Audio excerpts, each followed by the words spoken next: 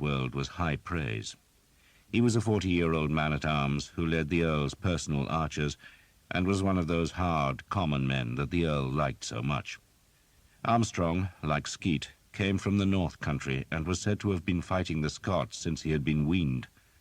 His personal weapon was a falchion, a curved sword with a heavy blade as broad as an axe, though he could draw a bow with the best of his troop.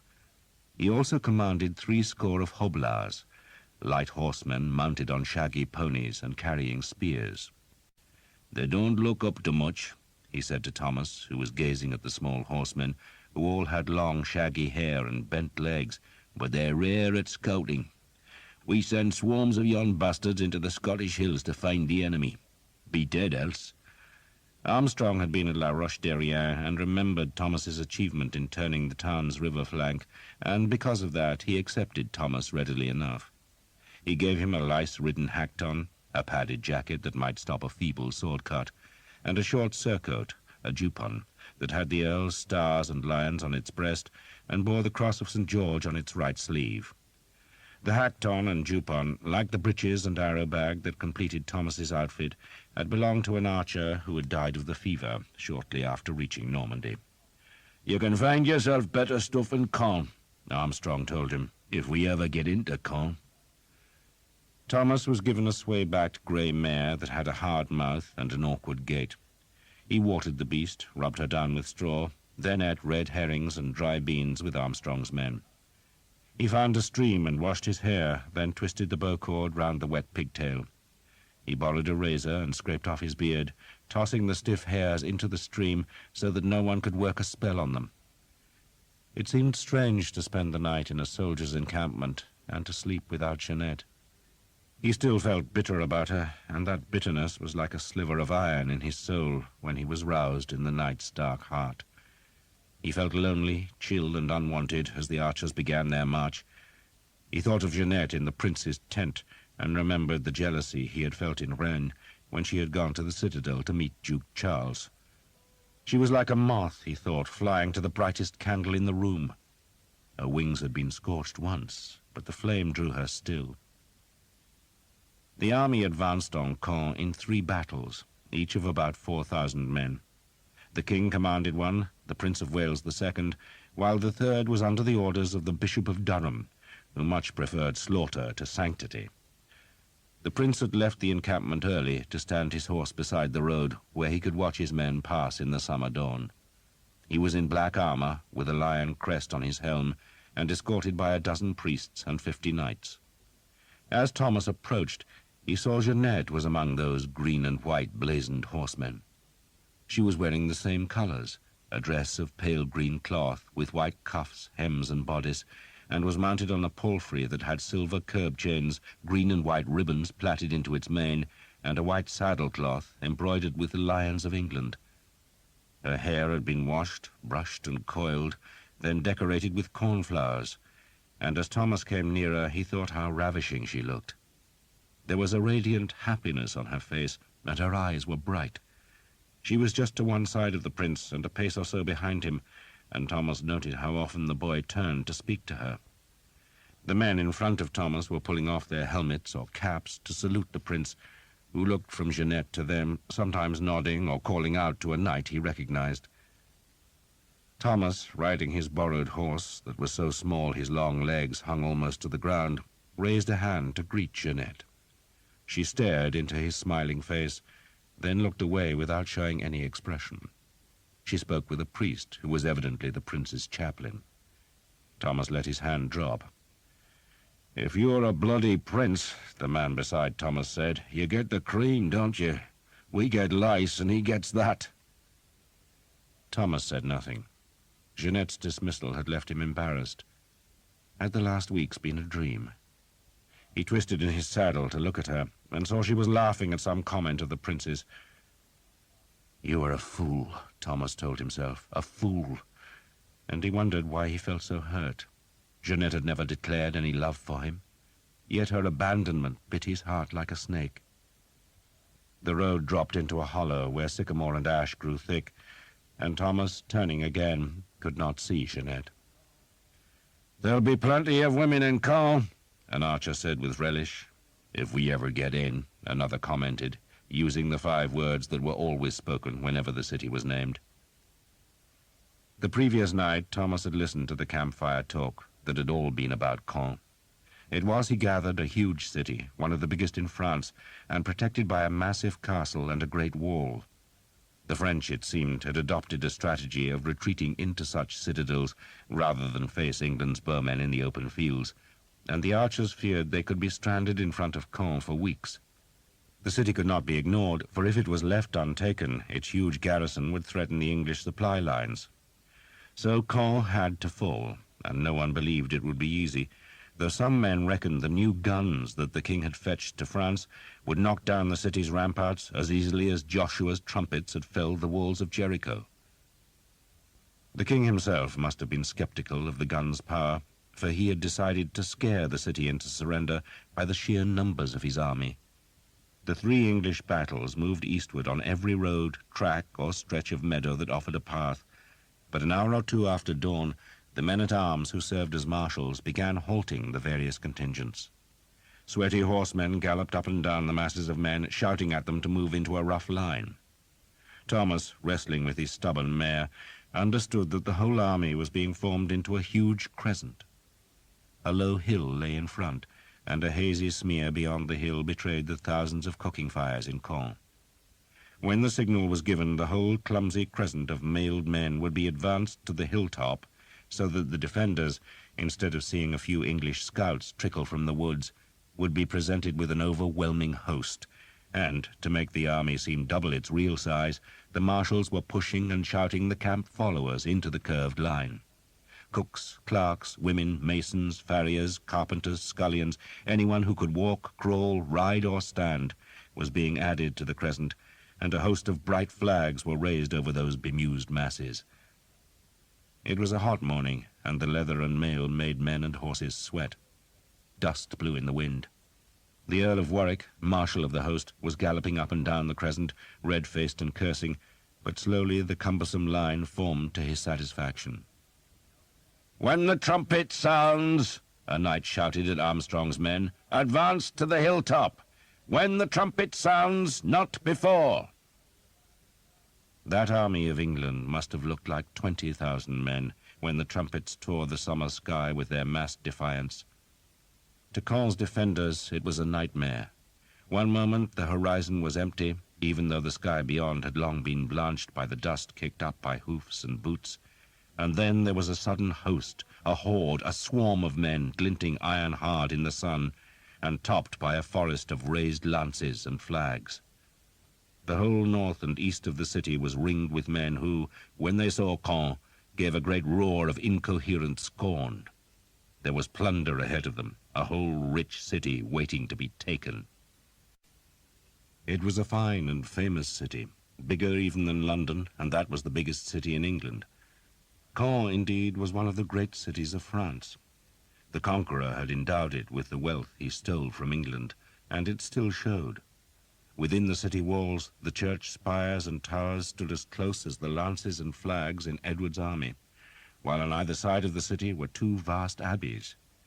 The castle lay to the north, its ramparts, like the pale stone of the city's high walls, hung with war banners. The English roar was answered with a defiant cheer from the defenders, who clustered thick on the ramparts. So many crossbows, Thomas thought, remembering the heavy bolts thumping from La Roche-Derrien's embrasures. The city had spread beyond its walls, but instead of placing the new houses beside the ramparts, as most towns did, here they had been built on a sprawling island that lay to the south of the old city. Formed by a maze-like tangle of tributaries that fed the 2 main rivers which flowed by Caen, the island had no walls, for it was protected by the waterways. It needed such protection, for even from the hilltop, Thomas could see that the island was where the wealth of Caen lay. The old city, within its high walls, would be a labyrinth of narrow alleys and cramped houses, but the island was filled with large mansions, big churches, and wide gardens. But even though it appeared to be the wealthiest part of Caen, it did not seem to be defended. No troops were visible there. Instead, they were all on the ramparts of the old city. The town's boats had been moored on the island's bank, opposite the city wall. and Thomas wondered if any of them belonged to Sir Guillaume d'Evêque. The Earl of Northampton, released from the prince's entourage, joined John Armstrong at the head of the archers and nodded towards the city walls. "Brute of a place, John," the Earl said cheerfully. "Formidable, my lord," Armstrong grunted. "The island's named for you," the Earl said glibly. "For me?" Armstrong sounded suspicious. "It's the Ile Saint-Jean," the Earl said, then pointed to the nearer of the two abbeys, a great monastery that was surrounded by its own ramparts, which were joined to the city's higher walls. "The Abbé aux Hommes," the Earl said. "You know what happened when they buried the conqueror there? They left him in the abbey for too long, and when the time came to put him in the vault, he was rotted and swollen. His body burst, and they reckon the stench of it drove the congregation out of the abbey." "God's vengeance, my lord," Armstrong said stoically. The Earl gave him a quizzical look. "Maybe," he said uncertainly. "There's no love of William in the North Country," Armstrong said. "Long time ago, John. Not so long that I won't spit on his grave," Armstrong declared, then explained himself. "He might have been our king, my lord, but he were no Englishman." "I suppose he wasn't," the Earl allowed. "Time for revenge," Armstrong said loudly enough for the nearest archers to hear. "We'll take him, we'll take his city, and we'll take his goddamn women." The archers cheered, though Thomas did not see how the army could possibly take Caen. The walls were huge and well buttressed with towers, and the ramparts were thick with defenders who looked as confident as the attackers. Thomas was searching the banners for the one showing 3 yellow hawks on a blue field, but there were so many flags, and the wind was stirring them so briskly, that he could not pick Sir Guillaume d'Evêque's 3 hawks from the other gaudy ripples that swirled beneath the embrasures. "So what are you, Thomas?" The Earl had dropped back to ride beside him. His horse was a big destrier, so that the Earl, despite being much shorter than Thomas, towered above him. He spoke in French. "English or Norman?" Thomas grimaced. "English, my lord, right to my sore arse." It had been so long since he had ridden that his thighs were chafed raw. "We're all English now, aren't we?" The Earl sounded mildly surprised. "Would you want to be anything else?" Thomas asked, and looked around at the archers. "God knows, my lord, I wouldn't want to fight them." "Nor me," the Earl grunted. "And I've saved you a fight with Sir Simon. Or rather, I've saved your miserable life. I talked to him last night. I can't say he was very willing to spare you a throttling, and I can't blame him for that." The Earl slapped at a horsefly. "But in the end, his greed overcame his hatred of you.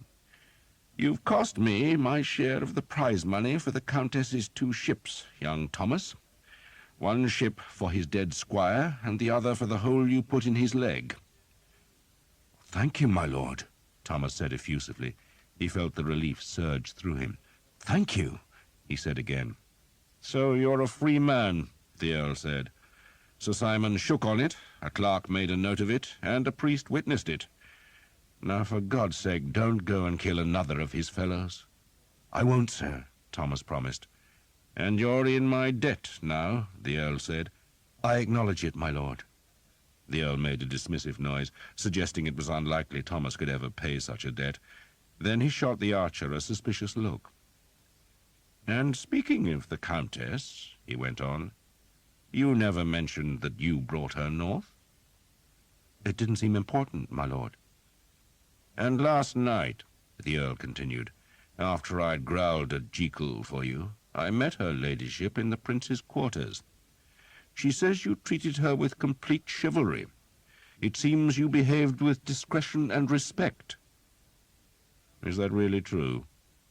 Thomas reddened. "If she says so, my lord, it must be true." The Earl laughed, then touched his spurs to his destrier. "I've bought your soul," he said cheerfully, "so fight well for me." He curved away to rejoin his men-at-arms.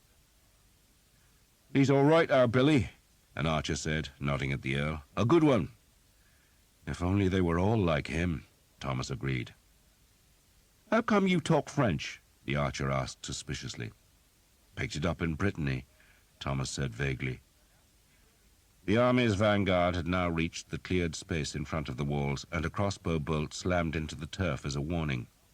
The camp followers, who had helped give the illusion of overwhelming force, were pitching tents on the hills to the north, while the fighting men spread out in the plain that surrounded the city. Marshals were galloping between the units, shouting that the prince's men were to go clear about the walls to the Abbaye aux Dames on the city's further side. It was still early, about mid-morning, and the wind brought the smell of Caen's cooking fires as the Earl's men marched past deserted farms. The castle loomed above them. They went to the western side of the town. The Prince of Wales, mounted on a big black horse and followed by a standard-bearer and a troop of men-at-arms, galloped to the convent, which, because it lay well outside the city walls, had been abandoned. He would make it his home for the duration of the siege, and Thomas, dismounting where Armstrong's men would camp, saw Jeanette following the prince. Following him like a puppy, he thought sourly, then chided himself for jealousy. Why be jealous of a prince? A man might as well resent the sun or curse the ocean. There are other women, he told himself as he hobbled his horse in one of the abbey pastures. A group of archers was exploring the deserted buildings that lay close to the convent. Most were cottages, but one had been a carpenter's workshop and was piled with wood shavings and sawdust, while beyond it was a tannery, still stinking of the urine, lime, and dung that cured the leather. Beyond the tannery was nothing but a waste ground of thistles and nettles that ran clear to the city's great wall, and Thomas saw that dozens of archers were venturing into the weeds to stare at the ramparts. It was a hot day, so that the air in front of the wall seemed to shiver. A small north wind drifted some high clouds and rippled the long grass that grew in the ditch at the base of the battlements. About 100 archers were in the waste ground now, and some were within long crossbow range, though no Frenchman shot at them. A score of the inquisitive bowmen were carrying axes to cut firewood, but morbid curiosity had driven them towards the ramparts instead of outwards to the woods, and Thomas now followed them, wanting to judge for himself what horrors the besiegers faced. The screeching sound of ungreased axles made him turn to see 2 farm wagons being dragged towards the convent. They both held guns, great bulbous things with swollen metal bellies and gaping mouths. He wondered if the gun's magic could blast a hole through the city's ramparts, but even if it did, then men would still have to fight through the breach. He made the sign of the cross. Maybe he would find a woman inside the city. He had almost everything a man needed. He had a horse, he had a hackton, he had his bow and arrow bag. He just needed a woman. Yet he did not see how an army twice the size could cross Caen's great walls. They reared up from their boggy ditch like cliffs, and every 50 paces there was a conical roofed bastion that would give the garrison's crossbowmen the chance to slash their quarrels into the flanks of the archers.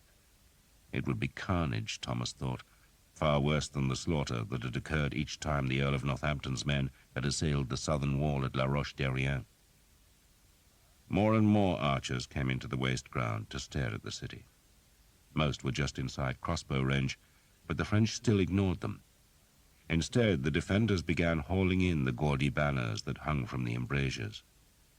Thomas looked for Sir Guillaume's 3 hawks, but could not see them. Most of the banners were decorated with crosses or the figures of saints. One showed the keys of heaven, another the Lion of St. Mark, and a third had a winged angel scything down English troops with a flaming sword. That banner disappeared. "What the hell are the goddamn bastards doing?" an archer asked. "The bastards are running away," another man said. He was staring at the stone bridge that led from the old city to the Ile Saint-Jean. That bridge was thronged with soldiers, some mounted, most on foot, and all of them streaming out of the walled city onto the island of big houses, churches, and gardens. Thomas walked a few paces southwards to get a better view, and saw crossbowmen and men-at-arms appear in the alleys between the island's houses. "They're going to defend the island," he said to anyone in earshot. By now, carts were being pushed over the bridge, and he could see women and children being chivied on their way by men-at-arms. More defenders crossed the bridge, and still more banners vanished from the walls, until there was only a handful left. The big flags of the great lord still flew from the castle's topmost towers, and pious banners hung down the keep's long walls, but the city ramparts were almost bare, and there must have been 1,000 archers from the Prince of Wales's battle watching those walls now. They should have been cutting firewood, building shelters or digging latrines, but a slow suspicion was dawning on them that the French were not planning to defend both the city and the island, but only the island, which meant the city had been abandoned. That seemed so unlikely that no one even dared mention it. They just watched the city's inhabitants and defenders crowd across the stone bridge, and then, as the last banner was hauled from the ramparts, someone began walking towards the nearest gate. No one gave any orders. No prince, earl, constable, or knight ordered the archers forward. They simply decided to approach the city themselves. Most wore the Prince of Wales's green and white livery, but a good few, like Thomas, had the Earl of Northampton's stars and lions. Thomas half expected crossbowmen to appear and greet the straggling advance with a terrible volley of spitting quarrels, but the embrasures stayed empty, and that emboldened the archers, who saw birds settling on the crenellations, a sure sign that the defenders had abandoned the wall. The men with axes ran to the gate and started to hack at its timbers, and no crossbow bolts flew from the flanking bastions. The great walled city of William the Conqueror had been left unguarded. The axemen broke through the iron-studded planks, lifted the bar, and pulled the big gates open to reveal an empty street. A handcart with one broken wheel was abandoned on the cobbles, but no Frenchmen were visible. There was a pause as the archers stared in disbelief. Then the shouting began. "Havoc! Havoc!" The first thought was plunder, and men eagerly broke into the houses, but found little except chairs, tables, and cupboards. Everything of real value, like every person in the city, was gone to the island. End of side 10.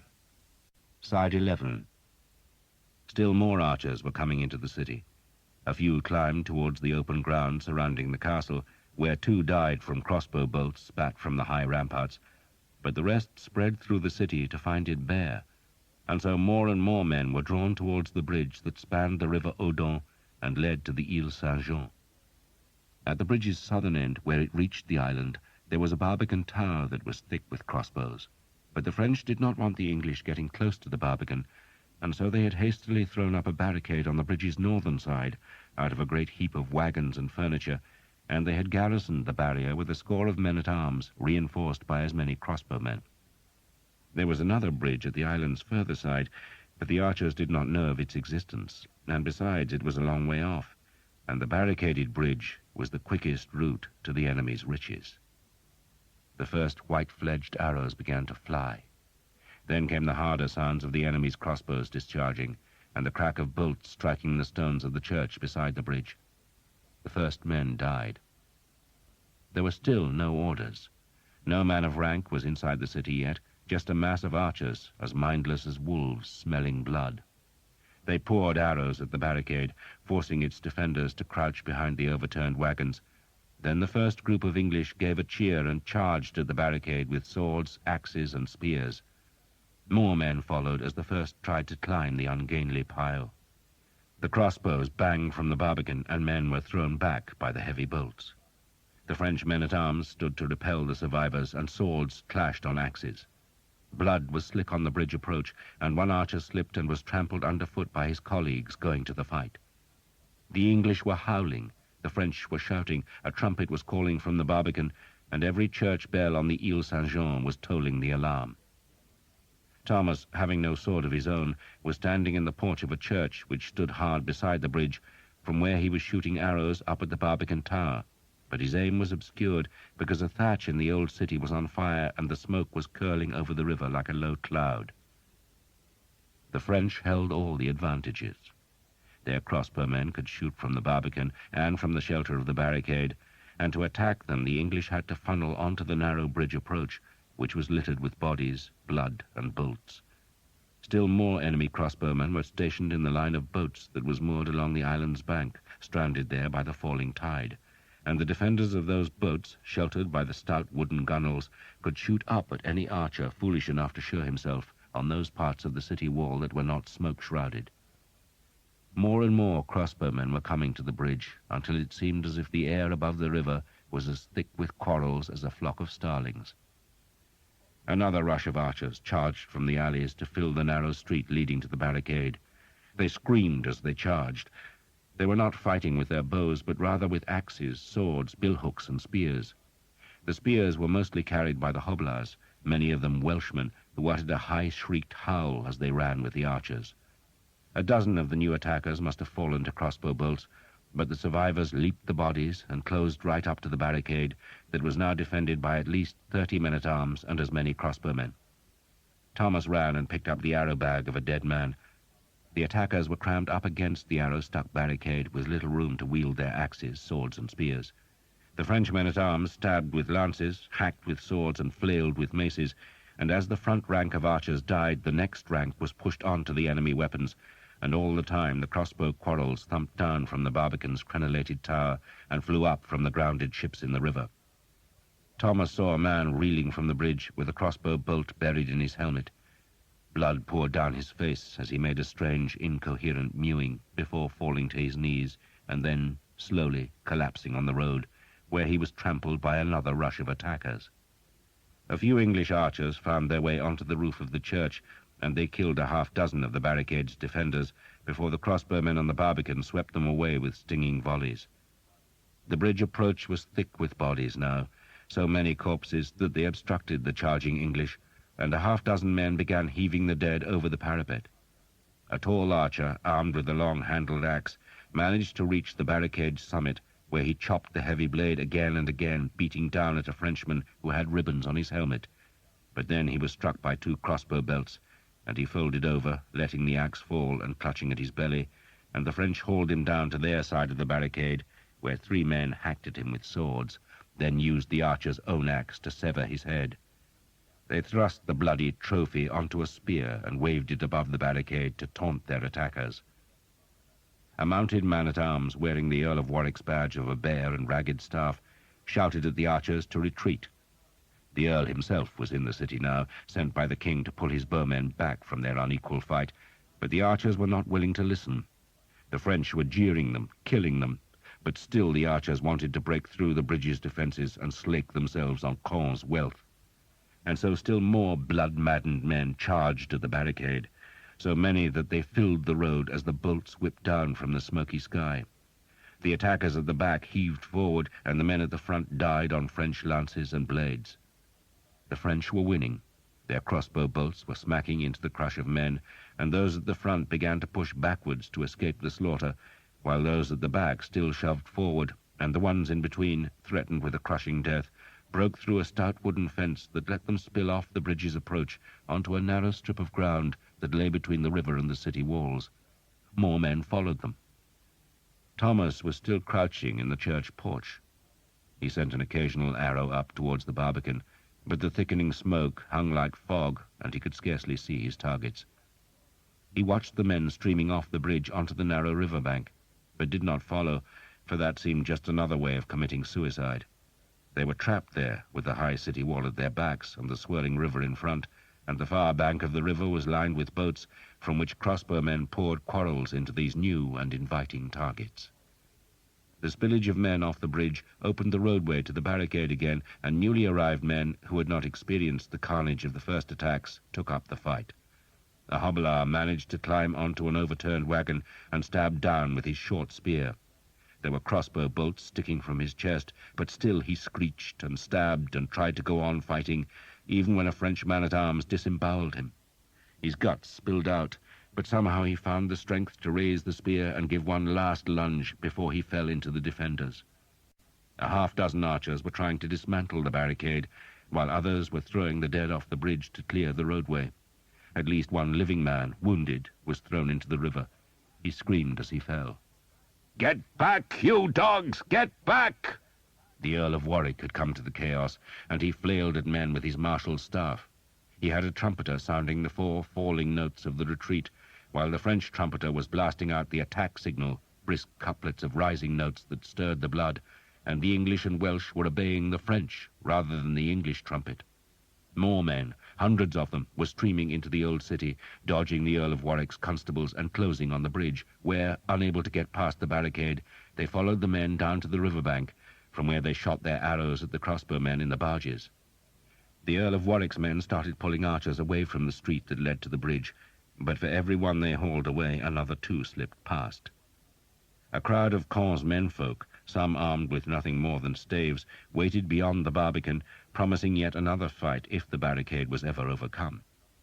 A madness had gripped the English army, a madness to attack a bridge that was too well defended. Men went screaming to their deaths, and still more followed. The Earl of Warwick was bellowing at them to pull back, but they were deaf to him. Then a great roar of defiance sounded from the riverbank, and Thomas stepped out from the porch to see that groups of men were now trying to wade the river Odon. And they were succeeding. It had been a dry summer, the river was low, and the falling tide made it lower still, so that at its deepest the water only came up to a man's chest. Scores of men were now plunging into the river. Thomas, dodging 2 of the Earl's constables, leaped the remnants of the fence and slithered down the bank, which was studded with embedded crossbow quarrels. The place stank of shit, for this was where the city emptied its night soil. A dozen Welsh hobblars waded into the river, and Thomas joined them, holding his bow high above his head to keep its string dry. The crossbowmen had to stand up from their shelter behind the barge gunwales to shoot down at the attackers in the river, and once they were standing they made easy targets for those archers who had stayed on the city bank. The current was strong, and Thomas could only take short steps. Bolts splashed about him. A man just in front was hit in the throat and was snatched down by the weight of his mail coat to leave nothing but a swirl of bloody water. The ship's gunwales were stuck with white-feathered arrows. A Frenchman was draped over the side of one boat, and his body twitched whenever an arrow hit his corpse. Blood trickled from a scupper. "Kill the bastards! Kill the bastards!" a man muttered next to Thomas, who saw it was one of the Earl of Warwick's constables. Finding he could not stop the attack, he had decided to join it. The man was carrying a curved falchion, half sword and half butcher's cleaver. The wind flattened the smoke from the burning houses, dipping it close to the river and filling the air with scraps of burning straw. Some of those scraps had lodged in the furled sails of 2 of the ships that were now burning fiercely. Their defenders had scrambled ashore. Other enemy bowmen were retreating from the first Mud Street English and Welsh soldiers who clambered up the bank between the grounded boats. The air was filled with the quick fluttering hiss of arrows flying overhead. The island's bells still clamoured. A Frenchman was shouting from the barbican's tower, ordering men to spread along the river and attack the groups of Welsh and English who struggled and slithered in the river mud. Thomas kept wading. The water reached his chest, then began to recede. He fought the clinging mud of the river bed and ignored the crossbow bolts that drove into the water about him. A crossbowman stood up from behind a boat's gunwale and aimed straight at Thomas's chest, but then 2 arrows struck the man and he fell backwards. Thomas pushed on, climbing now. Then suddenly he was out of the river, and he stumbled up the slick mud into the shelter of the overhanging stern of the closest barge. He could see that men were still fighting at the barricade, but he could also see that the river was now swarming with archers and hobblars, whom, mud-spattered and soaking, began to haul themselves onto the boats. The remaining defenders had few weapons other than their crossbows, while most of the archers had swords or axes. The fight on the moored boats was one-sided, the slaughter brief, and then the disorganized and leaderless mass of attackers surged off the blood-soaked decks and up from the river onto the island. The Earl of Warwick's man-at-arms went ahead of Thomas. He clambered up the steep grassy bank and was immediately hit in the face by a crossbow bolt, so that he jerked backwards with a fine mist of blood encircling his helmet. The bolt had driven clean through the bridge of his nose, killing him instantly and leaving him with an offended expression.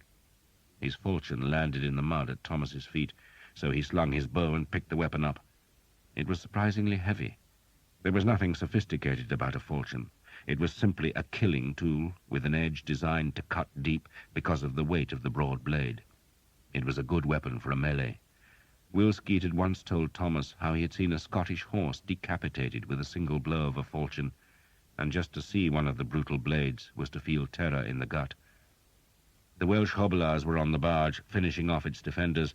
Then they gave a shout in their strange language and leaped ashore, and Thomas followed them, to find himself in a loose rank of crazed attackers who ran towards a row of tall and wealthy houses, defended by the men who had escaped from the barges and by the citizens of Caen. The crossbow men had time to loose one bolt apiece, but they were nervous and most shot wide, and then the attackers were onto them like hounds onto a wounded deer. Thomas wielded the falchion two-handed.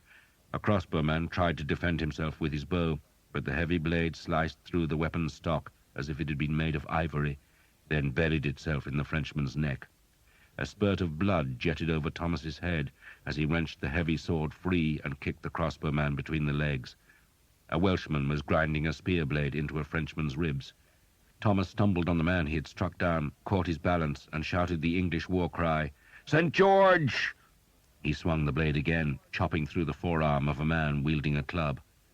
He was close enough to smell the man's breath and the stink of his clothes. A Frenchman was swinging a sword, while another was beating at the Welsh with an iron-studded mace. This was tavern fighting, outlaw fighting, and Thomas was screaming like a fiend. God damn them all! He was spattered with blood as he kicked and clawed and slashed his way down the alley. The air seemed unnaturally thick, moist and warm. It stank of blood. The iron-studded mace missed his head by a finger's breadth and struck the wall instead, and Thomas swung the falchion upwards so it cut into the man's groin. The man yelled out, and Thomas kicked the back of the blade to drive it home.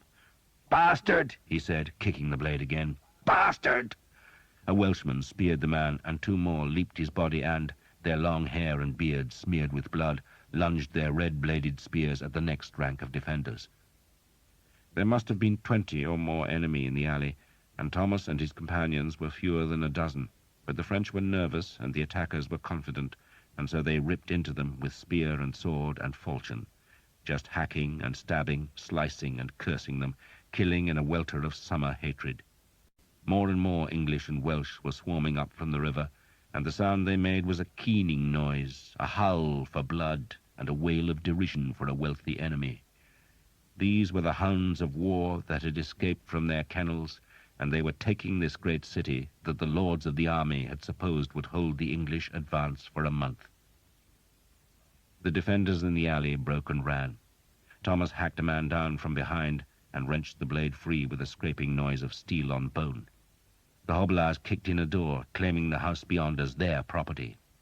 A rush of archers in the Prince of Wales's green and white livery poured down the alley, following Thomas into a long and pretty garden where pear trees grew about neat plots of herbs. Thomas was struck by the incongruity of such a beautiful place under a sky filled with smoke and terrible with screams. The garden had a border of sweet rocket, wallflowers and peonies, and seats under a vine trellis, and for an instant it looked like a scrap of heaven. But then the archers trampled the herbs, threw down the grape arbor, and ran across the flowers. A group of Frenchmen tried to drive the invaders out of the garden. They approached from the east, from out of the mass of men waiting behind the bridge's barbican. They were led by 3 mounted men-at-arms, who all wore blue surcoats decorated with yellow stars. They jumped their horses over the low fences and shouted as they raised their long swords, ready to strike. The arrows smacked into the horses. Thomas had not unslung his bow, but some of the prince's archers had arrows on their cords, and they aimed at the horses instead of the riders. The arrows bit deep, the horses screamed, reared, and fell, and the archers swarmed over the fallen men with axes and swords. Thomas went to the right, heading off the Frenchmen on foot, most of whom seemed to be townsfolk, armed with anything from small axes to thatch hooks to ancient two-handed swords. He cut the falchion through a leather coat, kicked the blade free, swung it so that blood streamed in droplets from the blade, then hacked again. The French wavered, saw more archers coming from the alley, and fled back to the barbican. The archers were hacking at the unsaddled horsemen. One of the fallen men screamed as the blades chopped at his arms and trunk. The blue and yellow surcoats were soaked in blood. Then Thomas saw that it was not yellow stars on a blue field, but hawks. Hawks with their wings raised and their claws outstretched. Sir Guillaume d'Evêque's men. Maybe Sir Guillaume himself. But when he looked at the grimacing, blood-spattered faces, Thomas saw that all three had been young men. But Sir Guillaume was here, in Caen, and the lads, Thomas thought, must be near. He broke through the fence and headed down another alley. Behind him, in the house that the Hobelars had commandeered, a woman cried, the first of many. The church bells were falling silent. Edward III, by the grace of God, King of England, led close to 12,000 fighting men, and by now a fifth of them were on the island, and still more were coming. No one had led them there. The only orders they had received were to retreat. But they had disobeyed, and so they had captured Caen, though the enemy still held the bridge Barbican, from where they were spitting crossbow bolts. Thomas emerged from the alley into the main street, where he joined a group of archers who swamped the crenellated tower with arrows, and under their cover a howling mob of Welsh and English overwhelmed the Frenchmen cowering under the Barbican's arch, before charging the defenders of the bridge barricade, who were now assailed on both sides. The Frenchmen, seeing their doom, threw down their weapons and shouted that they yielded, but the archers were in no mood for quarter. They just howled and attacked. Frenchmen were tossed into the river, and then scores of men hauled the barricade apart, tipping its furniture and wagons over the parapet. The great mass of Frenchmen who had been waiting behind the Barbican scattered into the island, most, Thomas assumed, going to rescue their wives and daughters. They were pursued by the vengeful archers who had been waiting at the bridge's far side, and the grim crowd went past Thomas, going into the heart of the Ile Saint-Jean, where the screams were now constant. The cry of havoc was everywhere. The Barbican tower was still held by the French, though they were no longer using their crossbows for fear of retaliation by the English arrows. No one tried to take the tower, though a small group of archers stood in the bridge's center and stared up at the banners hanging from the ramparts. Thomas was about to go into the island's center when he heard the clash of hoofs on stone, and he looked back to see a dozen French knights who must have been concealed behind the Barbican. These men now erupted from a gate and, with visors closed and lances couched, spurred their horses towards the bridge. They plainly wanted to charge clean through the old city to reach the greater safety of the castle. Thomas took a few steps towards the Frenchmen, then thought better of it. No one wanted to resist a dozen fully armored knights. But he saw the blue and yellow surcoat, saw the hawks on a knight's shield, and he unslung his bow and took an arrow from the bag. He hauled the cord back. The Frenchmen were just spurring onto the bridge, and Thomas shouted, "Évêque! Évêque!" He wanted Sir Guillaume, if it was he, to see his killer. And the man in the blue and yellow surcoat did half turn in the saddle, though Thomas could not see his enemy's face because the visor was down. He loosed, but even as he let the cord snap, he saw that the arrow was warped. It flew low, smacking into the man's left leg instead of the small of his back, where Thomas had aimed. He pulled a second arrow out, but the dozen knights were on the bridge now, their horses' hooves striking sparks from the cobbles, and the leading men lowered their lances to batter the handful of archers aside, and then they were through and galloping up the further streets towards the castle. The white-fledged arrow still jutted from the knight's thigh, where it had sunk deep, and Thomas sent a second arrow after it, but that one vanished in the smoke as the French fugitives disappeared in the old city's tight streets. The castle had not fallen, but the city and the island belonged to the English. They did not belong to the king yet, because the great lords, the earls and the barons, had not captured either place. They belonged to the archers and the Hobelars, and they now set about plundering the wealth of Caen. The Ile Saint-Jean was, other than Paris itself, the fairest, plumpest, and most elegant city in northern France. Its houses were beautiful, its gardens fragrant, its streets wide, its churches wealthy, and its citizens, as they should be, civilized. Into that pleasant place came a savage horde of muddy, bloody men who found riches beyond their dreams. What the Harlequin had done to countless Breton villages was now visited on a great city. It was a time for killing, for rape and wanton cruelty. Any Frenchman was an enemy, and every enemy was cut down. The leaders of the city garrison, magnates of France, were safe in the upper floors of the Barbican Tower, and they stayed there until they recognized some English lords to whom they could safely surrender, while a dozen knights had escaped to the castle. A few other lords and knights managed to outgallop the invading English and flee across the island's southern bridge, but at least a dozen titled men whose ransoms could have made 100 archers rich as princelings were cut down like dogs and reduced to mangled meat and weltering blood. Knights and men-at-arms who could have paid 100 or 200 pounds for their freedom were shot with arrows or clubbed down in the mad rage which possessed the army. As for the humbler men, the citizens armed with lengths of timber, mattocks, or mere knives, they were just slaughtered. Caen, the city of the conqueror that had become rich on English plunder, was killed that day, and the wealth of it was given back to Englishmen. And not just its wealth, its women too. To be a woman in Caen that day was to be given a foretaste of hell. There was little fire, for men wanted the houses to be plundered rather than burned, but there were devils aplenty. Men begged for the honor of their wives and daughters, then were forced to watch that honor being trampled. Many women hid, but they were found soon enough by men accustomed to riddling out hiding places in attics or under stairs. The women were driven to the streets, stripped bare and paraded as trophies. One merchant's wife, monstrously fat, was harnessed to a small cart and whipped naked up and down the main street which ran the length of the island. For an hour or more the archers made her run, some men laughing themselves to tears at the sight of her massive rolls of fat, and when they were bored with her, they tossed her into the river, where she crouched, weeping and calling for her children, until an archer, who had been trying out a captured crossbow on a pair of swans, put a quarrel through her throat. Men laden with silver plate were staggering over the bridge, others were still searching for riches, and instead found ale, cider, or wine, and so the excesses grew worse. A priest was hanged from a tavern sign after he tried to stop a rape. Some men-at-arms, very few, tried to stem the horror, but they were hugely outnumbered and driven back to the bridge. The church of Saint-Jean, which was said to contain the finger bones of St. John the Divine, a hoof of the horse St. Paul was riding to Damascus, and one of the baskets that had held the miraculous loaves and fishes, was turned into a brothel, where the women who had fled to the church for sanctuary were sold to grinning soldiers. Men paraded in silks and lace and threw dice for the women from whom they had stolen the finery. Thomas took no part. What happened could not be stopped, not by one man, nor even by 100 men. Another army could have quelled the mass rape, but in the end Thomas knew it would be the stupor of drunkenness that would finish it.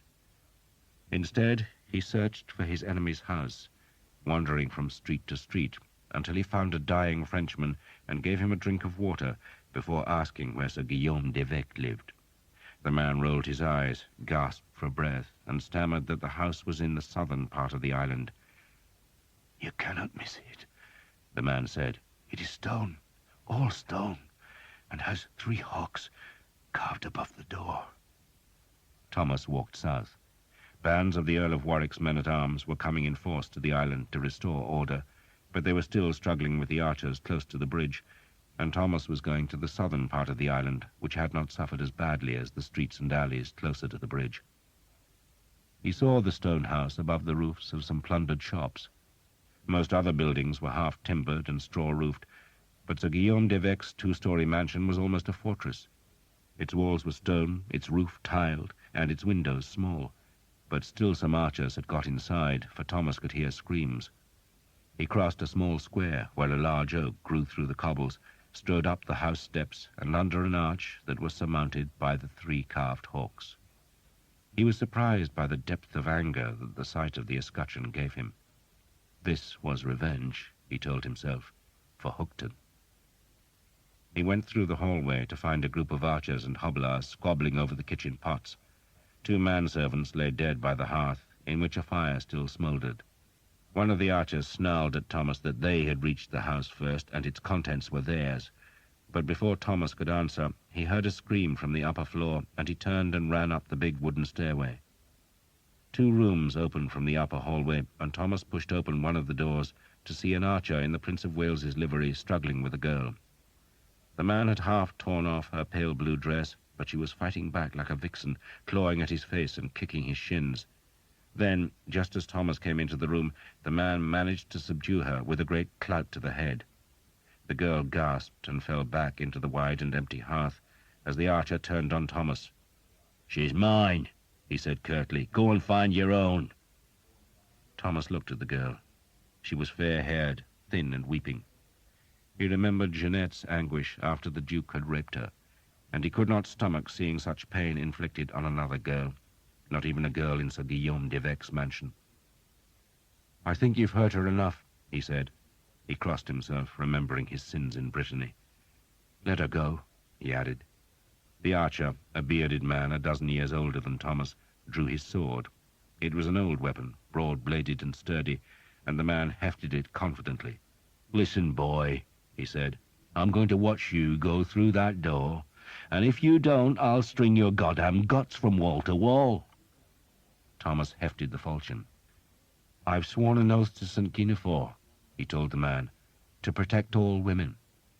"Goddamn fool!"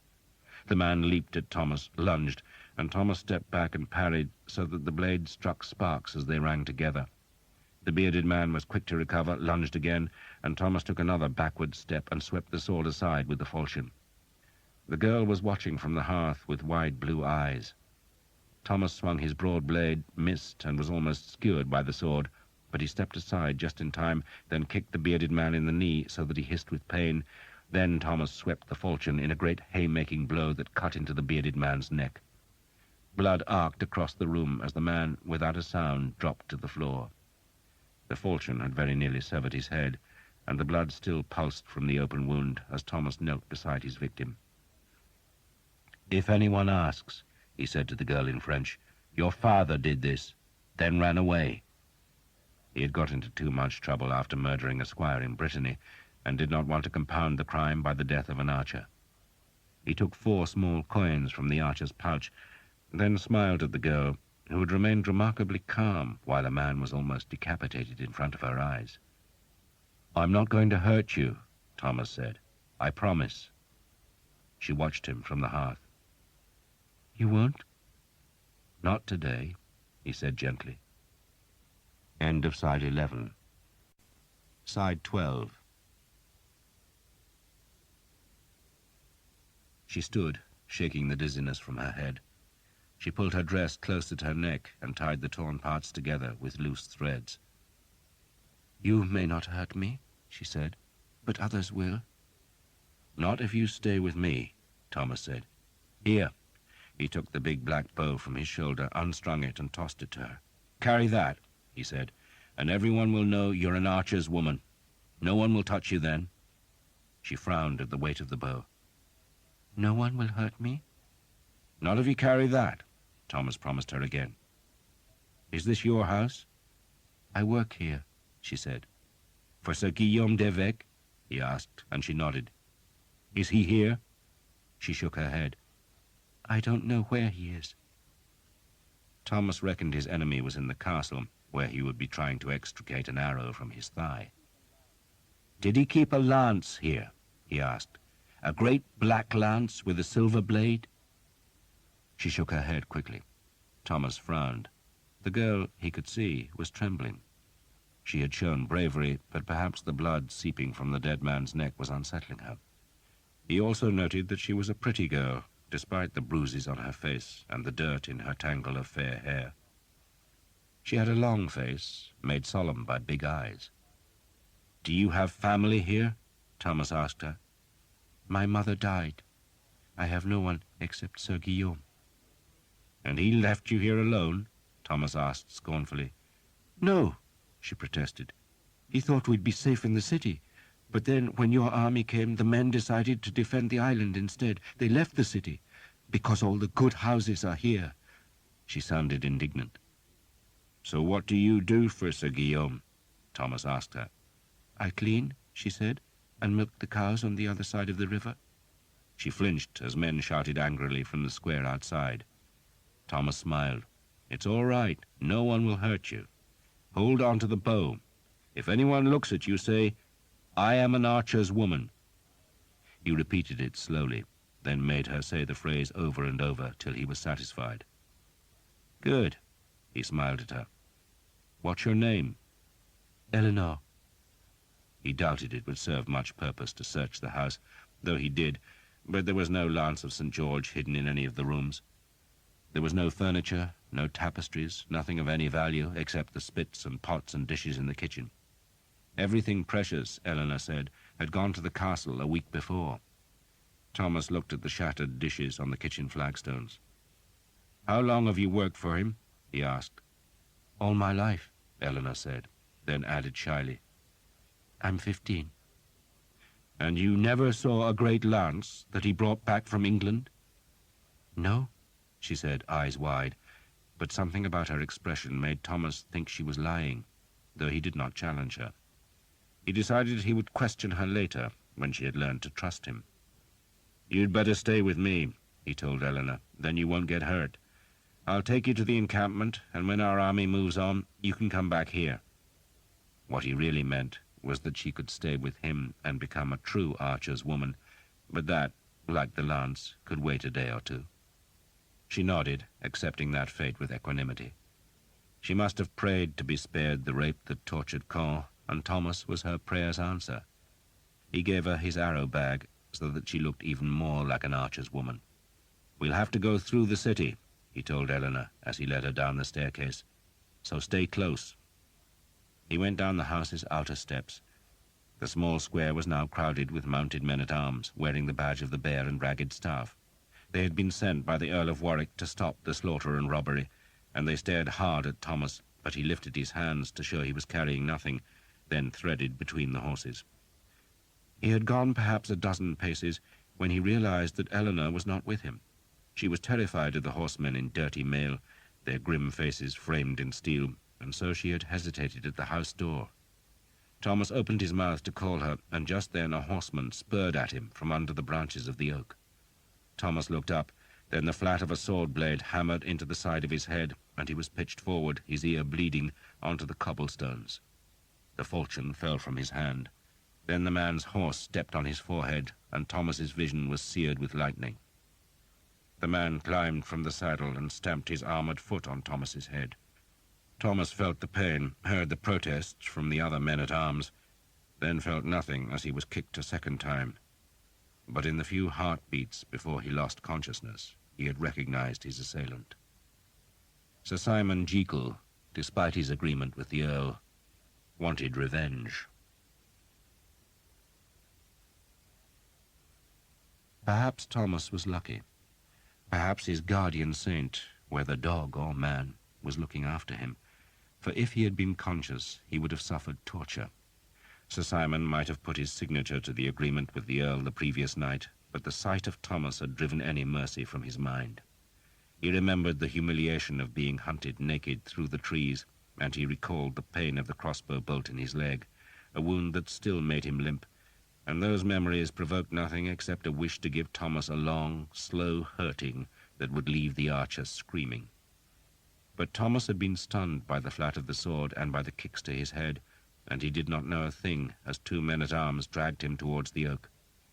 At first the Earl of Warwick's men had tried to protect Thomas from Sir Simon, but when he assured them that the man was a deserter, a thief, and a murderer, they had changed their minds. They would hang him. And Sir Simon would let them. If these men hanged Thomas as a deserter, then no one could accuse Sir Simon of executing the archer. He would have kept his word, and the Earl of Northampton would still have to forfeit his share of the prize money. Thomas would be dead, and Sir Simon would be both richer and happier. The men-at-arms were willing enough once they heard Thomas was a murderous thief.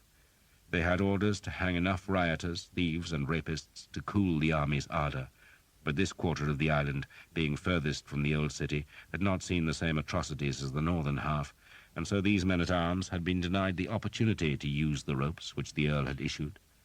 Now they had a victim, and so one man tossed the rope over an oak branch. Thomas was aware of little of it.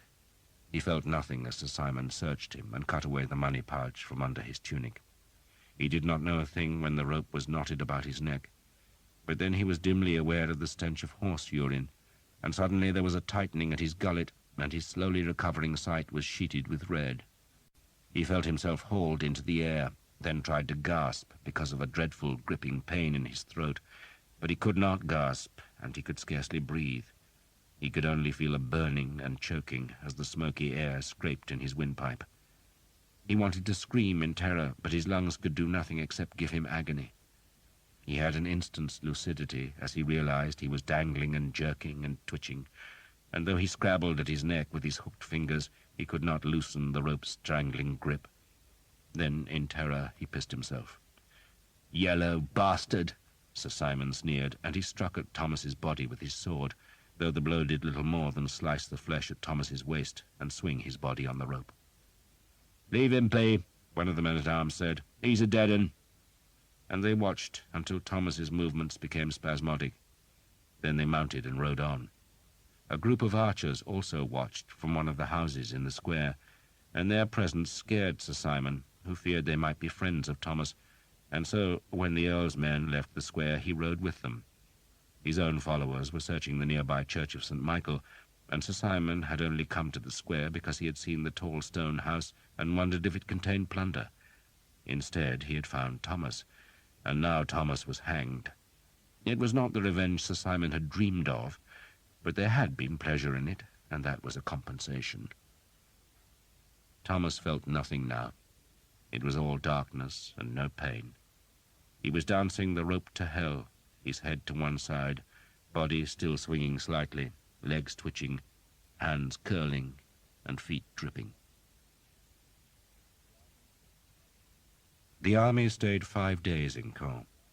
Some 300 Frenchmen of rank, all of whom could yield ransoms, had been taken prisoner, and they were escorted north to where they could take ship for England. The injured English and Welsh soldiers were carried to the Abbey aux Dames, where they lay in the cloisters, their wounds stinking so high that the prince and his entourage moved to the Abbey aux Hommes, where the king had his quarters. The bodies of the massacred citizens were cleared from the streets. A priest of the king's household tried to bury the dead decently, as befitted Christians, but when a common grave was dug in the churchyard of Saint-Jean, it could hold only 500 bodies, and no one had time or spades enough to bury the rest, so 4,500 corpses were tipped into the rivers. The city's survivors, creeping out of their hiding places when the madness of the sack was over, wandered along the river banks to search for their relatives among the corpses that were stranded by the falling tide. Their searches disturbed the wild dogs and the screeching flocks of ravens and gulls that squabbled as they feasted on the bloated dead. The castle was still in French hands. Its walls were high and thick, and no ladder could scale them. The king sent a herald to demand the garrison's surrender, but the French lords in the great keep politely refused, and then invited the English to do their worst, confident that no mangonel or catapult could hurl a stone high enough to breach their lofty walls. The king reckoned they were right, so instead ordered his gunners to break down the castle's stones, and the army's 5 largest cannon were trundled through the old city on their wagons. 3 of the guns were long tubes made from wrought iron strips bound by steel hoops, while 2 had been cast in brass by bell founders and looked like bulbous jars with swollen oval bellies, narrow necks, and flaring mouths. All were around 5 feet long, and needed sheer legs to be swung from their wagons onto wooden cradles. The cradles were set on planks of wood. The ground under the gun carriages had been graded so that the guns could point up towards the castle's gate. "Bring down the gate," the king had ordered, and he could release his archers and men-at-arms in an assault. So the gunners, most of them men from Flanders or Italy who were skilled in this work, mixed their gunpowder. It was made from saltpeter, sulphur, and charcoal, but the saltpeter was heavier than the other ingredients and always settled to the bottom of the barrels, while the charcoal rose to the top, so the gunners had to stir the mix thoroughly before they ladled the deadly powder into the bellies of the jars. They placed a shovelful of loam, made from water and clay soil, in the narrow part of each gun's neck before loading the crudely sculpted stone balls that were the missiles. The loam was to seal the firing chamber so that the power of the explosion did not leak away before all the powder had caught the fire. Still more loam was packed about the stone balls to fill the space between the missiles and the barrels. Then the gunners had to wait while the loam hardened to make a firmer seal. The other 3 guns were quicker to load. Each iron tube was lashed to a massive wooden cradle that ran the length of the gun, then turned in a right angle so that the gun's breech rested against a balk of solid oak. That breech, a quarter of the gun's length, was separate from the barrel and was lifted clean out of the cradle and set upright on the ground, where it was filled with the precious black powder. Once the 3 breech chambers were filled, they were sealed by willow plugs to contain the explosion, then slotted back into their cradles.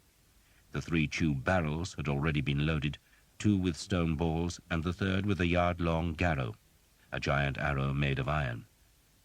The 3 breech chambers had to be worked firmly against the barrels so that the force of the explosion did not escape through the joint between the gun's 2 parts. The gunners used wooden wedges that they hammered between the breech and the oak at the back of the cradle, and every blow of the mauls sealed the joints imperceptibly tighter. Other gunners were ladling powder into the spare breech chambers that would fire the next shots. It all took time, well over an hour for the loam in the 2 bulbous guns to set firm enough, and the work attracted a huge crowd of curious onlookers who stood a judicious distance away to be safe from fragments should any of the strange machines explode. The French, just as curious, watched from the castle battlements. Once in a while a defender would shoot a crossbow quarrel, but the range was too long. One bolt came within a dozen yards of the guns, but the rest fell well short, and each failure provoked a jeer from the watching archers. Finally, the French abandoned the provocation and just watched. The 3 tube guns could have been fired first, for they had no loam to set, but the king wanted the first volley to be simultaneous. He envisaged a mighty blow in which the 5 missiles would shatter the castle gate, and, once the gate was down, he would have his gunners gnaw at the gate's arch. The master gunner, a tall and lugubrious Italian, finally declared the weapons ready, and so the fuses were fetched. These were short lengths of hollow straw filled with gunpowder, their ends sealed with clay, and the fuses were pushed down through the narrow touch holes. The master gunner pinched the clay seal from each fuse's upper end, then made the sign of the cross. A priest had already blessed the guns, sprinkling them with holy water, and now the master gunner knelt and looked at the king, who was mounted on a tall grey stallion. The king, yellow-bearded and blue-eyed, looked up at the castle. A new banner had been hung from the ramparts, showing God holding a hand in blessing over a fleur-de-lis. It was time, he thought, to show the French whose side God was really on. "You may fire," he said solemnly. 5 gunners armed themselves with linstocks, long wands that each held a length of glowing linen. They stood well to the side of the guns, and, at a signal from the Italian, they touched the fire to the exposed fuses. There was a brief fizzing, a puff of smoke from the touch holes. Then the 5 mouths vanished in a cloud of grey-white smoke, in which 5 monstrous flames stabbed and writhed as the guns themselves, firm-gripped by their cradles, slammed back along their plank bedding to thud against the mounds of earth piled behind each breach. The noise of the weapons hammered louder than the loudest thunder. It was a noise that physically pounded the eardrums and echoed back from the pale castle walls. And when the sound at last faded, the smoke still hung in a shabby screen in front of the guns that now lay askew on their carriages with gently smoking muzzles. The noise had startled 1,000 nesting birds up from the old city's roofs and the castle's higher turrets, yet the gate appeared undamaged. The stone balls had shattered themselves against the walls, while the garrow had done nothing except gouge a furrow in the approach road. The French, who had ducked behind the battlements when the noise and smoke erupted, now stood and called insults as the gunners stoically began to realign their weapons. The king, 34 years old and not as confident as his bearing suggested, frowned as the smoke cleared. "Did we use enough powder?" he demanded of the master gunner. The question had to be translated into Italian by a priest. "Use more powder, sire," the Italian said, "and the guns will shatter." He spoke regretfully. Men always expected his machines to work miracles, and he was tired of explaining that even black powder needed time and patience to do its work. "You know best," the king said dubiously. "I'm sure you know best." He was hiding his disappointment, for he had half hoped that the whole castle would shatter like glass when the missiles struck. His entourage, most of them older men, were looking contemptuous, for they had little faith in guns, and even less in Italian gunners. "Who," the king asked a companion, "is that woman with my son?" "The Countess of Armorica, sire. She fled from Brittany. The king shuddered, not because of Jeanette, but because the rotten smell of the powder smoke was pungent. "He grows up fast," he said, with just a touch of jealousy in his voice. He was bedding some peasant girl, who was pleasant enough and knew her business, but she was not as beautiful as the black-haired countess who accompanied his son. Jeanette, unaware that the king watched her, gazed at the castle in search of any sign that it had been struck by gunfire. "So what happened?" she asked the prince. "It takes time," the prince said, hiding his surprise that the castle gate had not magically vanished in an eruption of splinters. "But they do say," he went on, "that in the future we shall fight with nothing but guns. Myself, I cannot imagine it." "They are amusing," Jeanette said, as a gunner carried a bucket of puddled loam to the nearest gun. The grass in front of the guns was burning in a score of places, and the air was filled with a stench like rotted eggs that was even more repugnant than the smell of the corpses in the river. "If it amuses you, my dear, then I am glad we have the machines," the prince said, then frowned because a group of his white and green-clad archers were jeering the gunners. "Whatever happened to the man who brought you from Normandy?" he asked. "I should have thanked him for his services to you." Jeanette feared she was blushing, but made her voice careless. "I have not seen him since we came here." The prince twisted in his saddle. "Boone," he called to the Earl of Northampton, "didn't my lady's personal archer join your fellows?" "He did, sire." "So where is he?" The Earl shrugged. "Vanished. We think he must have died crossing the river."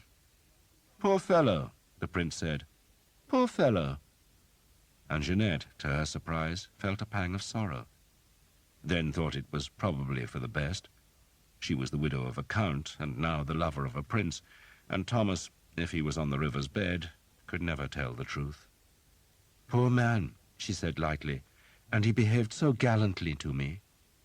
She was looking away from the prince in case he saw her flushed face, and she found herself staring, to her utter astonishment, at Sir Simon Jekyll, who, with another group of knights, had come for the entertainment of the guns. Sir Simon was laughing, evidently amused that so much noise and smoke had produced so little effect. Jeanette, disbelieving her eyes, just stared at him.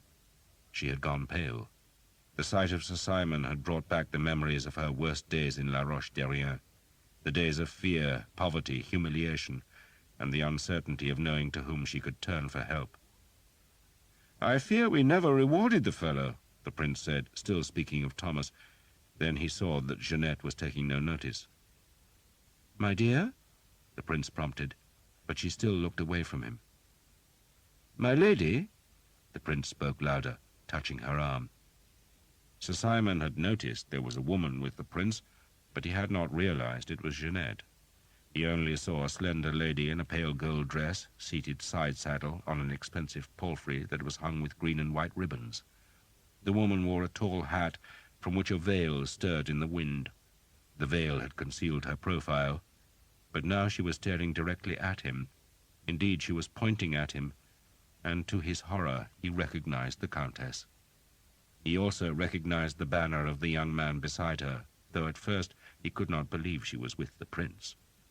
Then he saw the grim entourage of mailed men behind the fair-haired youth, and he had an impulse to flee, but instead nervelessly dropped to his knees. As the prince, Jeanette, and the horsemen approached him, he fell full length on the ground. His heart was beating wildly, his mind a whirl of panic. "Your name?" the prince demanded curtly. Sir Simon opened his mouth, but no words would come. "His name," Jeanette said vengefully, "is Sir Simon Jekyll. He tried to strip me naked, sire, and then he would have raped me if I had not been rescued. He stole my money, my armor, my horses, my ships, and he would have taken my honor with as much delicacy as a wolf stealing a lamb." "Is it true?" the prince demanded. Sir Simon still could not speak, but the Earl of Northampton intervened. "The ships, armor, and horses, sire, were spoils of war. I granted them to him." "And the rest, Boone?" "The rest, sire?" The Earl shrugged. "The rest Sir Simon must explain for himself." "But it seems he is speechless," the prince said. Have you lost your tongue, Jekyll? Sir Simon raised his head and caught Jeanette's gaze, and it was so triumphant that he dropped his head again. He knew he should say something, anything, but his tongue seemed too big for his mouth, and he feared he would merely stammer nonsense, so he kept silent. You tried to smirch a lady's honour, the prince accused Sir Simon. Edward of Woodstock had high ideas of chivalry, for his tutors had ever read to him from the romances. He understood that war was not as gentle as the handwritten books liked to suggest, but he believed that those who were in places of honour should display it, whatever the common man might do. The prince was also in love, another ideal encouraged by the romances. Jeanette had captivated him, and he was determined that her honour would be upheld. He spoke again, but his words were drowned by the sound of a tube gun firing. Everyone turned to stare at the castle, but the stone ball merely shattered against the gate tower, doing no damage. Would you fight me for the lady's honour? The prince demanded of Sir Simon. Sir Simon would have been happy to fight the prince, so long as he could have been assured that his victory would bring no reprisals. He knew the boy had a reputation as a warrior, yet the prince was not full-grown and nowhere near as strong or experienced as Sir Simon. But only a fool fought against a prince and expected to win. The king, it was true, entered tournaments, but he did so disguised in plain armour, without a surcoat, so that his opponents had no idea of his identity. But if Sir Simon fought the prince, then he would not dare use his full strength, for any injury done would be repaid 1,000-fold by the prince's supporters. And indeed, even as Sir Simon hesitated, the grim men behind the prince spurred their horses forward, as if offering themselves as champions for the fight. Sir Simon, overwhelmed by reality, shook his head.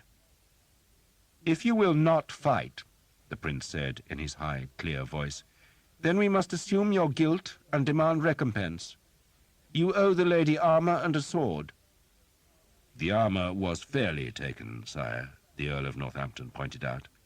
No man can take armour and weapons from a mere woman fairly, the prince snapped. Where is the armour now, Jekyll? Lost, sir. Sir Simon spoke for the first time.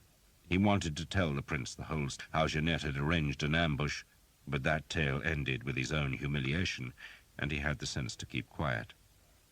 Then that mail coat will have to suffice, the prince declared.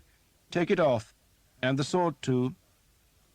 Sir Simon gaped at the prince, but saw he was serious. He unbuckled the sword belt and let it drop, then hauled the mail coat over his head so that he was left in his shirt and breeches. What is in the pouch? The prince demanded, pointing at the heavy leather bag suspended about Sir Simon's neck. Sir Simon sought an answer and found none but the truth, which was that the pouch was the heavy money bag he had taken from Thomas. It is money, sire. Then give it to her ladyship. Sir Simon lifted the bag over his head and held it out to Jeanette, who smiled sweetly. Thank you, Sir Simon, she said. Your horse is forfeit too, the prince decreed, and you will leave this encampment by midday, for you are not welcome in our company.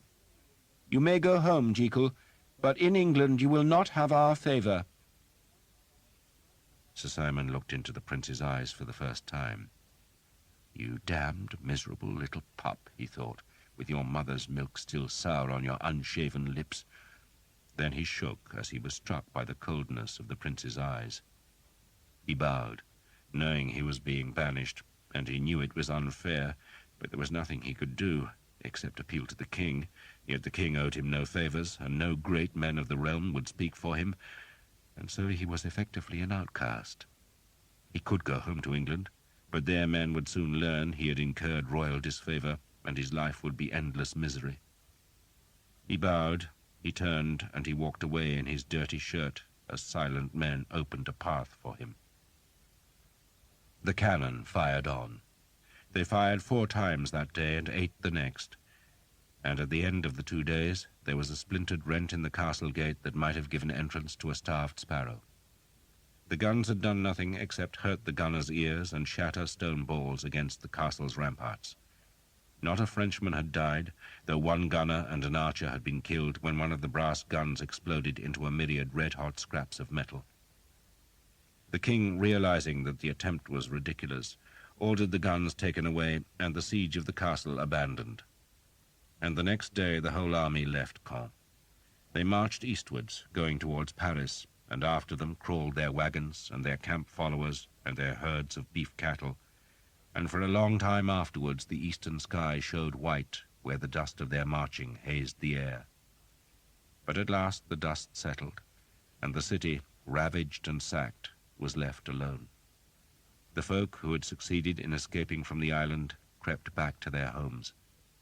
The splintered door of the castle was pushed open, and its garrison came down to see what was left of Caen.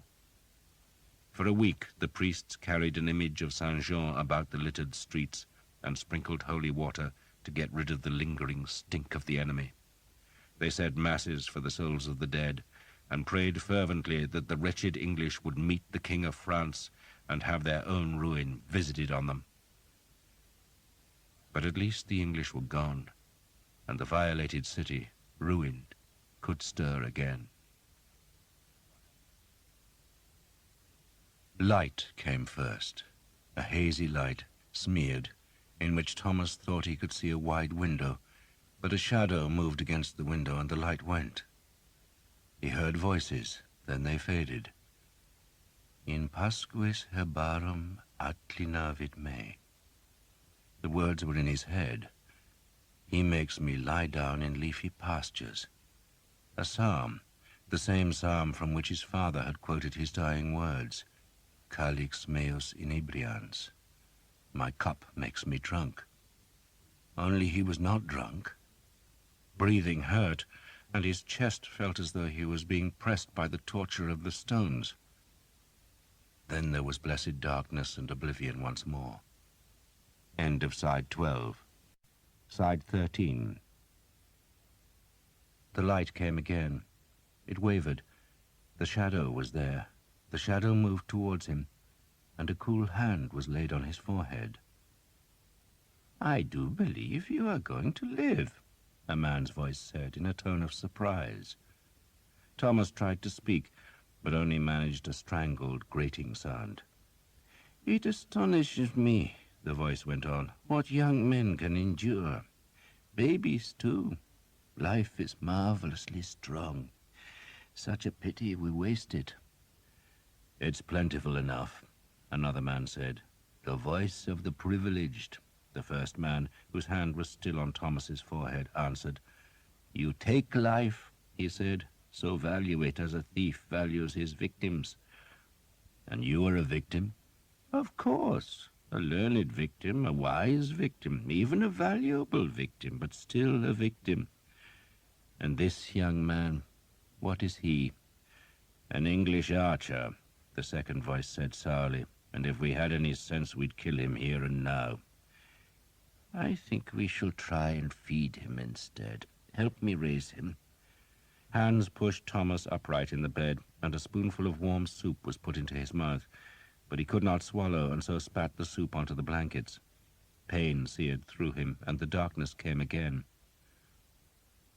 The light came a third time, or perhaps a fourth, he could not tell. Perhaps he dreamed it, but this time an old man stood outlined against the bright window. The man had a long black robe, but he was not a priest or monk, for the robe was not gathered at the waist, and he wore a small, square black hat over his long white hair. God, Thomas tried to say, though the word came out as a guttural grunt. The old man turned. He had a long, forked beard, and was holding a Jordan jar. It had a narrow neck and a round belly, and the bottle was filled with a pale yellow liquid that the man held up to the light. He peered at the liquid, then swilled it about before sniffing at the jar's mouth. Are you awake? Yes. And you can speak? What a doctor I am! My brilliance astonishes me. If only it would persuade my patients to pay me. But most believe I should be grateful that they don't spit at me. Would you say this urine is clear? Thomas nodded, and wished he had not, for the pain jarred through his neck and down his spine. You do not consider it turgid? Not dark? No, indeed not. It smells and tastes healthy, too.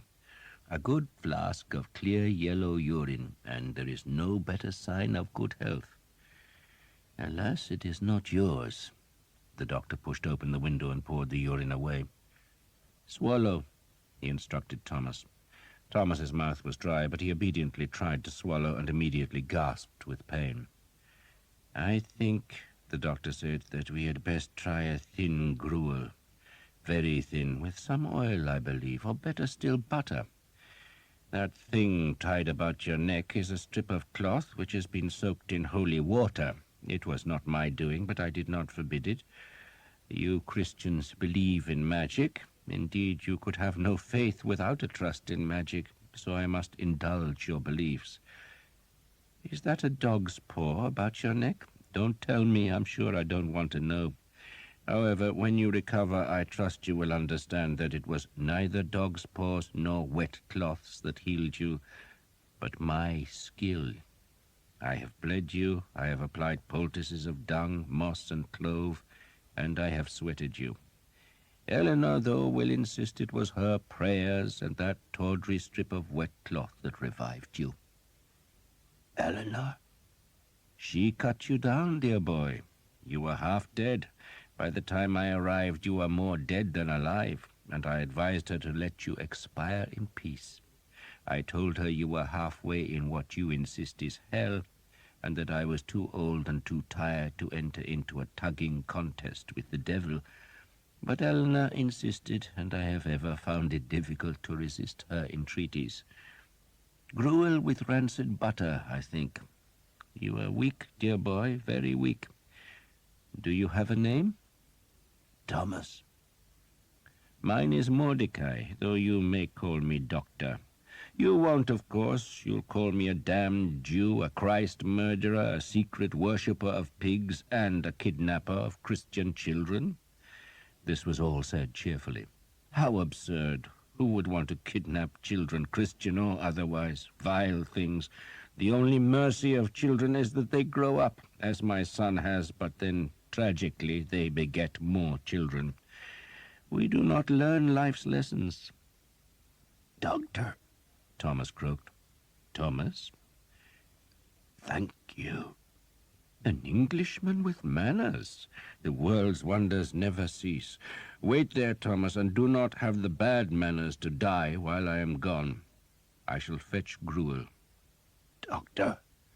I am still here. Where am I? In the house of my friend, and quite safe. Your friend? Sir Guillaume d'Evêque, knight of the sea and of the land, and as great a fool as any I know, but a good-hearted fool.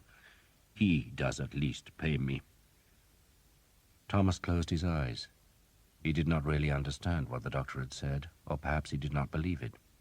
His head was aching. There was pain all through his body, from his aching head down to his throbbing toes. He thought of his mother, because that was comforting. Then he remembered being hauled up the tree, and he shivered.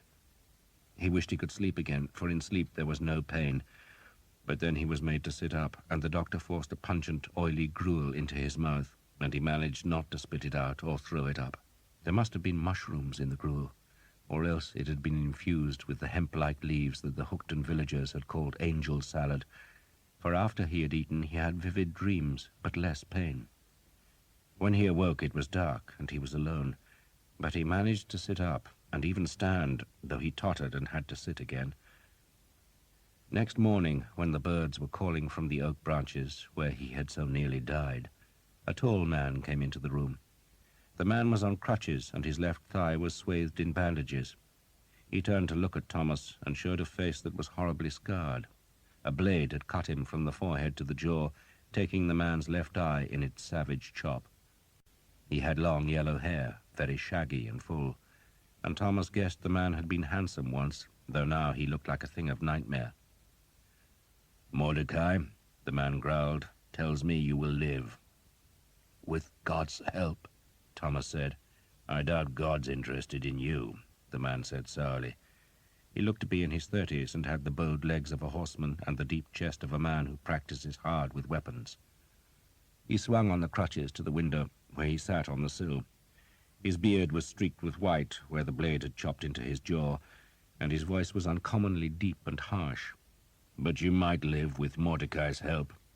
There isn't a physician to touch him in all Normandy, though Christ alone knows how he does it. He's been squinting at my piss for a week now. I'm crippled, you Jewish half-wit, I tell him, not wounded in the bladder, but he just tells me to shut my mouth and squeeze out more drops. He'll start on you soon." The man, who wore nothing except a long white shirt, contemplated Thomas moodily. "I have a notion," he growled, "that you are the God-forsaken bastard who put an arrow into my thigh. I remember seeing a son of a whore with long hair like yours, then I was hit." "You're Sir Guillaume?" "I am." "I meant to kill you," Thomas said. "So why shouldn't I kill you?" Sir Guillaume asked. "You lie in my bed, drink my gruel, and breathe my air. English bastard. Worse, you're a Vexil." Thomas turned his head to stare at the forbidding Sir Guillaume. He said nothing, for the last 3 words had mystified him. "But I choose not to kill you," Sir Guillaume said, "because you saved my daughter from rape." "Your daughter?" "Eleanor, you fool. She's a bastard daughter, of course," Sir Guillaume said. "Her mother was a servant to my father. But Eleanor is all I've got left, and I'm fond of her. She says you were kind to her, which is why she cut you down and why you're lying in my bed. She always was overly sentimental." He frowned. "But I still have a mind to slice your damned throat." "For 4 years," Thomas said, "I have dreamed of slitting yours." Sir Guillaume's one eye gazed at him balefully. "Of course you have. You're a Vexil." "I've never heard of the Vexil," Thomas said. "My name is Thomas of Hookton."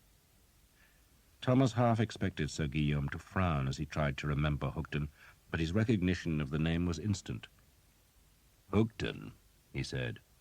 "Hookton. Good sweet Christ. Hookton." He was silent for a few heartbeats.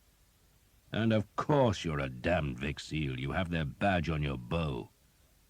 "My bow?" "You gave it to Eleanor to carry. She kept it." Thomas closed his eyes. There was pain in his neck and down his back and in his head. "I think it was my father's badge," he said, "but I don't really know, because he would never talk of his family. I know he hated his own father. I wasn't very fond of my own, but your men killed him, and I swore to avenge him." Sir Guillaume turned to gaze out of the window. "You have truly never heard of the Vexil?" "Never." "Then you are fortunate." He stood. "They are the devil's offspring, and you, I suspect, are one of their pups. I would kill you, boy, with as little conscience as if I stamped on a spider. But you were kind to my bastard daughter, and for that I thank you." He limped from the room, leaving Thomas in pain and utterly confused. Thomas recovered in Sir Guillaume's garden, shaded from the sun by 2 quince trees, under which he waited anxiously for Dr. Mordecai's daily verdict on the color, consistency, taste, and smell of his urine. It did not seem to matter to the doctor that Thomas's grotesquely swollen neck was subsiding, nor that he could swallow bread and meat again. All that mattered was the state of his urine. There was, the doctor declared, no finer method of diagnosis. The urine betrays all. If it smells rank, or if it is dark, if it tastes of vinegar, or should it be cloudy, then it is time for vigorous doctoring. But good, pale, sweet-smelling urine like this is the worst news of all." "The worst?" Thomas asked, alarmed. "It means fewer fees for a physician, dear boy." The doctor had survived the sack of Caen by hiding in a neighbor's pig shed. "They slaughtered the pigs but missed the Jew.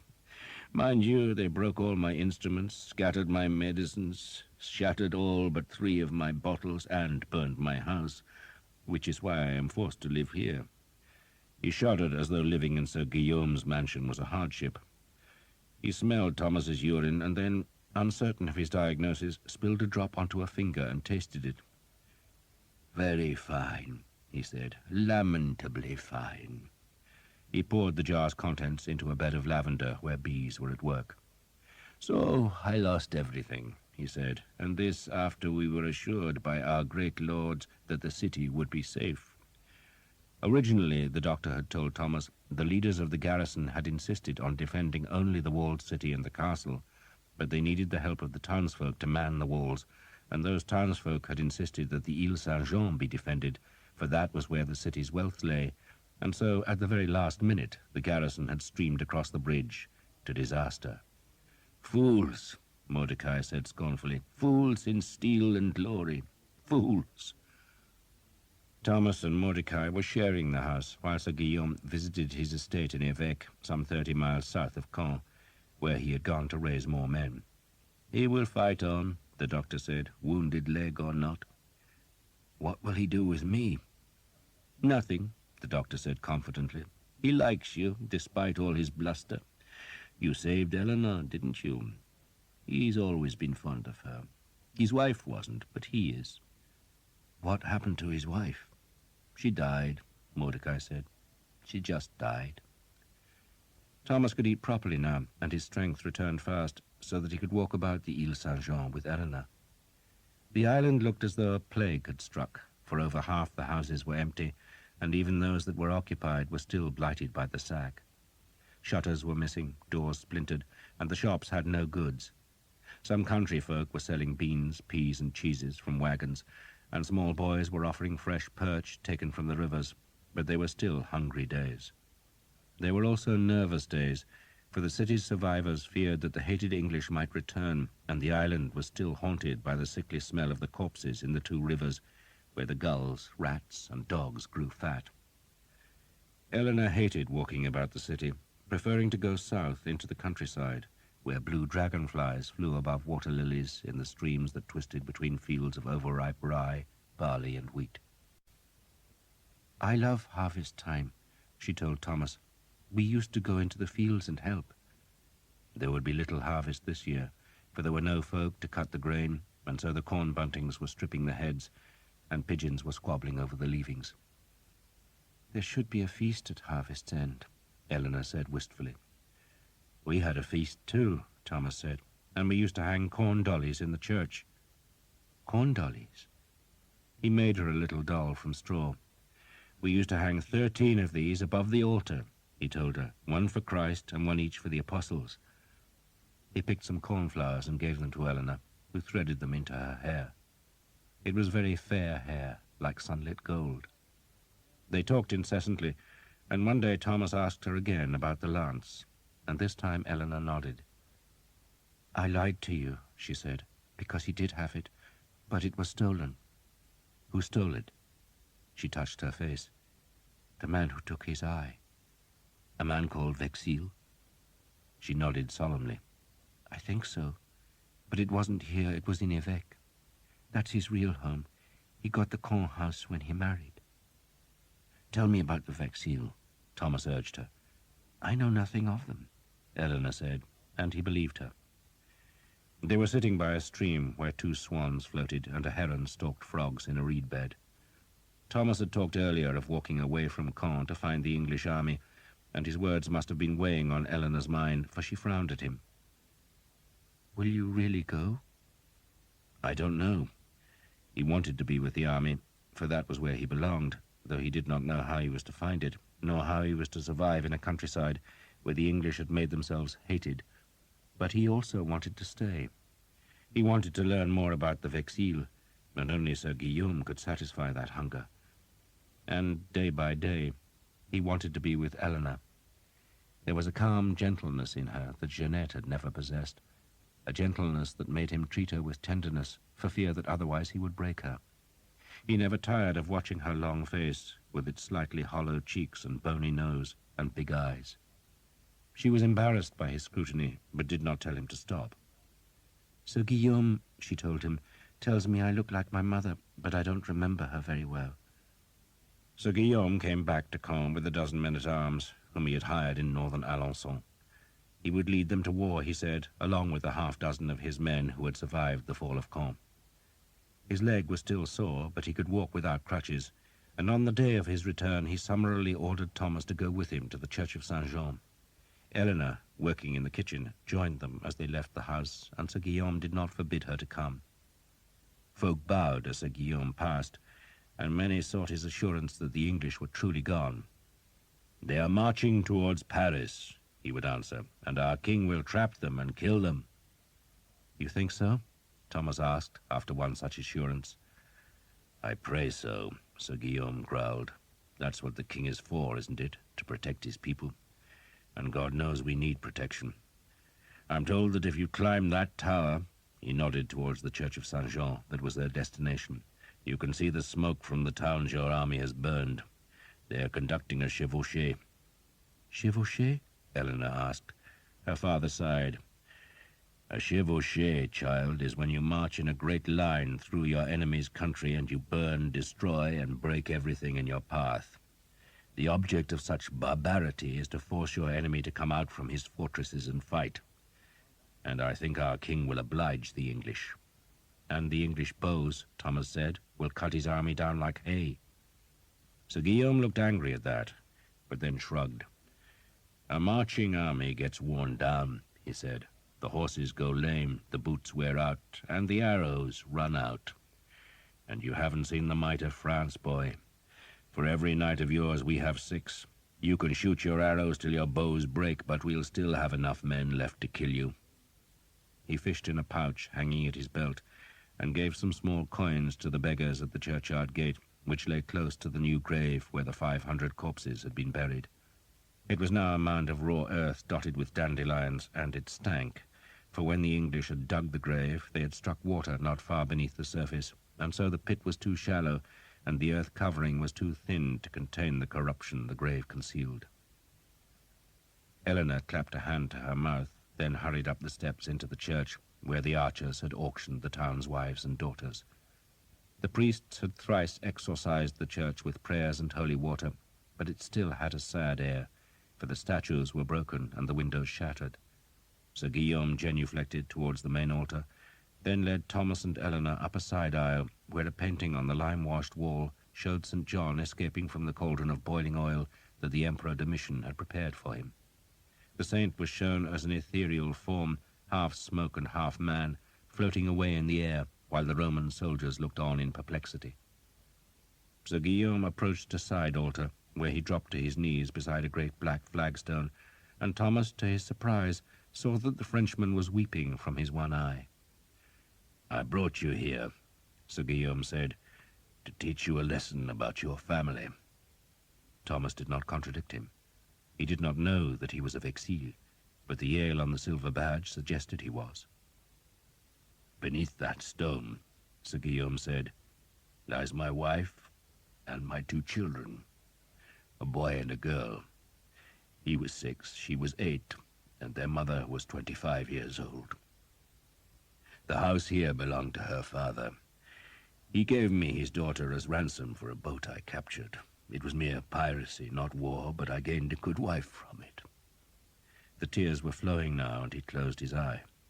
Eleanor stood beside him, a hand on his shoulder, while Thomas waited. "Do you know," Sir Guillaume asked after a while, "why we went to Hookton?" "We thought because the tide took you away from Poole." "No. We went to Hookton on purpose.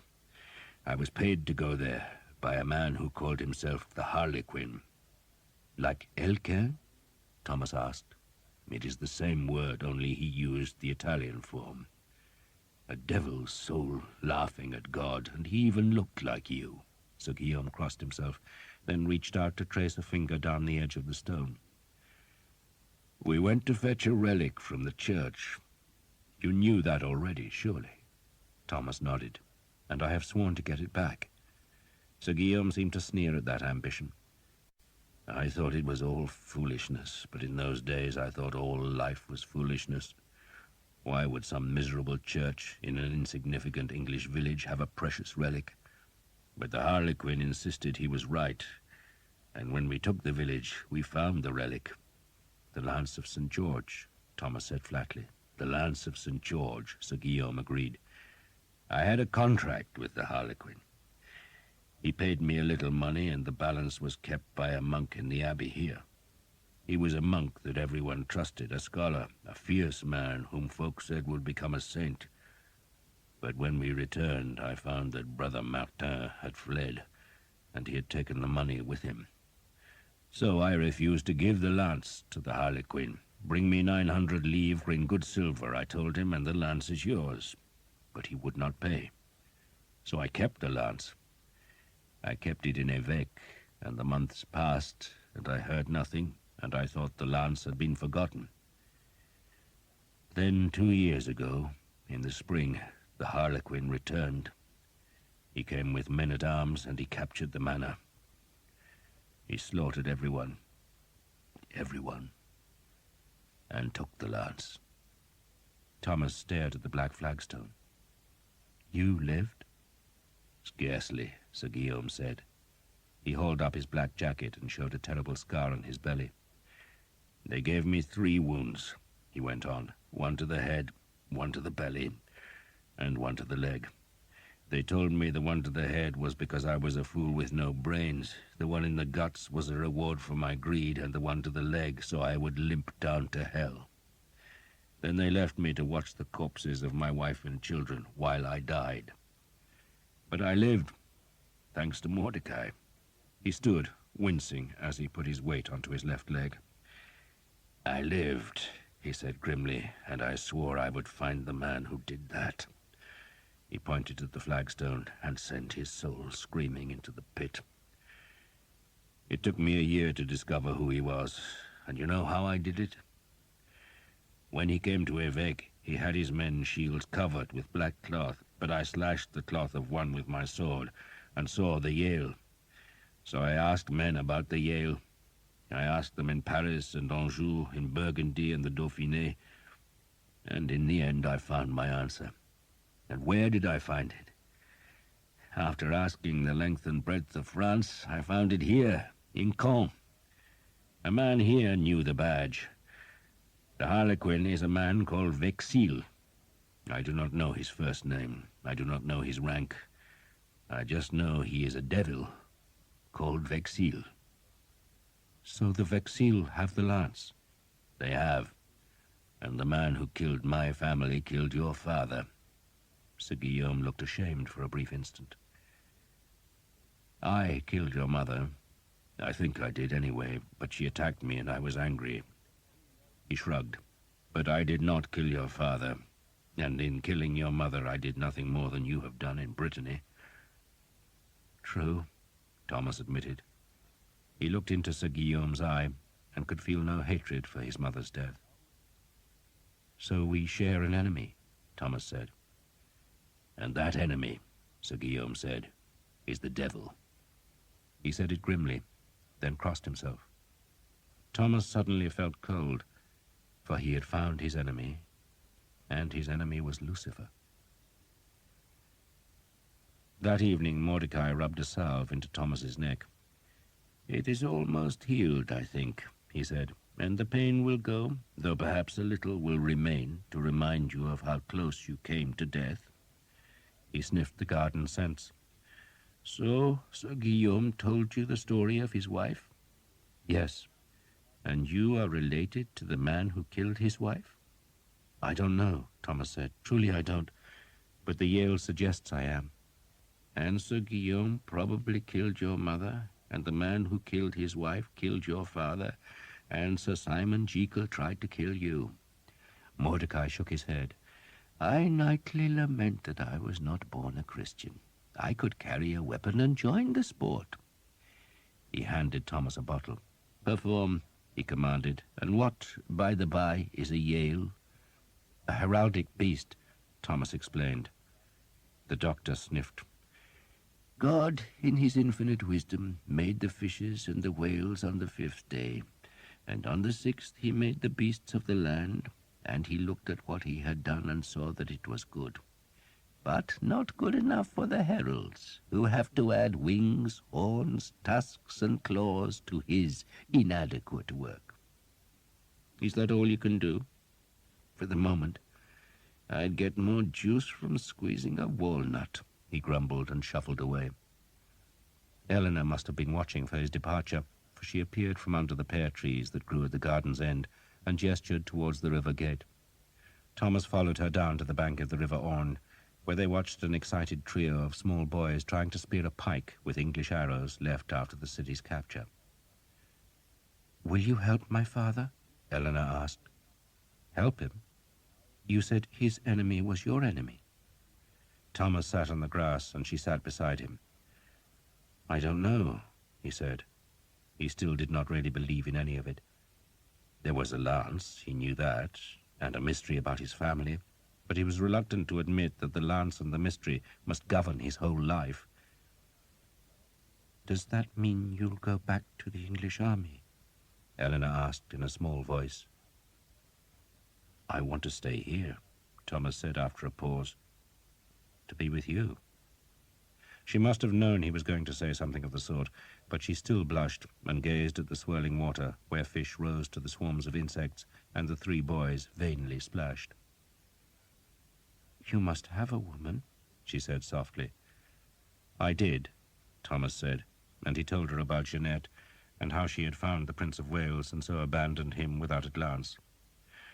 "I will never understand her," he admitted. "But you love her?" Eleanor asked directly. "No," Thomas said.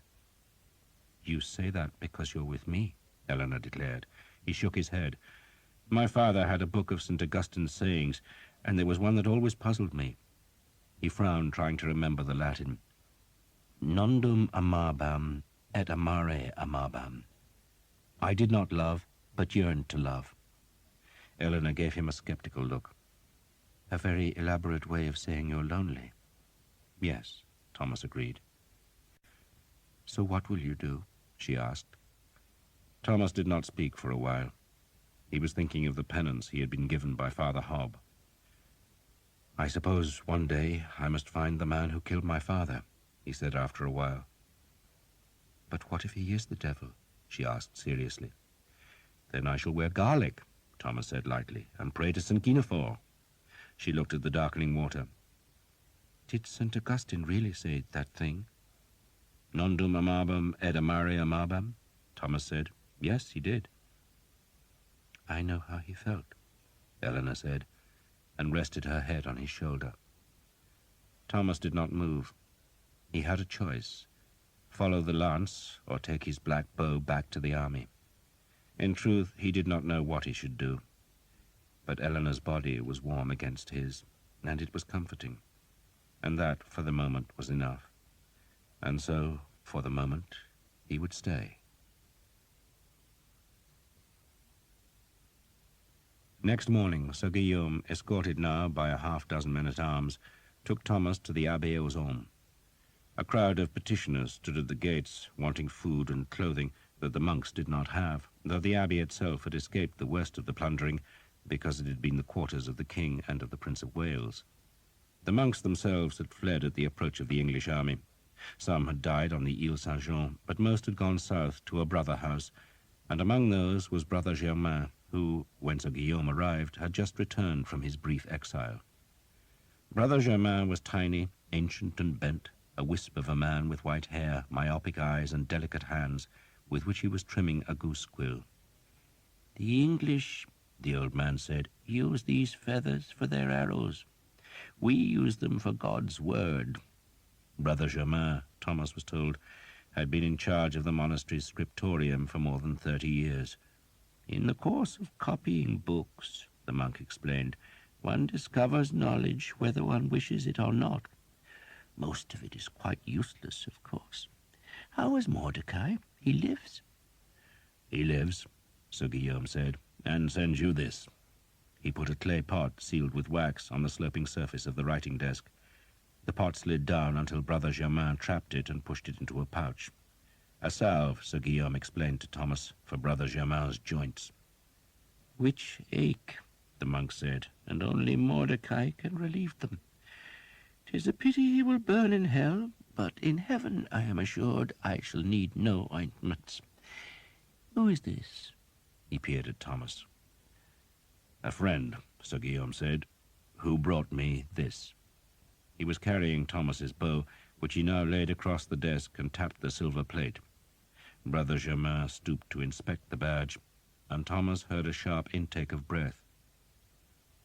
"The Yale," Brother Germain said. He pushed the bow away, then blew the scraps from his sharpened quill off the desk. "The beast was introduced by the heralds in the last century. Back then, of course, there was real scholarship in the world, not like today. I get young men from Paris whose heads are stuffed with wool, yet they claim to have doctorates." He took a sheet of scrap parchment from a shelf, laid it on the desk, and dipped his quill in a pot of vermilion ink. He let a glistening drop fall onto the parchment, and then, with the skill gained in a lifetime, drew the ink out of the drop in quick strokes. He hardly seemed to be taking notice of what he was doing, but Thomas, to his amazement, saw a Yale taking shape on the parchment. "The beast is said to be mythical," Brother Germain said, flicking the quill to make a tusk. "And maybe it is. Most heraldic beasts seem to be inventions. Who has seen a unicorn?" He put another drop of ink on the parchment, paused a heartbeat, then began on the beast's raised paws. "There is, however, a notion that the Yale exists in Ethiopia. I could not say, not having travelled east of Rouen, nor have I met any traveller who has been there, if indeed Ethiopia even exists." He frowned. "The Yale is mentioned by Pliny, however, which suggests it was known to the Romans, though God knows they were a credulous race. The beast is said to possess both horns and tusks, which seems extravagant, and is usually depicted as being silver with yellow spots. Alas, our pigments were stolen by the English, but they left us the vermilion, which I suppose was kind of them. It comes from cinnabar, I'm told. Is that a plant? Father Jacques, rest his soul, always claimed it grows in the Holy Land, and perhaps it does. Do I detect that you are limping, Sir Guillaume?" "A bastard English archer put an arrow in my leg," Sir Guillaume said, "and I pray nightly that his soul will roast in hell." "You should instead give thanks that he was inaccurate. Why do you bring me an English war bow, decorated with a Yale?" "Because I thought it would interest you," Sir Guillaume said, "and because my young friend here," he touched Thomas's shoulder, "wants to know about the Vexil." "He would do much better to forget them," Brother Germain grumbled.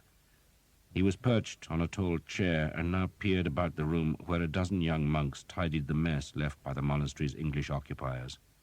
Some of them chattered as they worked, provoking a frown from Brother Germain. "This is not calm marketplace," he snapped. "If you want to gossip, go to the lavatories. I wish I could." "Ask Mordecai if he has an unguent for the bowels, would you?"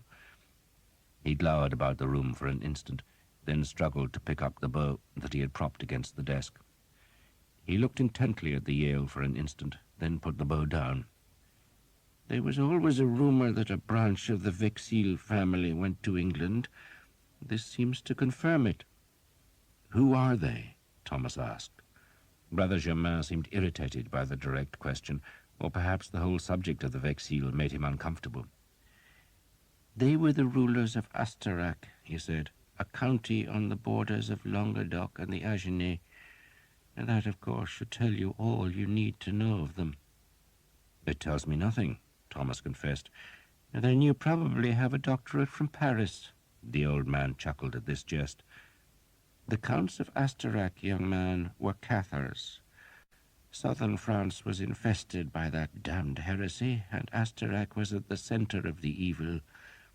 He made the sign of the cross with fingers deep-stained by pigments.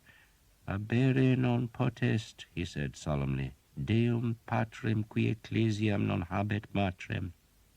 "St. Cyprian," Thomas said, "he cannot have God as his father who does not have the church as his mother."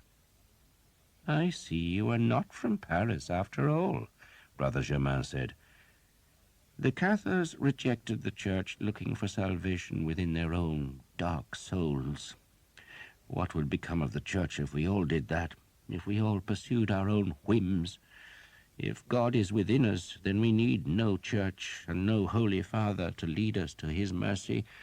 And that notion is the most pernicious of heresies. And where did it lead the Cathars? To a life of dissipation, of fleshly lust, of pride, and of perversion. They denied the divinity of Christ. Brother Germain made the sign of the cross again. And the Vexilles were Cathars? Sir Guillaume prompted the old man. I suspect they were devil worshippers, Brother Germain retorted. But certainly the Counts of Astarac protected the Cathars, they and a dozen other lords. They were called the Dark Lords, and very few of them were perfects. The perfects were the sect leaders, the heresiarchs, and they abstained from wine, intercourse, and meat, and no Vexille would willingly abandon those three joys. But the Cathars allowed such sinners to be among their ranks and promised them the joys of heaven if they recanted before their deaths. The Dark Lords liked such a promise, and when the heresy was assailed by the Church, they fought bitterly. He shook his head. This was 100 years ago. The Holy Father and the King of France destroyed the Cathars, and Astarac was one of the last fortresses to fall. The fight was dreadful, the dead innumerable, but the heresiarchs and the Dark Lords were finally scotched. Yet some escaped, Sir Guillaume suggested gently. Brother Germain was silent for a while, gazing at the drying vermilion ink. There was a story, he said, that some of the Cathar lords did survive, and that they took their riches to countries all across Europe. There is even a rumor that the heresy yet survives, hidden in the lands where Burgundy and the Italian states meet. He made the sign of the cross. I think a part of the Vexille family went to England to hide there, for it was in England, Sir Guillaume, that you found the lance of St. George. Vexille, he said the name thoughtfully. It derives, of course, from vexillaire, a standard-bearer, and it is said that an early Vexille discovered the lance while on the Crusades, and thereafter carried it as a standard. It was certainly a symbol of power in those old days. Myself, I am skeptical of these relics. The abbot assures me he has seen 3 foreskins of the infant Jesus, and even I, who hold him blessed above all things, doubt he was so richly endowed. But I have asked some questions about this lance. There is a legend attached to it. It is said that the man who carries the lance into battle cannot be defeated. A mere legend, of course, but belief in such nonsense inspires the ignorant, and there are few more ignorant than soldiers. What troubles me most, though, is their purpose. Whose purpose? Thomas asked. There is a story, Brother Germain said, ignoring the question, that before the fall of the last heretic fortresses, the surviving Dark Lords made an oath. They knew the war was lost. They knew their strongholds must fall, and that the Inquisition and the forces of God would destroy their people. And so they made an oath to visit vengeance on their enemies. One day, they swore, they would bring down the throne of France and the Holy Mother Church, and to do it, they would use the power of their holiest relics. The lance of St. George? Thomas asked. That too, Brother Germain said. That too, Sir Guillaume repeated the words in a puzzled tone. Brother Germain dipped his quill and put another glistening drop of ink on the parchment. Then, deftly, he finished his copy of the badge on Thomas's bow. The Yale, he said, I have seen before, but the badge you showed me is different. The beast is holding a chalice, but not any chalice, Sir Guillaume. You are right. The bow interests me and frightens me, but the Yale is holding the Grail, the holy, blessed, and most precious Grail. It was always rumored that the Cathars possessed the Grail. There is a tawdry lump of green glass in Genoa Cathedral that is said to be the Grail, but I doubt our dear Lord drank from such a bauble. No, the real Grail exists, and whoever holds it possesses power above all men on earth. He put down the quill. I fear, Sir Guillaume, that the Dark Lords want their revenge. They gather their strength, but they hide still, and the church has not yet taken notice. Nor will it until the danger is obvious, and by then it will be too late." Brother Germain lowered his head so that Thomas could only see the bald pink patch among the white hair. "It is all prophesied," the monk said. "It is all in the books." "What books?" Sir Guillaume asked. "Et convertabiter rex Austri, et de principibus eius privalebit super eum," Brother Germain said softly. Sir Guillaume looked quizzically at Thomas. "And the king from the south will be mighty," Thomas reluctantly translated, "but one of his princes will be stronger than him." "The Cathars are of the south," Brother Germain said, "and the prophet Daniel foresaw it all." He raised his pigment-stained hands. "The fight will be terrible, for the soul of the world is at stake, and they will use any weapon, even a woman.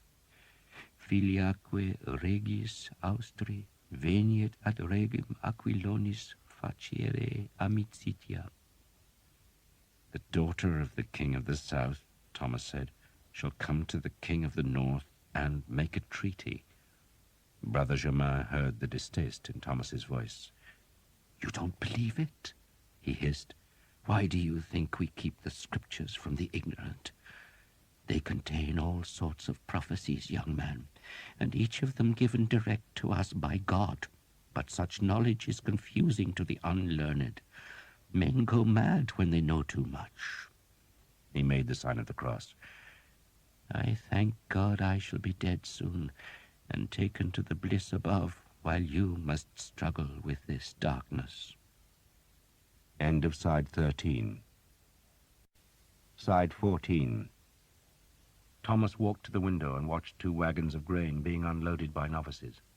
Sir Guillaume's men-at-arms were playing dice in the cloister. That was real, he thought, not some babbling prophet. His father had ever warned him against prophecy. It drives men's minds awry, he had said, and was that why his own mind had gone astray? The lance, Thomas said, trying to cling to fact instead of fancy, was taken to England by the Vexil family. My father was one of them, but he fell out with the family, and he stole the lance and hid it in his church. He was killed there, and at his death he told me it was his brother's son who did it. I think it is that man, my cousin, who called himself the Harlequin. He turned to look at Brother Germain. My father was a Vexil, but he was no heretic. He was a sinner, yes, but he struggled against his sin. He hated his own father, and he was a loyal son of the church. He was a priest, Sir Guillaume explained to the monk.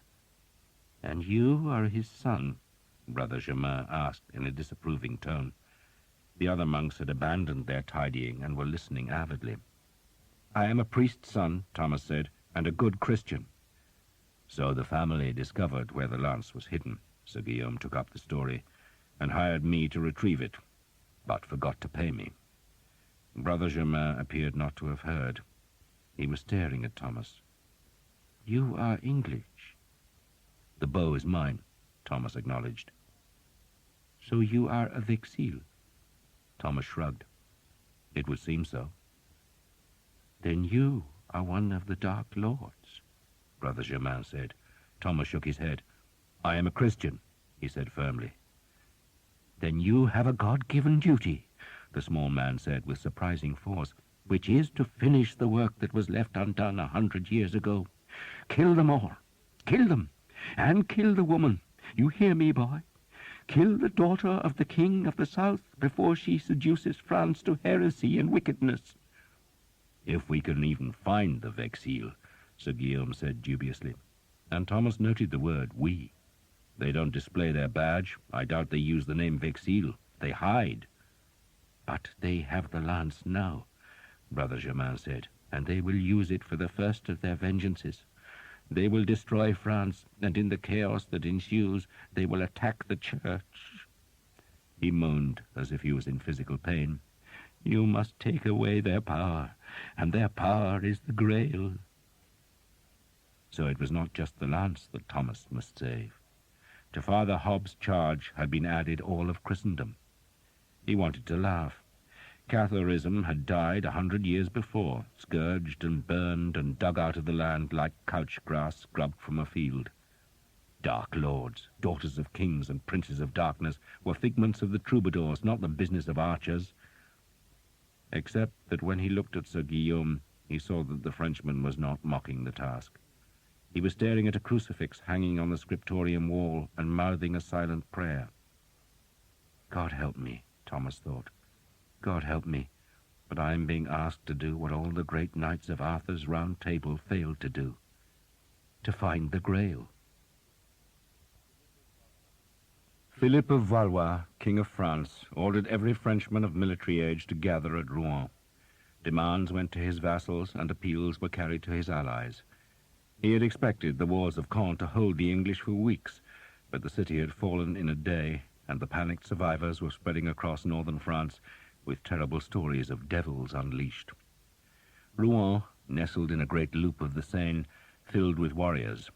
Thousands of Genoese crossbowmen came by galley, beaching their ships on the river's bank and thronging the city's taverns, while knights and men-at-arms arrived from Anjou and Picardy, from Alençon and Champagne, from Maine, Touraine, and Berry. Every blacksmith's shop became an armory, every house a barracks, and every tavern a brothel. More men arrived until the city could scarce contain them, and tents had to be set up in the fields south of the city. Wagons crossed the bridge, loaded with hay and newly harvested grain from the rich farmlands north of the river, while from the Seine's southern bank came rumours.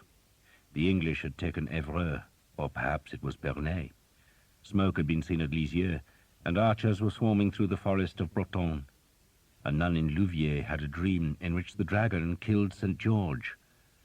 King Philip ordered the woman brought to Rouen, but she had a hare lip, a hunchback, and a stammer, and when she was presented to the king, she proved unable to recount the dream, let alone confide God's strategy to his majesty. She just shuddered and wept, and the king dismissed her angrily, but took consolation from the bishop's astrologer, who said Mars was in the ascendant, and that meant victory was certain. Rumour said the English were marching on Paris. Then another rumour claimed they were going south to protect their territories in Gascony. It was said that every person in Caen had died, that the castle was rubble. Then a story went about that the English themselves were dying of a sickness. King Philip, ever a nervous man, became petulant, demanding news, but his advisers persuaded their irritable master that wherever the English were, they must eventually starve if they were kept south of the great river Seine that twisted like a snake from Paris to the sea. Edward's men were wasting the land, so needed to keep moving if they were to find food, and if the Seine was blocked, then they could not go north towards the harbours on the Channel coast where they might expect supplies from England. They use arrows like a woman uses money, Charles, the Count of Alençon, and the king's younger brother, advised Philip, but they cannot fetch their arrows from France. They are brought to them by sea, and the further they go from the sea, the greater their problems. So if the English were kept south of the Seine, then they must eventually fight or make an ignominious retreat to Normandy.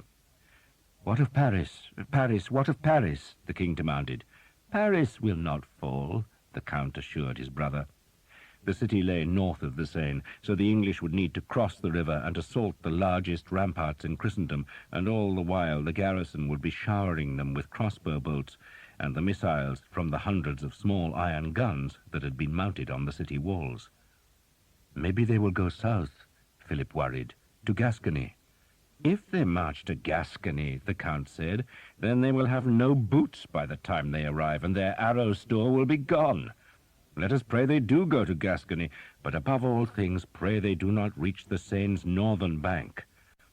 For if the English crossed the Seine, they would go to the nearest Channel port to receive reinforcements and supplies, and by now the Count knew the English would be needing supplies. A marching army tired itself, its men became sick and its horses lame. An army that marched too long would eventually wear out, like a tired crossbow.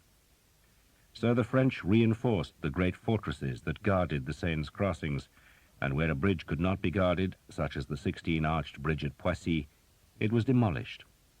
100 men with sledgehammers broke down the parapets and hammered the stonework of the archers into the river, to leave the 15 stumps of the broken piers studding the Seine like the stepping stones of a giant, while Poissy itself, which lay south of the Seine and was reckoned indefensible, was abandoned and its people evacuated to Paris.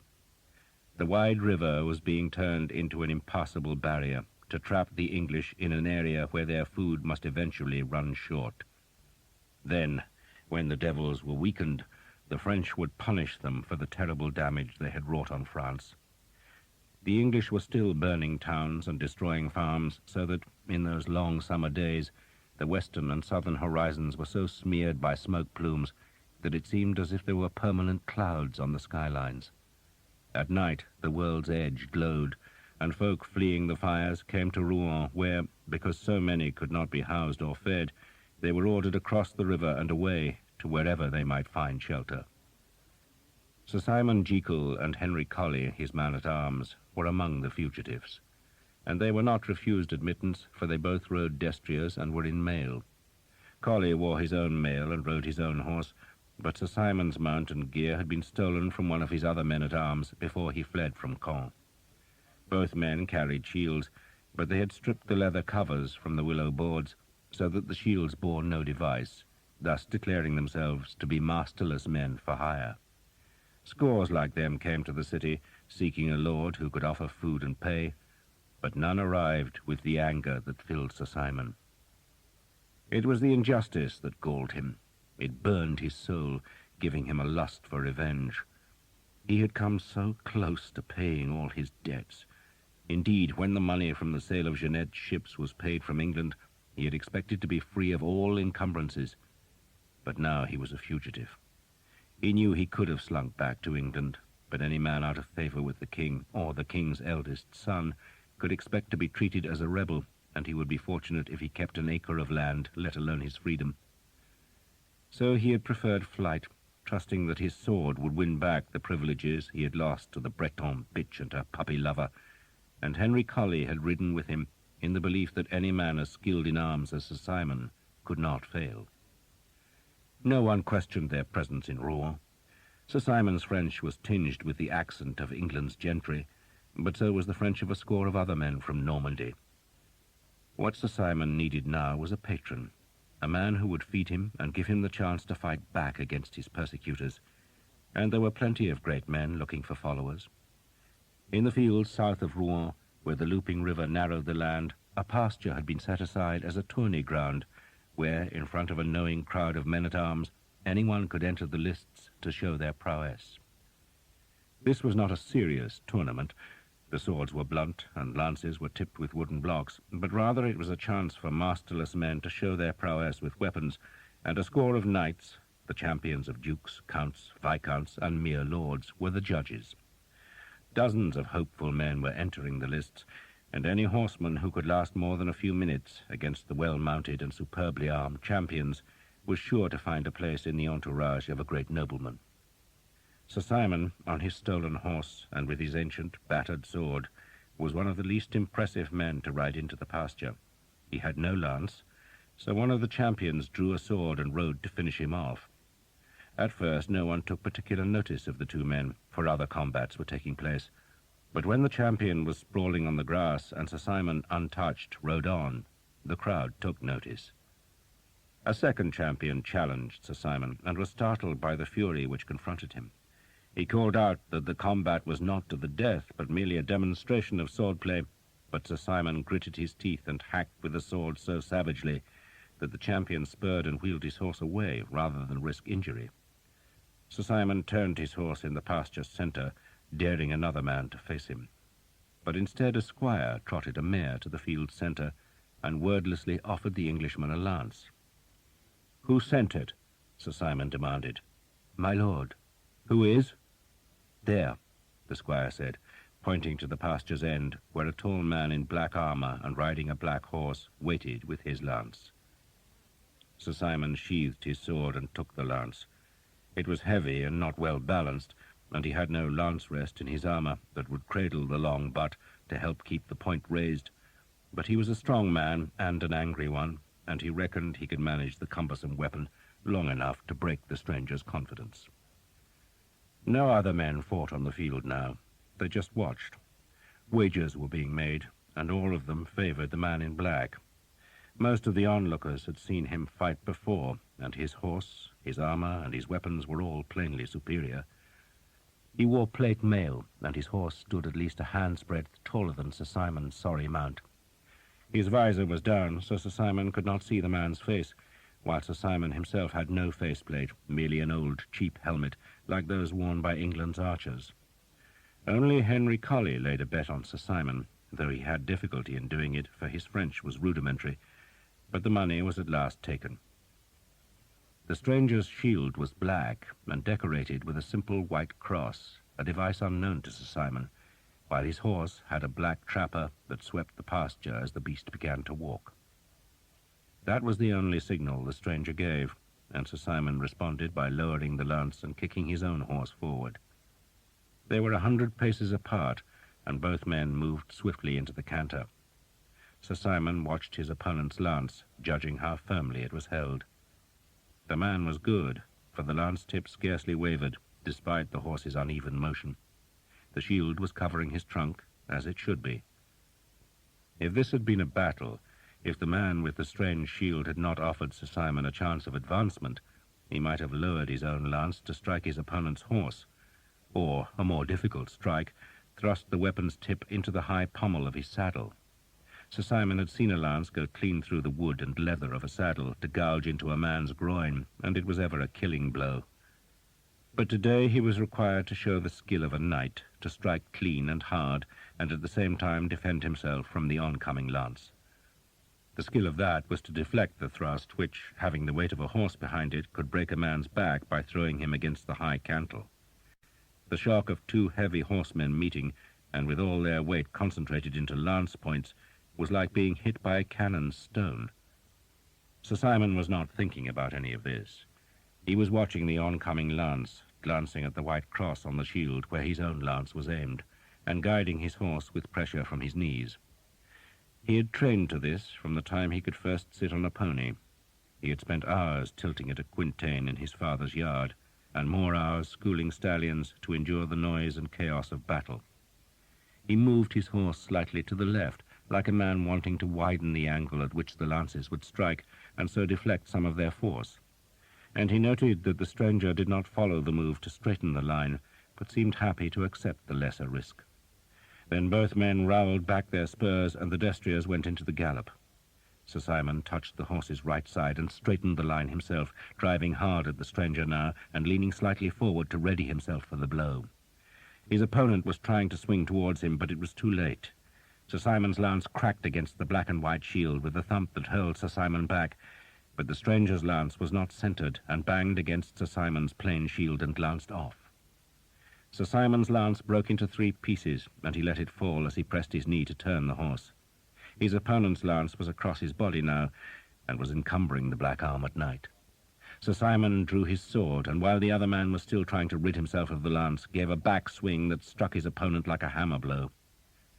The field was still. Henry Colley held out a hand for his winnings. The man pretended not to understand his crude French, but he understood the knife that the yellow-eyed Englishman suddenly produced, and the coins just as suddenly appeared. The knight in the black armour did not continue the fight, but instead curbed his horse and pushed up his visor. "Who are you?" "My name is Sir Simon Jekyll." "English?" "I was." The 2 horses stood beside each other. The stranger threw down his lance and hung the shield from his pommel. He had a sallow face with a thin black moustache, clever eyes, and a broken nose. He was a young man, not a boy, but a year or 2 older than Sir Simon. "What do you want?" he asked Sir Simon. "A chance to kill the Prince of Wales." The man smiled. "Is that all?" "Money, food, land, women," Sir Simon said. The man gestured to the side of the pasture. "There are great lords here, Sir Simon, who will offer you pay, food, and girls. I can pay you too, but not so well. I can feed you, though it will be common stuff. And the girls you must find for yourself. What I will promise you is that I shall equip you with a better horse, armor, and weapons. I lead the best knights in this army, and we are sworn to take captives who will make us rich. And none, I think, so rich as the King of England and his whelp. Not kill, mark you, but capture." Sir Simon shrugged. "I'll settle for capturing the bastard," he said. "And his father," the man said. "I want his father, too." There was something vengeful in the man's voice that intrigued Sir Simon. "Why?" he asked. "My family lived in England," the man said, "but when this king took power, we supported his mother." "So you lost your land?" Sir Simon asked. He was too young to remember the turmoil of those times, when the king's mother had tried to keep power for herself and for her lover, and the young Edward had struggled to break free. Young Edward had won, and some of his old enemies had not forgotten. "We lost everything," the man said, "but we shall get it back. Will you help?" Sir Simon hesitated, wondering whether he would not do better with a wealthier lord, but he was intrigued by the man's calmness and by his determination to tear the heart out of England. "Who are you?" he asked. "I am sometimes called the Harlequin," the man said. The name meant nothing to Sir Simon. "And you employ only the best?" he asked. "I told you so." "Then you had best employ me," Sir Simon said, "with my man." He nodded towards Henry Colley. "Good," the Harlequin said.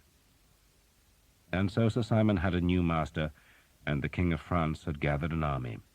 The great lords, Alençon, John of Hainault, Aumale, the Count of Blois, who was brother to the aspiring Duke of Brittany, the Duke of Lorraine, the Count of Sancerre, all were in Rouen with their vast retinues of heavily armored men. The army's numbers became so large that men could not count the ranks, but clerks reckoned there were at least 8,000 men-at-arms and 5,000 crossbowmen in Rouen, and that meant that Philip of Valois' army already outnumbered Edward of England's forces, and still more men were coming. John, Count of Luxembourg and King of Bohemia, a friend of Philip of France, was bringing his formidable knights. The King of Majorca came with his famed lances, and the Duke of Normandy was ordered to abandon the siege of an English fortress in the south and bring his army north. The priests blessed the soldiers and promised them that God would recognize the virtue of France's cause and crush the English mercilessly. The army could not be fed in Rouen, so at last it crossed the bridge to the north bank of the Seine, leaving a formidable garrison behind to guard the river crossing. Once out of the city and on the long roads stretching through the newly harvested fields, men could dimly comprehend just how vast their army was. It stretched for miles in long columns of armed men, troops of horsemen, battalions of crossbowmen, and, trailing behind, the innumerable host of infantry, armed with axes, billhooks, and spears. This was the might of France, and France's friends had rallied to the cause. There was a troop of knights from Scotland, big, savage-looking men who nourished a rare hatred of the English. There were mercenaries from Germany and Italy, and there were knights whose names had become famous in Christendom's tournaments, the elegant killers who had become rich in the sport of war. The French knights spoke not just of defeating Edward of England, but of carrying the war to his kingdom, foreseeing earldoms in Essex and dukedoms in Devonshire. The Bishop of Meaux encouraged his cook to think of a recipe for archers' fingers, a daube, perhaps, seasoned with thyme. He would, the bishop insisted, force the dish down Edward of England's throat. Sir Simon rode a 7-year-old destrier now, a fine grey, that must have cost the Harlequin close to £100. He wore a hauberk of close-ringed mail covered with a surcoat that bore the white cross. His horse had a chanfron of boiled leather and a black trapper, while at Sir Simon's waist hung a sword made in Poitiers. Henry Colley was almost as well equipped, though in place of a sword he carried a 4-foot-long shaft of oak topped with a spiked metal ball. "They're a solemn bunch," he complained to Sir Simon about the other men who followed the Harlequin, "like bloody monks." "They can fight," Sir Simon said, though he himself was also daunted by the grim dedication of the Harlequin's men. The men were all confident, but none took the English as lightly as the rest of the army, which had convinced itself that any battle would be won by numbers alone. The Harlequin quizzed Sir Simon and Henry Colley about the English way of fighting, and his questions were shrewd enough to force both men to drop their bombast and think. "They'll fight on foot," Sir Simon concluded. He, like all knights, dreamed of a battle conducted on horseback, of swirling men and couched lances, but the English had learned their business in the wars against the Scots, and knew that men on foot defended territory much more effectively than horsemen. "Even the knights will fight on foot," Sir Simon forecast, "and for every man-at-arms they'll have 2 or 3 archers. Those are the bastards to watch." The Harlequin nodded. "But how do we defeat the archers?" "Let them run out of arrows," Sir Simon said. "They must eventually. So let every hothead in the army attack, then wait till the arrow bags are empty. Then you'll get your revenge." "It is more than revenge I want," the Harlequin said quietly. "What?" The Harlequin, a handsome man, smiled at Sir Simon, though there was no warmth in the smile. "Power," he answered very calmly. "With power, Sir Simon, comes privilege, and with privilege, wealth. What are kings," he asked, "but men who have risen high? So we shall rise too, and use the defeat of kings as the rungs of our ladder." Such talk impressed Sir Simon, though he did not wholly understand it. It seemed to him that the Harlequin was a man of high fancies, but that did not matter, because he was also unswervingly dedicated to the defeat of men who were Sir Simon's enemies. Sir Simon daydreamed of the battle. He saw the English prince's frightened face, heard his scream, and revelled in the thought of taking the insolent whelp prisoner. Jeanette, too. The Harlequin could be as secretive and subtle as he wished, so long as he led Sir Simon to those simple desires. And so the French army marched, and still it grew, as men came from the outlying parts of the kingdom and from the vassal states beyond France's frontiers. It marched to seal off the Seine, and so trap the English, and its confidence soared when it was learned that the king had made his pilgrimage to the Abbey of Saint-Denis to fetch the oriflamme. It was France's most sacred symbol, a scarlet banner kept by the Benedictines in the abbey where the kings of France lay entombed, and every man knew that when the oriflamme was unfurled, no quarter would be given. It was said to have been carried by Charlemagne himself, and its silk was red as blood, promising carnage to the enemies of France. The English had come to fight, the oriflamme had been released, and the dance of the armies had begun. Sir Guillaume gave Thomas a linen shirt, a good mail coat, a leather-lined helmet, and a sword. "It's old but good," he said of the sword, "a cutter rather than a piercer." He provided Thomas with a horse, a saddle, a bridle, and gave him money. Thomas tried to refuse the last gift, but Sir Guillaume brushed his protest aside. "You've taken what you wanted from me. I might as well give you the rest." "Taken?" Thomas was puzzled, even hurt by the accusation. "Eleanor." "I've not taken her," Thomas protested. Sir Guillaume's ravaged face broke into a grin. "You will, boy," he said. "You will." They rode next day, going eastwards in the wake of the English army that was now far off. News had come to Caen of burned towns, but no one knew where the enemy had gone, and so Sir Guillaume planned to lead his 12 men-at-arms, his squire and his servant to Paris. "Someone will know where the king is," he said. "And you, Thomas, what will you do?" Thomas had been wondering the same ever since he woke to the light in Sir Guillaume's house, but now he must make the decision, and to his surprise there was no conflict at all. "I shall go to my king," he said. "And what of this Sir Simon? What if he hangs you again?" "I have the Earl of Northampton's protection," Thomas said, though he reflected it had not worked before. "And what of Eleanor?" Sir Guillaume turned to look at his daughter, who, to Thomas's surprise, had accompanied them. Her father had given her a small palfrey, and, unused to riding, she sat its saddle awkwardly, clutching the high pommel. She did not know why her father had let her come, suggesting to Thomas that perhaps he wanted her to be his cook. The question made Thomas blush. He knew he could not fight against his own friends, but nor did he want to leave Eleanor. "I shall come looking for her," told Sir Guillaume. "If you still live," the Frenchman growled. "Why don't you fight for me?" "Because I'm English," Sir Guillaume sneered. "You're Cathar, you're French, you're from Languedoc. Who knows what you are? You're a priest's son, a mongrel bastard of heretic stock." "I'm English," Thomas said. "You're a Christian," Sir Guillaume retorted, "and God has given you and me a duty. How are you to fulfill that duty by joining Edward's army?" Thomas did not answer at once. Had God given him a duty? If so, he did not want to accept it, for acceptance meant believing in the legends of the Vexil.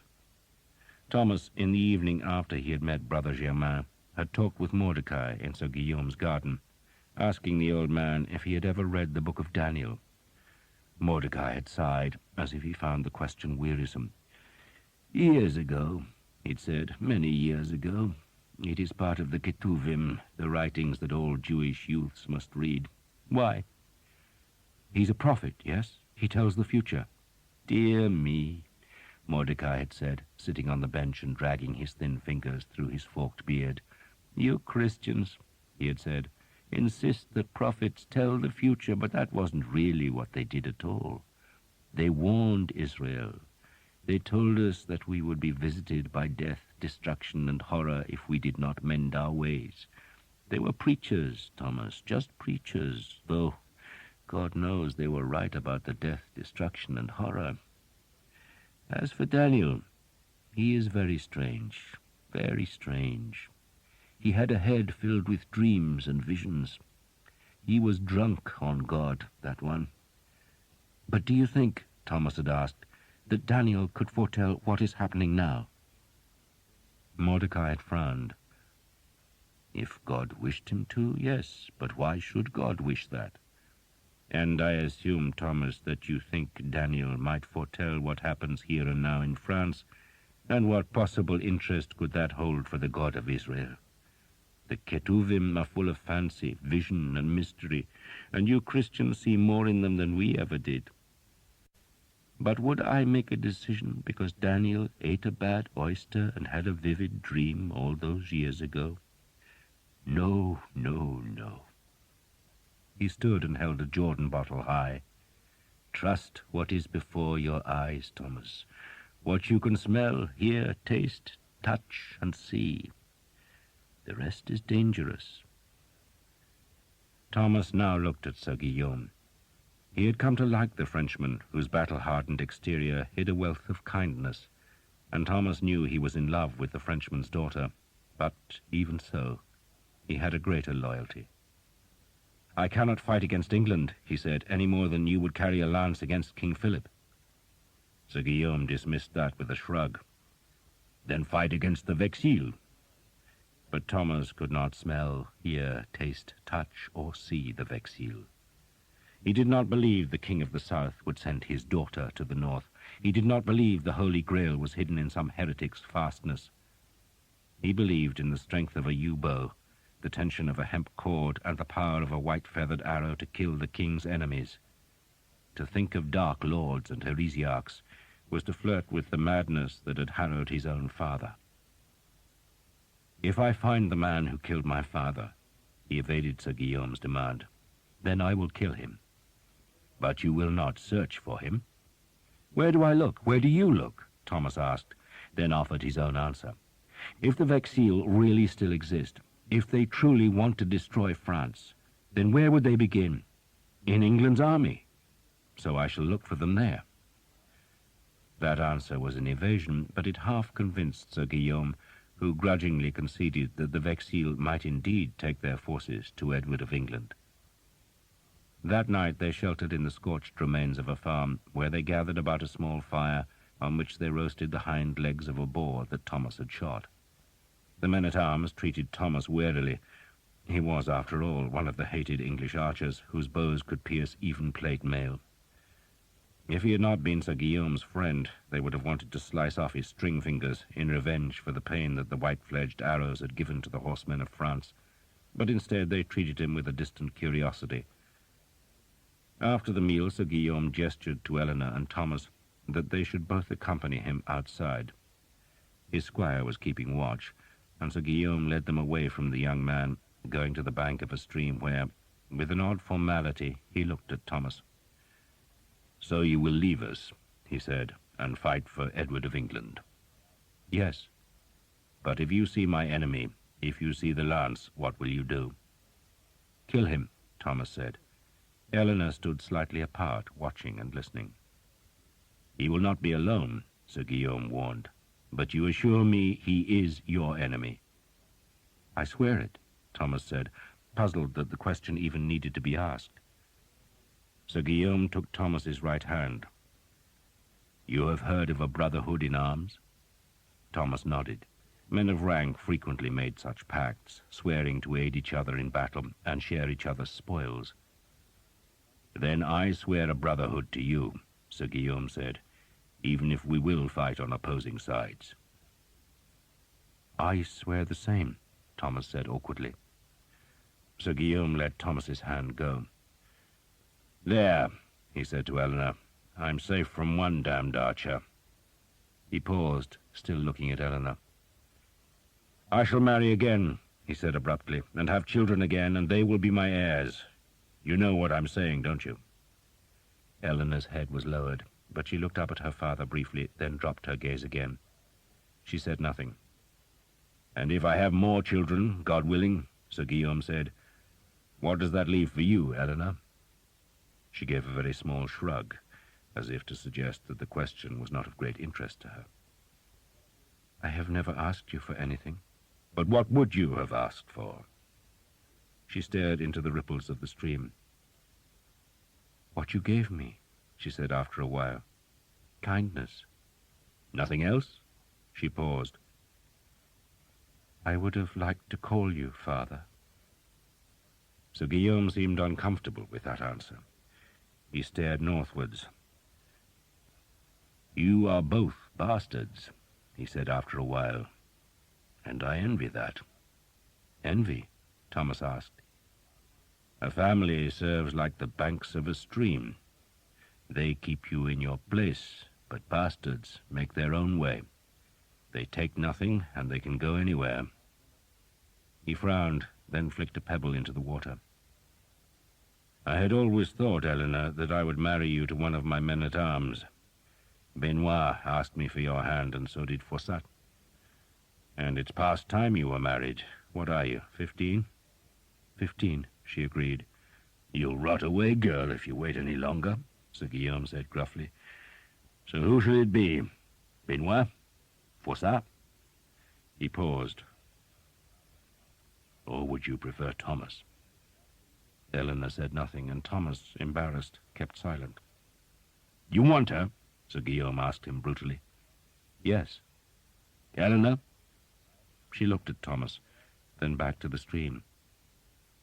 "Yes," she said simply. "The horse, the mail, the sword, and the money," Sir Guillaume said to Thomas, "are my bastard daughter's dowry. Look after her, or else become my enemy again." He turned away. "Sir Guillaume," Thomas asked. The Frenchman turned back. "When you went to Hookton," Thomas went on, wondering why he asked the question now, "you took a dark-haired girl prisoner. She was pregnant. Her name was Jane." Sir Guillaume nodded. "She married one of my men, then died in childbirth, the child too. Why?" He frowned. "Was the child yours?" "She was a friend." Thomas evaded the question. "She was a pretty friend," Sir Guillaume said. "I remember that. And when she died, we had 12 masses said for her English soul." "Thank you." Sir Guillaume looked from Thomas to Eleanor, then back to Thomas. "A good night for sleeping under the stars," he said, "and we shall leave at dawn." He walked away. Thomas and Eleanor sat by the stream. The sky was still not wholly dark, but had a luminous quality, like the glow of a candle behind horn. An otter slid down the far side of the stream, its fur glistening where it showed above the water. It raised its head, looked briefly at Thomas, then dived out of sight to leave a trickle of silver bubbles breaking the dark surface.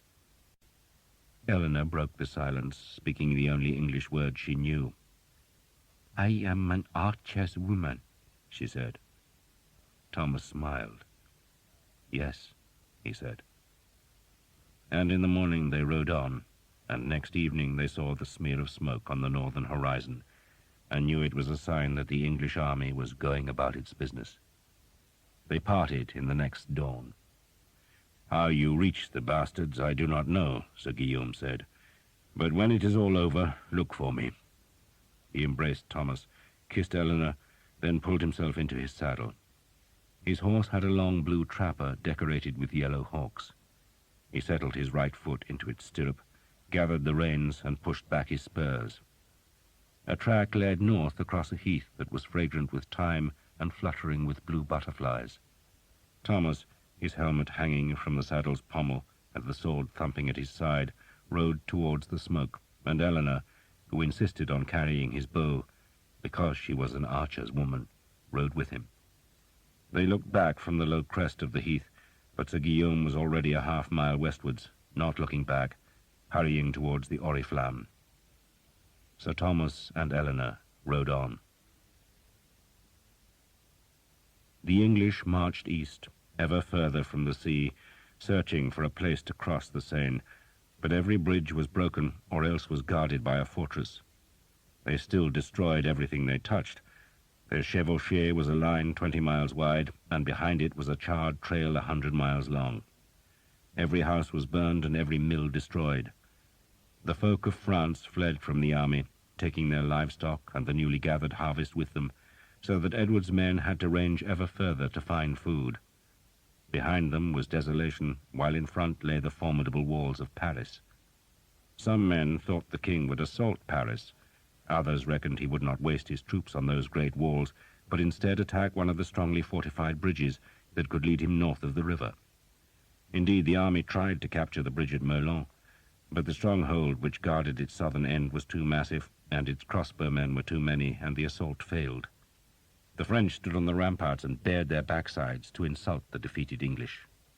It was said that the king, confident of crossing the river, had ordered supplies to be sent to the port of Le Crotoy that lay far to the north, beyond both the Seine and the River Somme. But if the supplies were waiting, then they were unreachable, because the Seine was a wall behind which the English were penned in a land they had themselves emptied of food. The first horses began to go lame, and men, their boots shredded by marching, went barefoot. The English came closer to Paris, entering the wide lands that were the hunting grounds of the French kings. They took Philip's lodges and stripped them of tapestries and plate, and it was while they hunted his royal deer that the French king sent Edward a formal offer of battle. It was the chivalrous thing to do, and it would, by God's grace, end the harrowing of his farmlands. Sir Philip of Valois sent a bishop to the English, courteously suggesting that he would wait with his army south of Paris, and the English king graciously accepted the invitation, and so the French marched their army through the city and arrayed it among the vineyards on a hill crest by Bourg-la-Reine. They would make the English attack them there, forcing the archers and men-at-arms to struggle uphill into massed Genoese crossbows, and the French nobles estimated the value of the ransoms they would fetch for their prisoners. The French battle line waited, but no sooner had Philip's army settled in its positions than the English treacherously turned about and marched in the other direction, going to the town of Poissy, where the bridge across the Seine had been destroyed and the town evacuated. A few French infantrymen, poor soldiers armed with spears and axes, had been left to guard the northern bank, but they could do nothing to stop the swarm of archers, carpenters, and masons who used timbers ripped from the roofs of Poissy to make a new bridge on the 15 broken piers of the old. It took 2 days to repair the bridge, and the French were still waiting for their arranged battle among the ripening grapes at Bourg-la-Reine as the English crossed the Seine and started marching northwards. The devils had escaped the trap and were loose again. It was at Poissy that Thomas, with Eleanor beside him, rejoined the army. And it was there, by God's grace, that the hard times began. Eleanor had been apprehensive about joining the English army. "They won't like me because I'm French," she said. "The army's full of Frenchmen," Thomas had told her. "There are Gascons, Bretons, even some Normans, and half the women are French." "The archers' women?" she asked, giving him a wry smile. "But they are not good women." "Some are good, some are bad," Thomas said vaguely. "But you I shall make into a wife, and everyone will know you're special." If Eleanor was pleased, she showed no sign, but they were now in the broken streets of Poissy, where a rearguard of English archers shouted at them to hurry. The makeshift bridge was about to be destroyed, and the army's laggards were being chivied across its planks. The bridge had no parapets, and had been hurriedly made from whatever timbers the army had found in the abandoned town, and the uneven planking swayed and creaked and bent as Thomas and Eleanor led their horses onto the roadway. Eleanor's palfrey became so scared of the uncertain footing that it refused to move until Thomas put a blindfold over its eyes, and then, still shaking, it trod slowly and steadily across the planks, which had gaps between them, through which Thomas could see the river sliding. They were among the last to cross. Some of the army's wagons had been abandoned in Crécy, their loads distributed onto the hundreds of horses that had been captured south of the Seine. Once the last stragglers had crossed the bridge, the archers began hurling the planks into the river, breaking down the fragile link that had let the English escape across the river. Now King Edward hoped they would find new land to waste in the wide plains that lay between the Seine and the Somme, and the three battles spread into the 20-mile-wide line of the Chevauchés and advanced northwards, camping that night just a short march from the river. Thomas looked for the Prince of Wales's troops, while Eleanor tried to ignore the dirty, tattered and sun-browned archers, who looked more like outlaws than soldiers. They were supposed to be making their shelters for the coming night, but preferred to watch the women and call obscene invitations. "What are they saying?" Eleanor asked Thomas. "That you are the most beautiful creature in all France," he said. "You lie," she said, then flinched as a man shouted at her. "Have they never seen a woman before?" "Not like you. They probably think you're a princess." She scoffed at that, but was not displeased. There were, she saw, women everywhere. They gathered firewood while their men made the shelters, and most, Eleanor noted, spoke French. "There will be many babies next year," she said. "True." "They will go back to England?" she asked. "Some, perhaps." Thomas was not really sure. "Or they'll go to their garrisons in Gascony." "If I marry you," she asked, "will I become English?" "Yes," Thomas said. End of side 14. Side 15. It was getting late, and cooking fires were smoking across the stubble fields, though there was precious little to cook. Every pasture held a score of horses, and Thomas knew they needed to rest, feed, and water their own animals. He had asked many soldiers where the Prince of Wales's men could be found, but one man said west, another east. So in the dusk, Thomas simply turned their tired horses towards the nearest village, for he did not know where else to go. The place was swarming with troops, but Thomas and Eleanor found a quiet enough spot in the corner of a field where Thomas made a fire, while Eleanor, the black bow prominent on her shoulder to demonstrate that she belonged to the army, watered the horses in a stream. They cooked the last of their food, and afterwards sat under the hedge and watched the stars brighten above a dark wood. Voices sounded from the village where some women were singing a French song, and Eleanor crooned the words softly. "I remember my mother singing it to me," she said, plucking strands of grass that she wove into a small bracelet. "I was not his only bastard," she said ruefully. "There were two others I know of. One died when she was very small, and the other is now a soldier." "He's your brother?" "Half-brother." She shrugged. "I don't know him. He went away." She put the bracelet on her thin wrist. "Why do you wear a dog's paw?" she asked. "Because I'm a fool," he said, "and mock God." That was the truth, he thought ruefully, and he pulled the dry paw hard to break its cord, then tossed it into the field.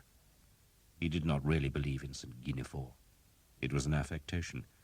A dog would not help him recover the lance, and that duty made him grimace, for the penance weighed on his conscience and soul. "Do you really mock God?" Eleanor asked, worried. "No, but we jest about the things we fear." "And you fear God?" "Of course," Thomas said, then stiffened because there had been a rustle in the hedge behind him, and a cold blade was suddenly pressed against the back of his neck. The metal felt very sharp. "What we should do," a voice said, "is hang the bastard properly and take his woman. She's pretty." "She's pretty," another man agreed, "but he ain't good for anything."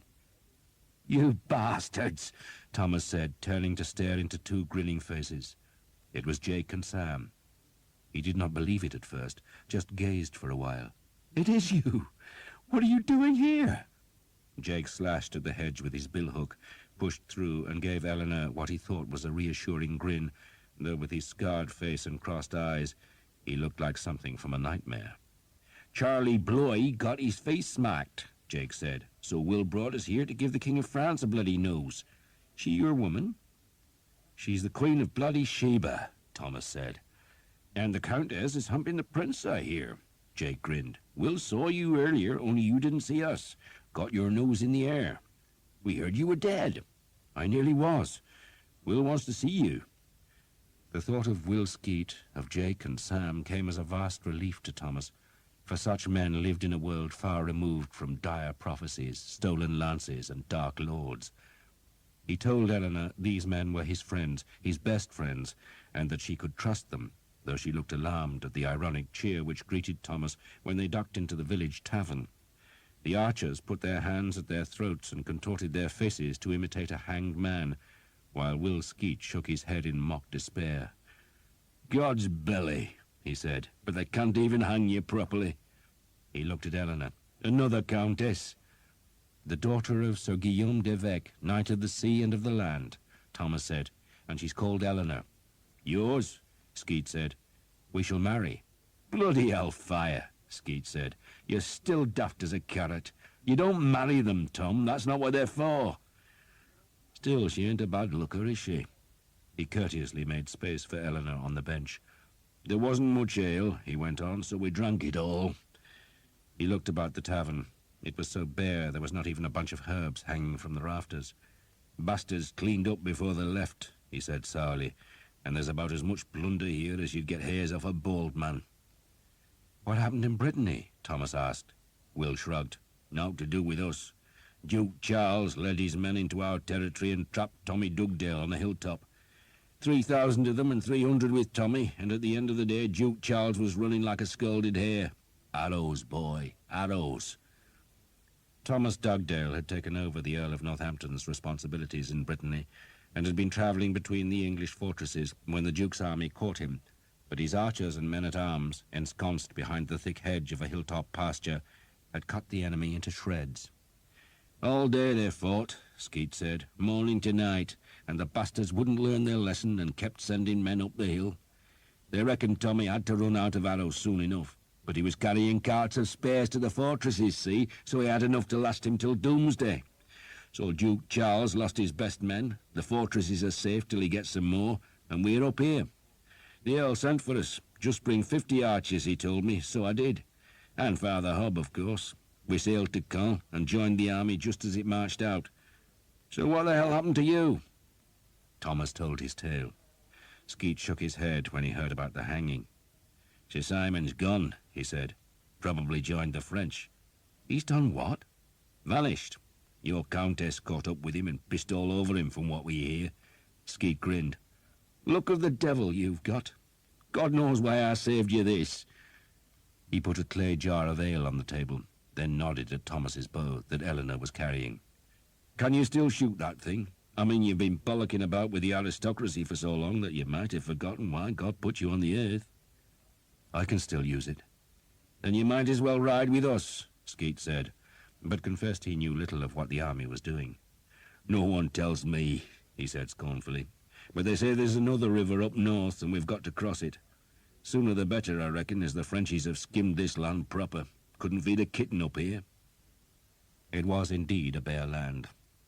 Thomas saw that for himself next day as Will Skeet's men moved slowly north across harvested fields.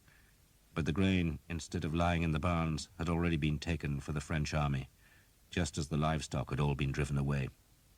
South of the Seine, the English had cut grain from abandoned fields, and their advance guards had moved swiftly enough to capture thousands of cattle, pigs, and goats. But here the land had been scraped bare by an even larger army, and so the king ordered haste. He wanted his men to cross the next river, the Somme, to where the French army might not have stripped the land, and where, at Le Croteuil, he hoped a fleet would be waiting with supplies. But despite the royal orders, the army went painfully slowly. There were fortified towns that promised food, and men insisted on trying to assault their walls. They captured some, were repulsed at others, but it all took time that the king did not have, and while he was trying to discipline an army more interested in plunder than progress, the King of France led his army back across the Seine, through Paris, and north to the Somme. A new trap was set, an even deadlier one, for the English were now penned in a land that had been stripped of food. Edward's army at last reached the Somme, but found it was blocked just as the Seine had been barred. Bridges were destroyed or guarded by grim forts with heavy garrisons that would take weeks to dislodge, and the English did not have weeks. They were weakening daily. They had marched from Normandy to the edge of Paris, then they had crossed the Seine and left a path of destruction to the Somme's southern bank, and the long journey had abraded the army. Hundreds of men were now barefoot, while others hobbled on disintegrating shoes. They had horses enough, but few spare horseshoes or nails, and so men led their animals to save their hooves. There was grass to feed horses, but little grain for men, and so the foraging parties had to travel long distances to find villages where the peasants might have hidden some of the harvest. The French were becoming bolder now, and there were frequent skirmishes at the edges of the army as the French sensed the English vulnerability. Men ate unripe fruit that soured their bellies and loosened their bowels. Some reckoned they had no choice but to march all the way back to Normandy, but others knew the army would fall apart long before they reached the safety of the Norman harbours. The only course was to cross the Somme and march to the English strongholds in Flanders, but the bridges were gone or garrisoned, and when the army crossed desolate marshlands to find fords, they discovered the enemy ever waiting on the far bank. They twice tried to force a passage, but both times the French, secure on the higher, dry land, were able to cut down the archers in the river by crowding the bank with Genoese crossbows. And so the English retreated and marched westwards, getting ever nearer to the river's mouth, and every step reduced the number of possible crossing places as the river grew wider and deeper. They marched for 8 days between the rivers, 8 days of increasing hunger and frustration. "Save your arrows," a worried Will Skeet warned his men late one afternoon. They were making their camp by a small deserted village, which was as bare as every other place they had found since crossing the Seine. "We'll need every arrow we've got for a battle," Skeet went on, "and Christ knows we've none to waste." An hour later, when Thomas was searching a hedgerow for blackberries, a voice called from on high, "Thomas, get your evil bones up here!" Thomas turned to see Will Skeet on the small tower of the village church. He ran to the church, climbed the ladder, past a beam where a bell had hung till the villagers took it away to prevent the English from stealing it, then pulled himself through the hatch and onto the tower's flat roof, where a half-dozen men were crowded, among them the Earl of Northampton, who gave Thomas a very wry look. "I heard you were hanged." "I lived, my lord," Thomas said grimly. The Earl hesitated, wondering whether to ask if Sir Simon Jekyll had been the hangman, but there was no point in continuing that feud. Sir Simon had fled, and the Earl's agreement with him was void. He grimaced instead. "No one can kill a devil's whelp, eh?" he said, then pointed eastwards, and Thomas stared through the twilight and saw an army on the march. It was a long way off, on the far northern bank of the river that here flowed between vast reed beds, but Thomas could still see that the lines of horsemen, wagons, infantry, and crossbowmen were filling every lane and track of that distant bank. The army was approaching a walled town, Abbeville, the Earl said, where a bridge crossed the river, and Thomas, gazing at the black lines twisting towards the bridge, felt as though the gates of hell had opened and spewed out a vast horde of lances, swords, and crossbows. Then he remembered Sir Guillaume was there, and he made the sign of the cross and mouthed a silent prayer that Eleanor's father would survive. "Sweet Christ," Will Skeet said, mistaking Thomas's gesture for fear, "but they want our souls bad." "They know we're tired," the Earl said, "and they know the arrows must run out in the end, and they know they have more men than we do, far more." He turned westwards, "and we can't run much further." He pointed again, and Thomas saw the flat sheen of the sea. "They've caught us," the Earl said. "They'll cross at Abbeville and attack tomorrow." "So we fight," Will Skeet growled. "On this ground, Will?" the Earl asked. The land was flat, ideal for cavalry, and with few hedgerows or coppices to protect archers. "And against so many," he added. He stared at the distant enemy. "They outnumber us, Will. They outnumber us. By God, they outnumber us." He shrugged. "Time to move on." "Move on where?" Skeet asked. "Why not find our ground and stand?" "South?" The Earl sounded unsure. "Maybe we can cross the Seine again and take ships home from Normandy. God knows we can't cross the Somme." He shaded his eyes as he stared at the river. "Christ!" he blasphemed. "But why the hell isn't there a ford? We could have raced the bastards back to our fortresses in Flanders and left Philip stranded like the damned fool he is." "Not fight him?" Thomas asked, sounding shocked. The Earl shook his head. "We've hurt him, we've robbed him blind, we've marched through his kingdom and left it smouldering, so why fight him? He spent a fortune on hiring knights and crossbowmen, so why not let him waste that money? Then we come back next year and do it again." He shrugged. "Unless we can't escape him." With those grim words he backed down through the hatch, and his entourage followed, leaving Skeet and Thomas alone.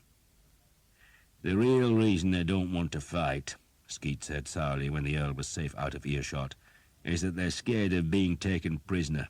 A ransom can wipe out a family's fortune in the blink of an eye." He spat over the tower parapet, then drew Thomas to its northern edge. "But the real reason I brought you up here, Tom, is because your eyes are better than mine.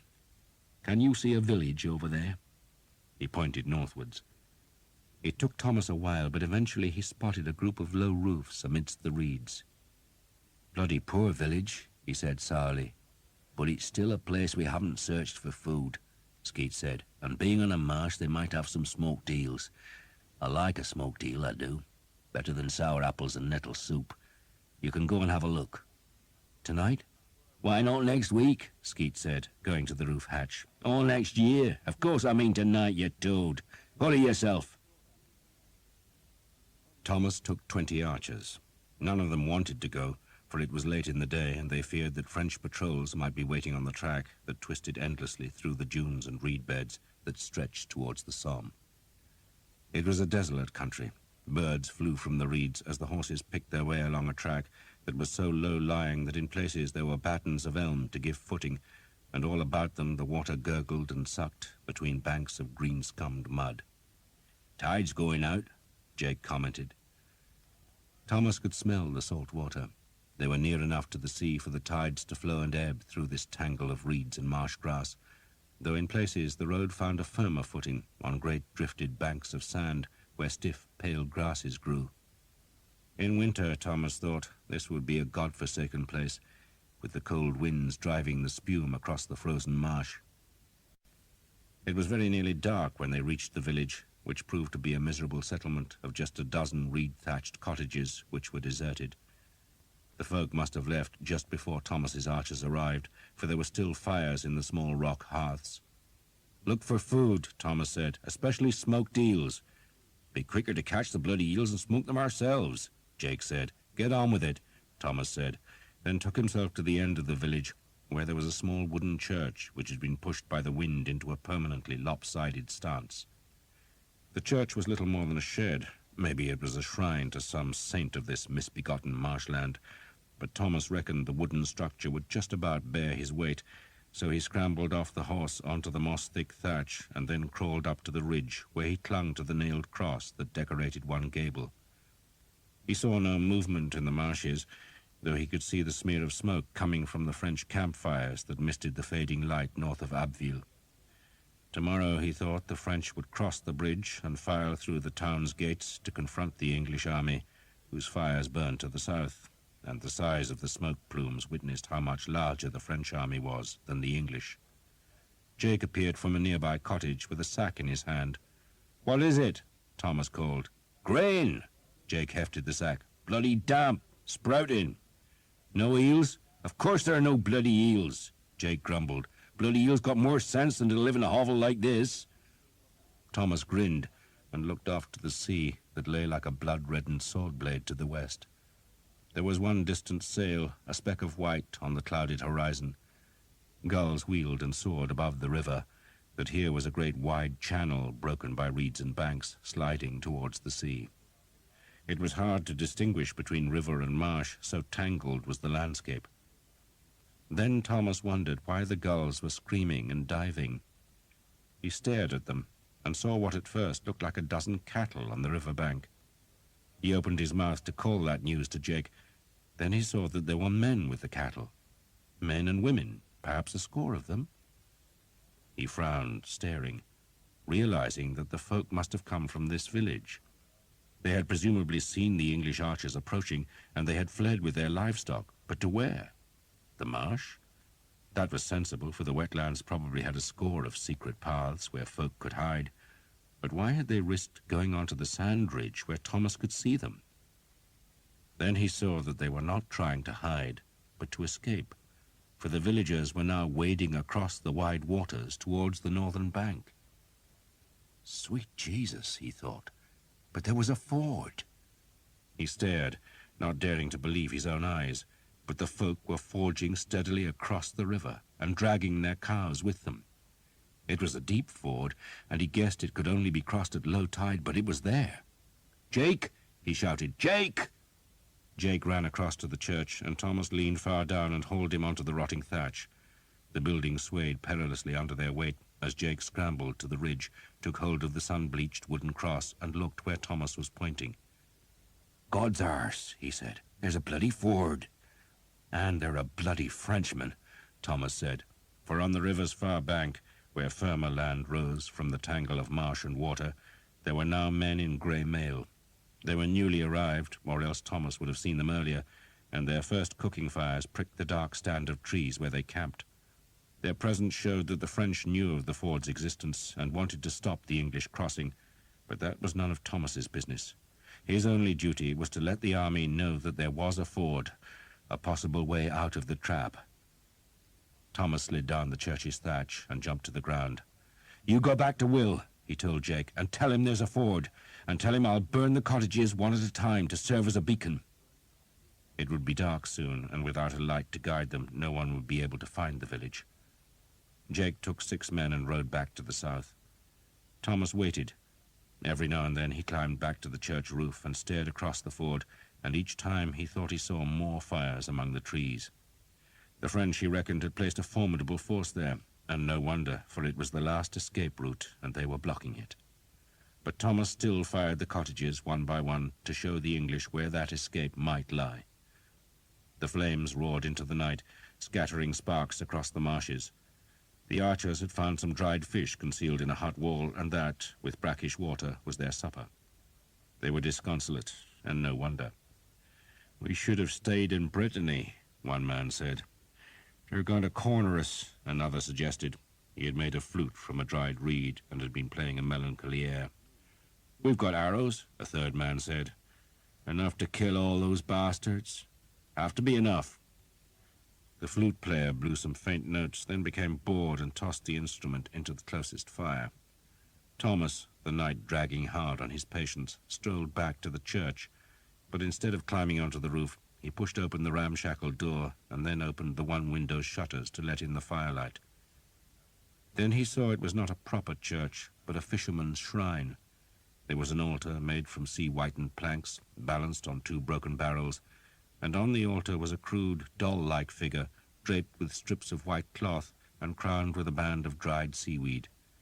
The fishermen at Hookton had sometimes made such places, especially if a boat was lost at sea, and Thomas's father had always hated them. He had burned one to the ground, calling it a place of idols, but Thomas reckoned fishermen needed the shrines. The sea was a cruel place, and the doll, he thought it was female, perhaps represented some saint of the area. Women whose men were long gone to sea could come to pray to the saint, begging that the ship would come home. The shrine's roof was low, and it was more comfortable to kneel. Thomas said a prayer. "Let me live," he prayed. "Let me live." And he found himself thinking of the lance, thinking of Brother Germain and Sir Guillaume, and of their fears that a new evil, born of the Dark Lords, was brewing in the south. "It is none of your business," he told himself. "It is superstition. The Cathars are dead, burned in the church's fires and gone to hell. Beware of madmen," his father had told him, and who better than his father to know that truth? But was he a Vexil? He bowed his head and prayed that God would keep him from the madness. "And what are you praying for now?" a voice suddenly asked, startling Thomas, who turned to see Father Hobb grinning from the low doorway. He had chatted with the priest during the last few days, but he had never been alone with him. Thomas was not even sure he wanted to be, for Father Hobb's presence was a reminder of his conscience. "I'm praying for more arrows, Father." "Please God, the prayer's answered," Father Hobb said, then settled on the church's earthen floor. "I had the devil's own task fighting my way across the swamp, but I had a mind to talk with you. I have this feeling you've been avoiding me." "Father," Thomas said chidingly. "So here you are, and with a beautiful girl as well. I tell you, Thomas, if they forced you to lick a leper's arse, you'd taste nothing but sweetness. Charmed you are. They can't even hang you." "They can," Thomas said, "but not properly." "Thank God for that," the priest said, then smiled. "So how is the penance going?" "I haven't found the lance," Thomas answered curtly. "But have you even looked for it?" Father Hobb asked, then drew a piece of bread from his pouch. He broke the small loaf and tossed half to Thomas. "Don't ask where I got it, but I didn't steal it. Remember, Thomas, you can fail in a penance and still have absolution if you have made a sincere effort." Thomas grimaced, not at Father Hobb's words, but because he had bitten down on a scrap of millstone grit caught in the bread. He spat it out. "My soul isn't so black as you make it sound, Father." "How would you know? All our souls are black." "I've made an effort," Thomas said, then found himself telling the whole tale of how he had gone to Caen and sought out Sir Guillaume's house, and how he had been a guest there, and about Brother Germain and the Cather Vexil, and about the prophecy from Daniel and the advice of Mordecai.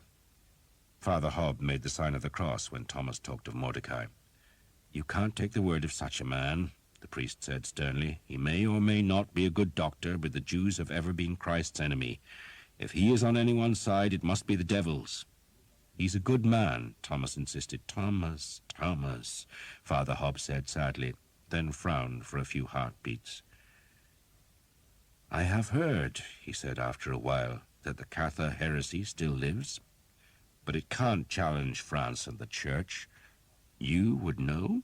Father Hobb asked. "It reached out across the sea to steal the lance from your father, and you say it reached across France to kill Sir Guillaume's wife. The devil works his business in the dark, Thomas." "There's more," Thomas said, and told the priest the story that the Cathars had the Grail. The light of the burning cottages flickered on the walls and gave the seaweed-crowned image on the altar a sinister cast. "I don't think I believe any of it," Thomas concluded. "And why not?" "Because if the story is true," Thomas said, "then I am not Thomas of Hookton, but Thomas Vexil. I'm not English, but some half-breed Frenchman. I'm not an archer, but noble-born." "It gets worse," Father Hobb said with a smile. "It means that you have been given a task." "They're just stories," Thomas said scornfully. "Give me another penance, Father. I'll make a pilgrimage for you. I'll go to Canterbury on my knees if that's what you want." "I want nothing of you, Thomas, but God wants a lot from you." "Then tell God to choose someone else." "I'm not in the habit of giving advice to the Almighty," Father Hobb said, "though I do listen to his." "You think there is no Grail?" "Men have sought it for 1,000 years," Thomas said, "and no one has found it, unless the thing in Genoa is real." Father Hobb leaned his head against the wattle wall. "I have heard," he said quietly, "that the real Grail is made of common clay. A simple peasant dish like the one my mother treasured. God rest her soul, for she could only afford the one good dish, and then, clumsy fool that I am, I broke it one day. But the Grail, I am told, cannot be broken. You could put it in one of those guns that amused everyone at Caen, and it would not break even if you dashed it against a castle wall. And when you place the bread and wine, the blood and flesh of the Mass, in that common piece of clay, Thomas, it turns to gold, pure, shining gold. That is the Grail, and, God help me, it does exist." "So you would have me wander the earth looking for a peasant's dish?" Thomas asked. "God would," Father Hobb said, "and for good reason." He looked saddened. "There is heresy everywhere, Thomas. The church is besieged. The bishops and the cardinals and the abbots are corrupted by wealth. The village priests stew in ignorance, and the devil is brewing his evil. Yet there are some of us, a few, who believe that the church can be refreshed, that it can glow with God's glory again. I think the Grail could do that. I think God has chosen you, Father, and perhaps me, Father Hobbs said, ignoring Thomas's protest. When this is all over, he waved a hand to encompass the army and its plight, I think I may join you. We shall seek your family together. You? Thomas asked. Why? Because God calls, Father Hobbs said simply, then jerked his head. You must go, Thomas, you must go. I shall pray for you. Thomas had to go, because the night had been disturbed by the sound of horses' hooves and the strident voices of men. Thomas seized his bow and ducked out of the church to find that a score of men-at-arms were now in the village. Their shields carried the lions and stars of the Earl of Northampton, and their commander was demanding to know who was in charge of the archers. I am, Thomas said. Where's this ford? Thomas made himself a torch from a sheaf of thatch lashed to a pole, and, while its flame lasted, he led them across the marsh towards the distant ford. The flames flickered out after a while, but he was close enough to find his way to where he had seen the cattle. The tide had risen again, and black water seeped and flooded all about the horsemen, who huddled on a shrinking ridge of sand. You can see where the other side is, Thomas told the men-at-arms, pointing to the fires of the French, which looked to be about a mile away. Bastards are waiting for us. Plenty of them, too. We're crossing anyway, the leading man-at-arms said. The king has decided it, and we're doing it when the tide falls. He turned to his men. Off your horses, find the path, mark it. He pointed to some pollarded willows. Cut staves off them, use them as markers. Thomas groped his way back to the village, sometimes wading through water up to his waist. A thin mist was seeping from the flooding tide, and had it not been for the blazing huts in the village, he could easily have got lost. The village, built on the highest piece of land in all the marsh, had attracted a crowd of horsemen by the time Thomas returned. Archers and men-at-arms gathered there, and some had already pulled down the shrine to make fires from its timbers. Will Skeet had come with the rest of his archers. The women are with the baggage, he told Thomas. Bloody chaos back there it is. They're hoping to cross everyone in the morning. They'll fight first, Thomas said. Either that or fight their whole damn army later in the day. Did you find any eels? We ate them. Skeet grinned, then turned as a voice hailed him. It was the Earl of Northampton, his horse's trapper spattered with mud almost to the saddle. Well done, Will. Weren't me, my lord. It was this clever bastard. Skeet jerked a thumb at Thomas. Hanging did you good, eh? The Earl said, then watched as a file of men-at-arms climbed onto the village's sand ridge. Be ready to move at dawn, Will, and we'll be crossing when the tide falls. I want your boys in front. Leave your horses here. I'll have good men watch them. There was small sleep that night, though Thomas did doze as he lay on the sand and waited for the dawn, which brought a pale, misty light. Willow trees loomed in the vapor, while men-at-arms crouched at the tide's edge and stared north to where the mist was thickened by smoke from the enemy's fires. The river ran deceptively quick, hastened by the ebbing tide, but it was still too high to cross. The sandbank by the ford held Skeet's 50 archers and another 50 under John Armstrong. There were the same number of men-at-arms, all on foot, led by the Earl of Northampton, who had been given the job of leading the crossing. The Prince of Wales had wanted to lead the fight himself, but his father had forbidden it. The Earl, far more experienced, had the responsibility, and he was not happy. He would have liked many more men, but the sandbank would hold no more, and the paths through the marshland were narrow and treacherous, making it difficult to bring reinforcements. You know what to do, the Earl told Skeet and Armstrong. We know. Maybe another 2 hours? The Earl was judging the fall of the tide. The 2 hours crept by, and the English could only stare through the thinning mist at the enemy, who formed their battle line at the ford's further side. The receding water let more men come to the sandbank, but the Earl's force was still pitifully small, perhaps 200 at most, while the French had double that number of men-at-arms alone. Thomas counted them as best he could, using the method Will Skeet had taught him, to divide the enemy in two, divide again, then count the small unit and multiply it by 4. And he wished he had not done it, for there were so many, and as well as the men-at-arms there had to be 500 or 600 infantry, probably a levy from the country north of Abbeville. They were not a serious threat, for, like most infantry, they would be ill-trained and badly armed with ancient weapons and farming tools, but they could still cause trouble if the Earl's men got into difficulties. The only blessing Thomas could find in the misty dawn was that the French seemed to have very few crossbowmen. But why would they need them when they had so many men-at-arms? And the formidable force that now gathered on the river's northern bank would be fighting in the knowledge that if they repelled the English attack, then they would have their enemy pinned by the sea, where the greater French army could crush them. 2 pack horses brought sheaves of precious arrows that were distributed among the archers. "Ignore the goddamn peasants," Skeet told his men. "Kill the men-at-arms. I want the bastards crying for the goats they call their mothers." "There's food on the far side," John Armstrong told his hungry men. "Those goddamn bastards will have meat, bread and beer, and it'll be yours if you get through them." "And don't waste your arrows," Skeet growled. "Shoot proper. Aim, boys, aim. I want to see the bastards bleeding." "Watch the wind," John Armstrong shouted. "It'll carry arrows to the right." 200 of the French men-at-arms were on foot at the river's edge, while the other 200 were mounted and waiting 100 paces behind. The rabble of infantry was split into 2 vast lumps, one on each flank. The dismounted men-at-arms were there to stop the English at the water's edge, and the mounted men would charge if any did break through, while the infantry was present to give the appearance of numbers and to help in the massacre that would follow the French victory. The French must have been confident, for they had stopped every other attempt to ford the Somme.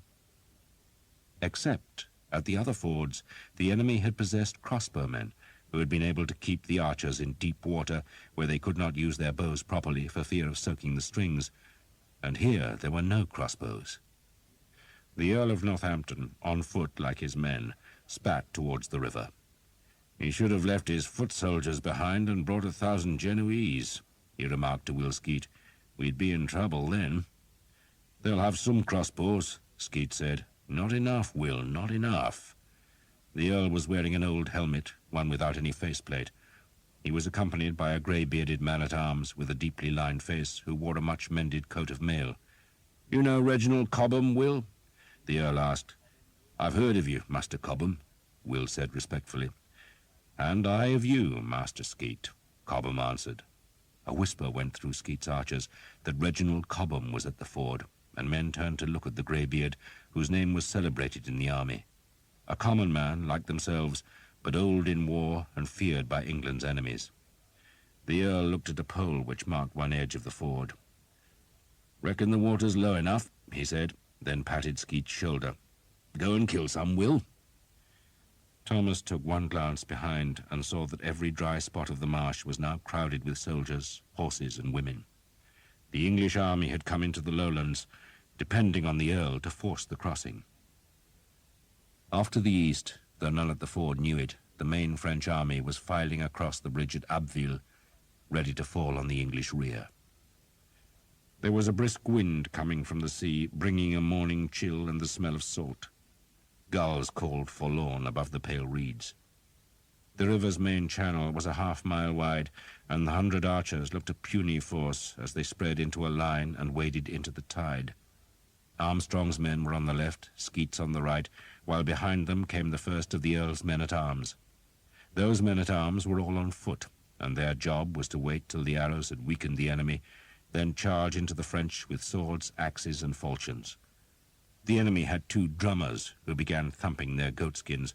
Then a trumpeter startled birds from the trees where the French had camped. "Not the wind!" Skeet shouted at his men. "Gusting hard she is, gusting hard!" The wind was blowing against the ebbing tide, forcing the river into small waves that whipped white at their tops. The French infantry were shouting. Grey clouds scudded above the green land. The drummers kept up a threatening rhythm. Banners flew above the waiting men-at-arms, and Thomas was relieved that none of them showed yellow hawks on a blue field. The water was cold and came to his thighs. He held his bow high, watching the enemy, waiting for the first crossbow bolts to whip across the water. No bolts came. The archers were within long bowshot range now, but Will Skeet wanted them closer. A French knight on a black horse, caparisoned with a green and blue trapper, rode to where his comrades were on foot, then swerved off to one side and splashed into the river. "Silly bastard wants to make a name," Skeet said. "Jake, Dan, Peter, settle the bastard for me." The 3 bows were drawn back, and 3 arrows flew. The French knight was hurled back in his saddle, and his fall provoked the French to fury. They gave their war shout, "Montjoie, Saint-Denis!" and the men-at-arms came splashing into the river, ready to challenge the archers, who drew back their bows. "Hold hard!" Skeet shouted. "Hold hard! Closer! Get closer!" The drum beats were louder. The dead knight was being carried away by his horse as the other French edged back to the dry land. The water only reached to Thomas's knees now, and the range was shortening. 100 paces, no more, and Will Skeet was at last satisfied. "Start putting them down!" he shouted.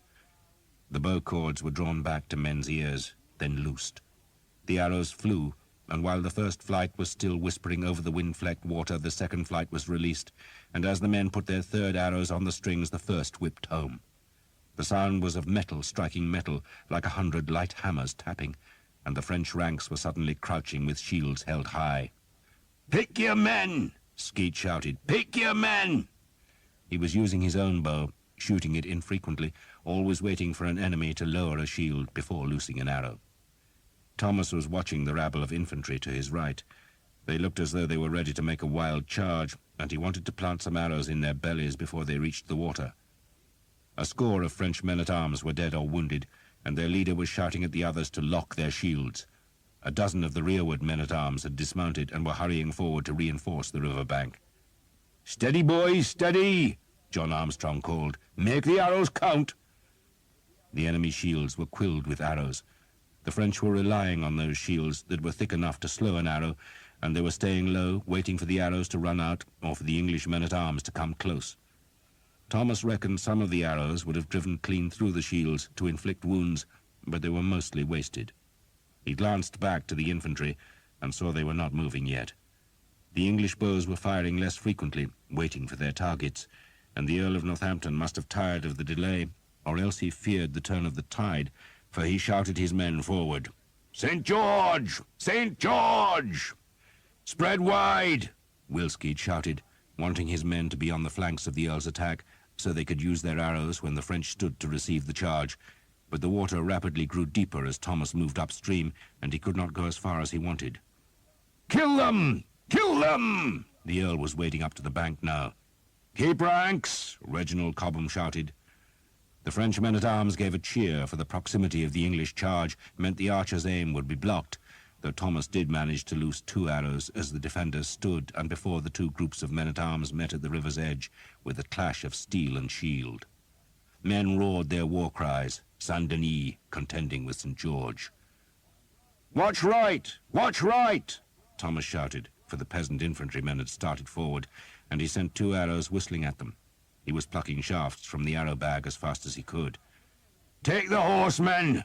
Will Skeet bellowed, and Thomas changed his aim to send an arrow over the heads of the fighting men at the French horsemen who were advancing down the bank to help their comrades. Some English horsemen had entered the ford now, but they could not ride to meet their French counterparts because the ford's northern exit was blocked by the wild melee of men-at-arms. Men slashed and hacked. Swords met axes, falchions split helmets and skulls. The noise was like the devil's blacksmith shop, and blood was swirling down tide in the shallows. An Englishman screamed as he was cut down into the water, then screamed again as 2 Frenchmen drove axes into his legs and trunk. The Earl was thrusting his sword in short, hard lunges, ignoring the hammer blows on his shield. "Close up! Close up!" Reginald Cobham shouted. A man tripped on a body, opening a gap in the English line, and 3 howling Frenchmen tried to exploit it, but were met by a man with a double-headed axe, who struck down so hard that the heavy blade split a helmet and skull from pate to neck. "Flank them! Flank them!" Skeet bellowed, and his archers waded closer to the shore to drive their arrows into the sides of the French formation. 200 French knights were fighting 80 or 90 English men-at-arms, a brawl of swords and shields and monstrous clangor. Men grunted as they swung. The two front ranks were locked together now, shields against shields, and it was the men behind who did the killing, swinging their blades over the front rank to kill the men beyond. Most of the archers were pouring arrows into the French flanks, while a few, led by John Armstrong, had closed up behind the men-at-arms to shoot into the enemy's faces. The French infantry, thinking the English charge stalled, gave a cheer and began to advance. "Kill them! Kill them!" Thomas shouted. He had used a whole sheaf of arrows, 24 shafts, and had only one sheaf more. He drew the bow back, released, drew again. Some of the French infantry had padded jackets, but they were no protection against the arrows. Sheer numbers were their best defense, and they screamed a wild war cry as they pounded down the bank. But then a score of English horsemen came from behind the archers, pushing through them to meet the mad charge. The mailed riders chopped hard into the infantry's front ranks, swords flailing left and right as the peasants hacked back. The horses bit at the enemy, and always kept moving so that no one could slash their hamstrings. A man-at-arms was hauled from his saddle and screamed terribly as he was chopped to death in the shallows. Thomas and his archers drove their arrows into the mob. More horsemen rode to help slaughter them, but still the wild rabble crowded the bank, and suddenly Thomas had no arrows left, and so he hung the bow round his neck, drew his sword, and ran to the river's edge. End of Side 15. Side 16. A Frenchman lunged at Thomas with a spear. He knocked it aside and brought the sword's tip flashing round to rip the man's gullet. Blood spilled, bright as dawn, vanishing into the river. He hacked at a second man. Sam, baby-faced Sam, was beside him with a billhook that he sliced into a skull. It stuck there, and Sam kicked the man in frustration, then took an axe from the dying enemy and, leaving his billhook in its victim, swung his new weapon in a great arc to drive the enemy back. Jake still had arrows and was shooting them fast. A splashing and a cheer announced the arrival of more mounted men-at-arms, who drove into the infantry with heavy lances. The big horses, trained to this carnage, rode over the living and dead, while the men-at-arms discarded the spears and started hacking with swords. More archers had come with fresh arrows and were shooting from the river's center. Thomas was on the bank now. The front of his mailed coat was red with blood, none of it his, and the infantry was retreating. Then Will Skeet gave a great shout that more arrows had come, and Thomas and his archers ran back into the river to find Father Hobb with a pack mule loaded with 2 panniers of arrow sheaves. "Do the Lord's work," Father Hobb said, tossing a sheaf to Thomas, who undid its binding and spilled the arrows into his bag. A trumpet sounded from the northern bank, and he whirled round to see that the French horsemen were riding to join the fight. "Put them down!" Skeet shouted. "Put those bastards down!" Arrows slashed and sliced at horses. More English men-at-arms were wading the river to thicken the Earl's force, and, inch by inch, yard by yard, they were making progress up the bank. But then the enemy horsemen drove into the melee with lances and swords. Thomas put an arrow through the mail covering a Frenchman's throat, drove another through a leather chanfron so that the horse reared and screamed and spilled its rider. "Kill! Kill! Kill!" The Earl of Northampton, bloodied from his helmet to his mailed boots, rammed the sword again and again. He was bone-tired and deafened by the crack of steel, but he was climbing the bank, and his men were pressed close about him. Cobham was killing with a calm certainty, years of experience behind every blow. English horsemen were in the melee now, using their lances over the heads of their compatriots to drive the enemy horses back, but they were also blocking the aim of the archers, and Thomas again hung his bow round his neck and drew his sword. "St. George! St. George!" The Earl was standing on grass now, out of the reeds, above the high water mark, and behind him, the river's edge, was a charnel house of dead men, wounded men, blood and screaming. Father Hobb, his cassock skirts hitched up to his waist, was fighting with a quarterstaff, ramming the pole into French faces. "In the name of the Father!" he shouted, and a Frenchman reeled back with a pulped eye. "And of the Son!" Father Hobb snarled as he broke a man's nose. "And of the Holy Ghost!" A French knight broke through the English ranks, but a dozen archers swarmed over the horse, hamstrung it, and hauled its rider down to the mud, where they hacked at him with axe, billhook, and sword. "Archers!" the Earl shouted. "Archers!" The last of the French horsemen had formed into a charge that threatened to sweep the whole ragged mess of brawling men, both English and French, into the river. But a score of archers, the only ones with arrows now, drove their missiles up the bank to bring the leading rank of horsemen down in a tangle of horses' legs and tumbling weapons. Another trumpet sounded, this one from the English side, and reinforcements were suddenly streaming over the ford and spurring up onto the higher ground. "They're breaking! They're breaking!"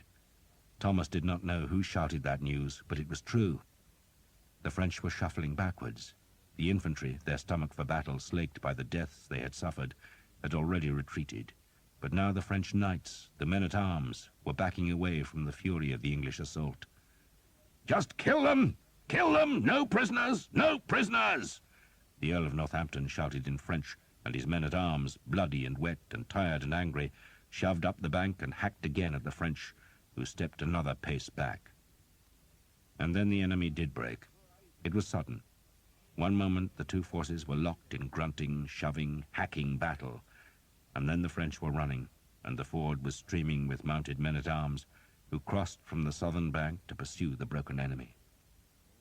"Jesus," Will Skeet said, and dropped to his knees and made the sign of the cross.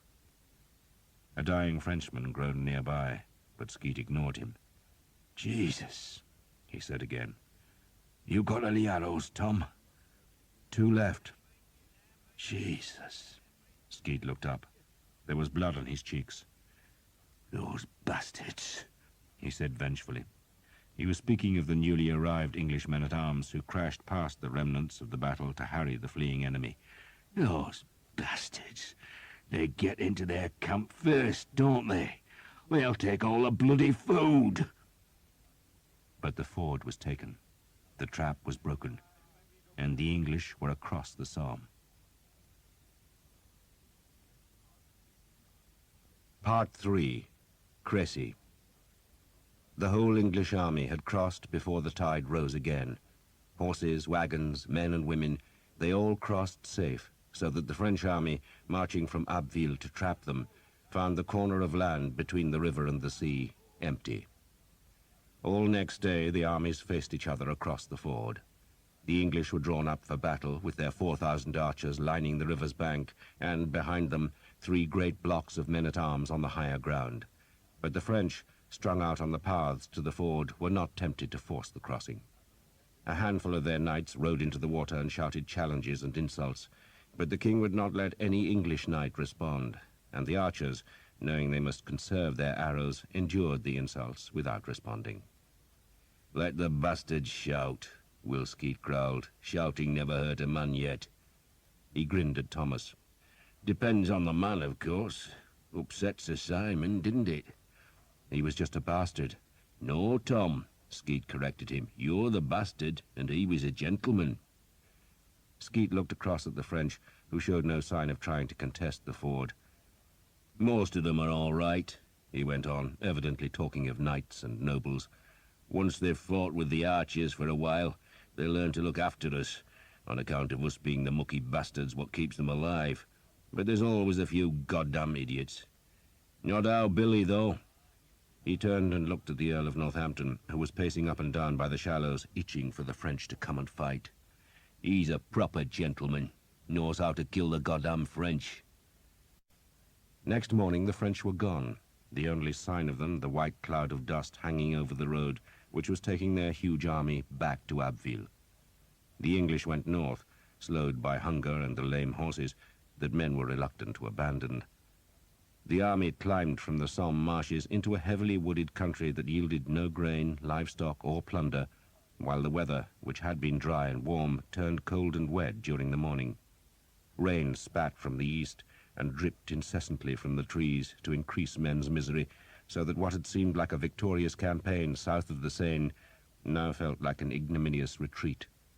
Which is what it was, for the English were running from the French, and all the men knew it, just as they knew that unless they found food soon, their weakness would make them easy pickings for the enemy.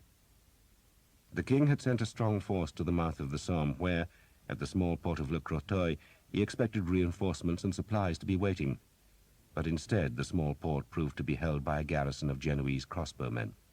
The walls were in bad repair, the attackers were hungry, and so the Genoese died under a hail of arrows and a storm of men-at-arms. The English emptied the port's storehouses of food and found a herd of beef cattle collected for the French army's use. But when they climbed the church tower, they saw no ships moored in the river's mouth, nor any fleet waiting at sea. The arrows, the archers, and the grain that should have replenished the army were still in England. The rain became heavier on the first night that the army camped in the forest. Rumour said that the king and his great men were in a village at the forest's edge, but most of the men were forced to shelter under the dripping trees and eat what little they could scavenge. "Here, corn stew," Jake grumbled. "You've eaten worse," Thomas said. "And a month ago we ate it off silver plates." Jake spat out a gritty mouthful. "So why don't we bloody fight the bastards?" "Because they're too many," Thomas said wearily. "Because we've only so many arrows. Because we're worn out." The army had marched itself into the ground. Jake, like a dozen other of Will Skeet's archers, had no boots anymore. The wounded limped because there were not enough carts, and the sick were left behind if they could not walk or crawl. The living stank. Thomas had made Eleanor and himself a shelter from boughs and turf. It was dry inside the little hut, where a small fire spewed a thick smoke. "What happens to me if you lose?" Eleanor asked him. "We won't lose," Thomas said, though there was little conviction in his voice. "What happens to me?" she asked again. "You thank the Frenchmen who find you," he said, "and tell them you were forced to march with us against your will. Then you send for your father." Eleanor thought about those answers for a while, but did not look reassured. She had learned in Caen how men after victory are not amenable to reason, but slaves to their appetites. She shrugged. "And what happens to you?" "If I live," Thomas shook his head, "I'll be a prisoner. They send us to the galleys in the south, I hear, if they let us live." "Why shouldn't they?" "They don't like archers. They hate archers." He pushed a pile of wet bracken closer to the fire, trying to dry the fronds before they became their bed. "Maybe there won't be a battle," he said, "because we've stolen a day's march on them." The French were said to have gone back to Abbeville and to be crossing the river there, which meant that the hunters were coming, but the English were still a day ahead and could, perhaps, reach their fortresses in Flanders. Perhaps. Eleanor blinked from the smoke. "Have you seen any knight carrying the lance?" Thomas shook his head. "I haven't even looked," he confessed. The last thing on his mind this night was the mysterious Vexil. Nor indeed did he expect to see the lance. That was Sir Guillaume's fancy, and now Father Hobbs' enthusiasm, but it was not Thomas's obsession. Staying alive and finding enough to eat were what consumed him. "Thomas!" Will Skeet called from outside. Thomas pushed his head through the hut opening to see a cloaked figure was standing next to Skeet. "I'm here," he said. "You've got company," Skeet said sourly, turning away. The cloaked figure stooped to enter the hut, and, to Thomas's surprise, it was Jeanette. "I shouldn't be here," she greeted him, pushing into the smoky interior, where, throwing the hood from her hair, she stared at Eleanor. "Who's that?" "My woman," Thomas spoke in English. "Tell her to go," Jeanette said in French. "Stay here," Thomas told Eleanor. "This is the Countess of Armorica." Jeanette bridled when Thomas contradicted her, but did not insist that Eleanor left. Instead, she pushed a bag at Thomas that proved to contain a leg of lamb, a loaf of bread, and a stone bottle of wine. The bread, Thomas saw, was the fine white bread that only the rich could afford, while the ham was studded with cloves and sticky with honey. He handed the bag to Eleanor. "Food fit for a prince," he told her. "I should take it to Will?" Eleanor asked, for the archers had agreed to share all their food. "Yes, but it can wait," Thomas said. "I shall take it now," Eleanor said, and pulled a cloak over her head before vanishing into the wet darkness. "She's pretty enough," Jeanette said in French. "All my women are pretty," Thomas said. "Fit for princes, they are." Jeanette looked angry, or perhaps it was just the smoke from the small fire irritating her. She prodded the hut's side. "This reminds me of our journey." "It wasn't cold or wet," Thomas said. "And you were mad," he wanted to add. "And I nursed you, and you walked away from me without looking back." Jeanette heard the hostility in his voice. "He thinks," she said, "that I am saying confession." "Then tell me your sins," Thomas responded, "and you won't have lied to His Highness." Jeanette ignored that. "You know what is going to happen now?" "We run away, they chase us, and either they catch us or they don't." He spoke brusquely. "And if they catch us, there'll be a bloodletting." "They will catch us," Jeanette said confidently, "and there will be a battle." "You know that?" "I listen to what is reported to the prince," she said, "and the French are on the good roads. We are not." That made sense. The ford by which the English army had crossed the Somme led only into marshland and forest. It was a link between villages. It lay on no great trading route, and so no good roads led from its banks. But the French had crossed the river at Abbeville, a city of merchants, and so the enemy army would have wide roads to hasten their march into Picardy.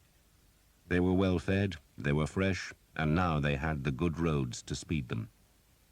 "So there'll be a battle," Thomas said, touching his black bow. "There is to be a battle," Jeanette confirmed. "It's been decided. Probably tomorrow or the next day. The king says there is a hill just outside the forest where we can fight. Better that, he says, than letting the French get ahead and block our road. But either way," she paused, "they will win." "Maybe," Thomas allowed. "They will win," Jeanette insisted. "I listen to the conversations, Thomas. They are too many." Thomas made the sign of the cross. If Jeanette was right, and he had no reason to think she was deceiving him, then the army's leaders had already given up hope. But that did not mean he had to despair. "They have to beat us first," he said stubbornly. "They will," Jeanette said brutally. "And what happens to me then?" "What happens to you?" Thomas asked in surprise. He leaned cautiously against the fragile wall of his shelter. He sensed that Eleanor had already delivered the food and hurried back to eavesdrop. "Why should I care?" he asked loudly. "What happens to you?" Jeanette shot him a vicious look. "You once swore to me," she said, "that you would help restore my son to me." Thomas made the sign of the cross again. "I did, my lady," he admitted, reflecting that he made his oaths too easily. One oath was enough for a lifetime, and he had made more than he could recall or keep. "Then help me do that," Jeanette demanded. Thomas smiled. "There's a battle to be won first, my lady." Jeanette scowled at the smoke that churned in the small shelter. "If I am found in the English camp after the battle, Thomas, then I will never see Charles again. Never." "Why not?" Thomas demanded. "It's not as if you'll be in danger, my lady. You're not a common woman. There might not be much chivalry when armies meet, but it just about reaches into the tents of royalty." Jeanette shook her head impatiently. "If the English win," she said, "then I might see Charles again, because the Duke will want to curry favor with the king. But if they lose, then he will have no need to make any gesture. And if they lose, Thomas, then I lose everything." That, Thomas reckoned, was closer to the nub. If the English lost, then Jeanette risked losing whatever wealth she had accumulated in the last weeks, wealth that came from the gifts of a prince. He could see a necklace of what looked like rubies half hidden by her swathing cloak, and doubtless she had dozens of other precious stones set in gold. "So what do you want of me?" he asked. She leaned forward and lowered her voice. "You," she said, "and a handful of men. Take me south. I can hire a ship at Le Crotoy and sail to Brittany. I have money now. I can pay my debts in La Roche-Derrien, and I can deal with that evil lawyer. No one need know I was even here." "The prince will know," Thomas said. She bridled at that. "You think he will want me forever?" "What do I know of him?" "He will tire of me," Jeanette said. "He's a prince. He takes what he wants, and when he is tired of it, he moves on. But he has been good to me, so I cannot complain." Thomas said nothing for a while. She had not been this hard, he reflected, in those lazy summer days when they had lived as vagabonds. "And your son?" he asked. "How will you get him back? Pay for him?" "I will find a way," she said evasively. Probably, Thomas thought, she would try to kidnap the boy. And why not? If she could raise some men, then it would be possible. Maybe she would expect Thomas himself to do it. And as that thought occurred to him, so Jeanette looked into his eyes. "Help me," she said. "Please." "No," Thomas said. "Not now." He held up a hand to ward off her protests. "One day, God willing, he went on. "I'll help find your son, but I'll not leave this army now.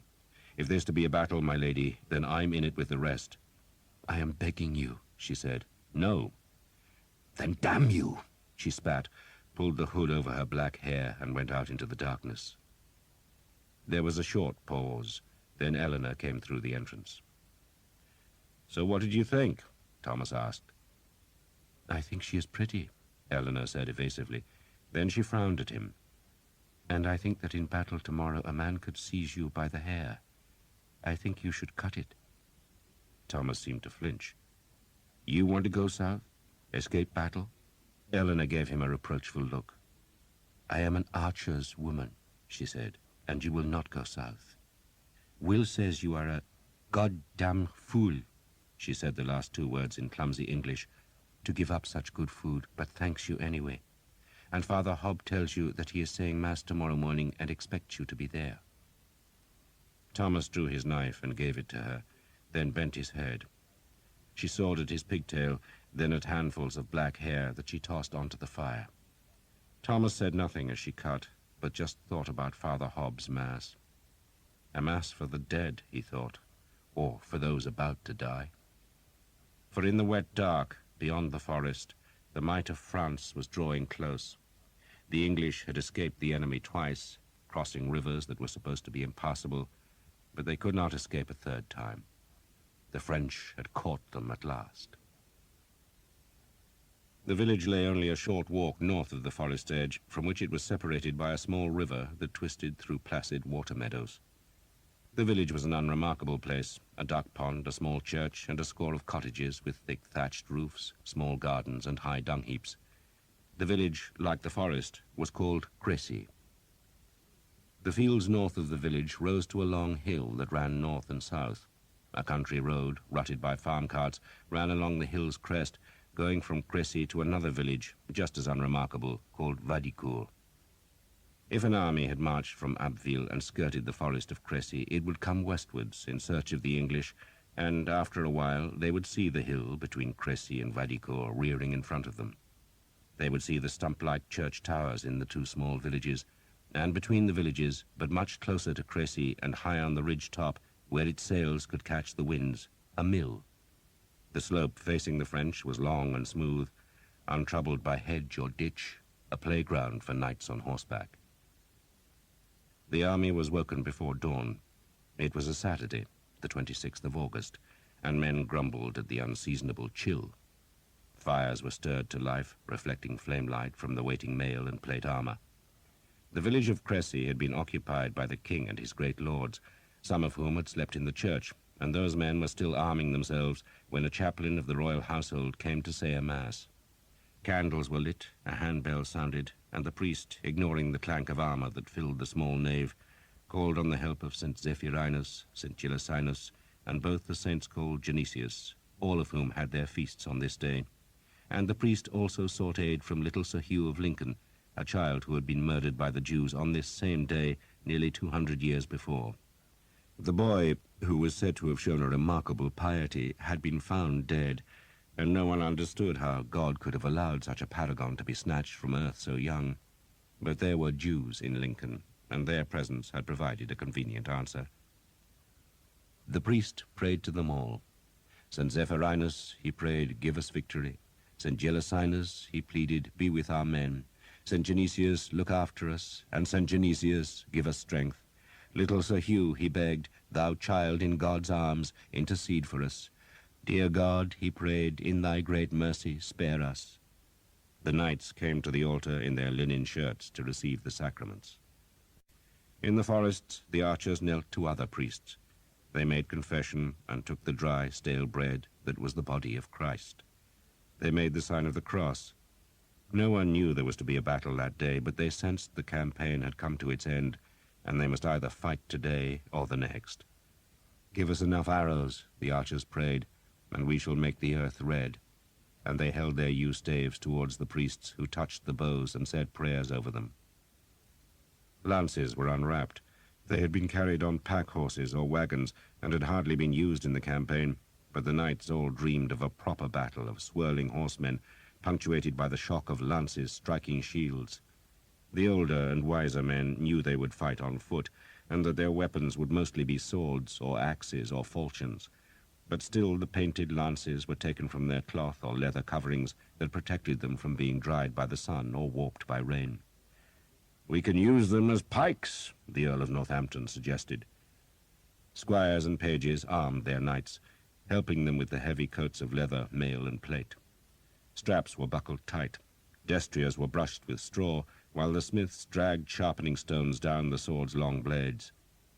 The king, who had begun arming himself at 4 in the morning, knelt and kissed a reliquary which contained a feather from the wing of the angel Gabriel, and, when he had crossed himself, told the priest to carry the reliquary to his son. Then, with a golden crown surrounding his helmet, he was helped up onto a grey mare and rode north from the village. It was dawn, and the ridge between the two villages was empty. The mill, its linen sails neatly furled and tethered, creaked in the wind that stirred the long grasses where hares grazed, but now cocked their ears and raced away as the horsemen climbed the track to the mill. The king led, mounted on the mare, that was swathed in a trapper bright with the royal arms. The scabbard of his sword was red velvet and encrusted with golden fleur-de-lis, while the hilt was decorated with a dozen great rubies. He carried a long white staff and had brought a dozen companions and a score of knights as escorts, but as his companions were all great lords, then they were duly followed by their entourages, so that close to 300 men trailed up the winding track. The higher a man's rank, the closer he rode to the king, while the pages and squires were at the back, where they tried to hear the conversation of their betters. A man-at-arms dismounted and went into the mill. He climbed the ladders, opened the small door that gave access to the sails, and there straddled the axle as he peered eastwards. "See anything?" the king called up cheerfully, but the man was so overcome by being addressed by his king that he could only shake his head dumbly. The sky was half covered in clouds, and the country looked dark. From the mill's height, the man-at-arms could see down the long slope to the small fields at its foot, then up another slope to a wood. An empty road ran eastwards beyond the wood. The river, filled with English horses being watered, twisted grey on the right to mark the forest's edge. The king, his visor jammed up against the crown's frontal, stared at the same view. A local man, discovered hiding in the forest, had confirmed that the road from Abbeville came from the east, which meant that the French must cross the small fields at the foot of the slope if they were to make a frontal attack on the hill. The fields had no hedges, merely shallow ditches that would offer no obstacle to a mounted knight. "If I was Philip," the Earl of Northampton suggested, "I'd ride round our north flank, sire." "You're not Philip, and I thank God you're not," Edward of England said. "He's not clever." "And I am?" The Earl sounded surprised. "You are clever at war, William," the king said. He stared down the slope for a long time. "If I was Philip," he said at last, "I would be mightily tempted by those fields." He pointed to the foot of the slope. "Especially if I saw our men waiting on this hill." The long green slope of the open pasture land was perfect for a cavalry charge. It was an invitation for lances and glory, a place made by God for the lords of France to tear an impudent enemy to ragged shreds. "The hill's steep, sire," the Earl of Warwick warned. "I warrant it won't look so from the foot," the king said, then turned his horse and spurred northwards along the ridge. The mare trotted easily, revelling in the morning air. "She's Spanish," the king told the Earl. "Bought off Grindley. Do you use him?" "If I can afford his prices." "Of course you can, William, a rich man like you. I'll breed her. She might make fine destriers." "If she does, sire, I'll buy one from you." "If you can't afford Grindley's prices," the king teased, "how will you pay mine?" He spurred the mare into a canter, his plate armor clanking, and the long train of men hurried after him along the track which led north on the ridge's summit. Green shoots of wheat and barley, doomed to die in the winter, grew where the grains had fallen from the carts carrying the harvest to the mill. The king stopped at the ridge's end, just above the village of Vadicourt, and stared northwards. His cousin was right, he thought. Philip should march into that empty countryside and cut him off from Flanders. The French, if they did but know it, were the masters here. Their army was larger, their men fresher, and they could dance rings about their tired enemy until the English were forced to a desperate attack or were trapped in a place that offered them no advantage. But Edward knew better than to let every fear prey on his mind. The French were also desperate. They had suffered the humiliation of watching an enemy army wreak havoc across their land, and they were in no mood to be clever. They wanted revenge. Offer them a chance, he reckoned, and the odds were good that they would snatch at it. And so the king dismissed his fears and rode down into the village of Vadicourt. A handful of the villagers had dared to stay, and those folk, seeing the golden crown encircling the king's helmet and the silver curb chains on his mare, went onto their knees. "We mean you no harm," the king called airily. But by morning's end he knew their houses would have been ransacked thoroughly. He turned southwards again, riding along the ground at the foot of the ridge. The valley's turf was soft, but not treacherous.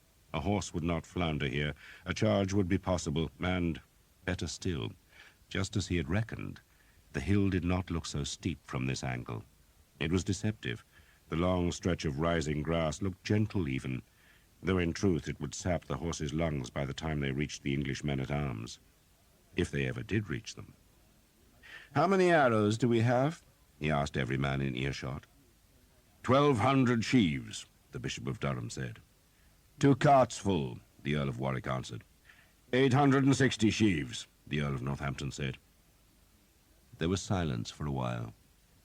"The men have some themselves?" the king asked. "Perhaps a sheaf apiece," the Earl of Northampton said gloomily.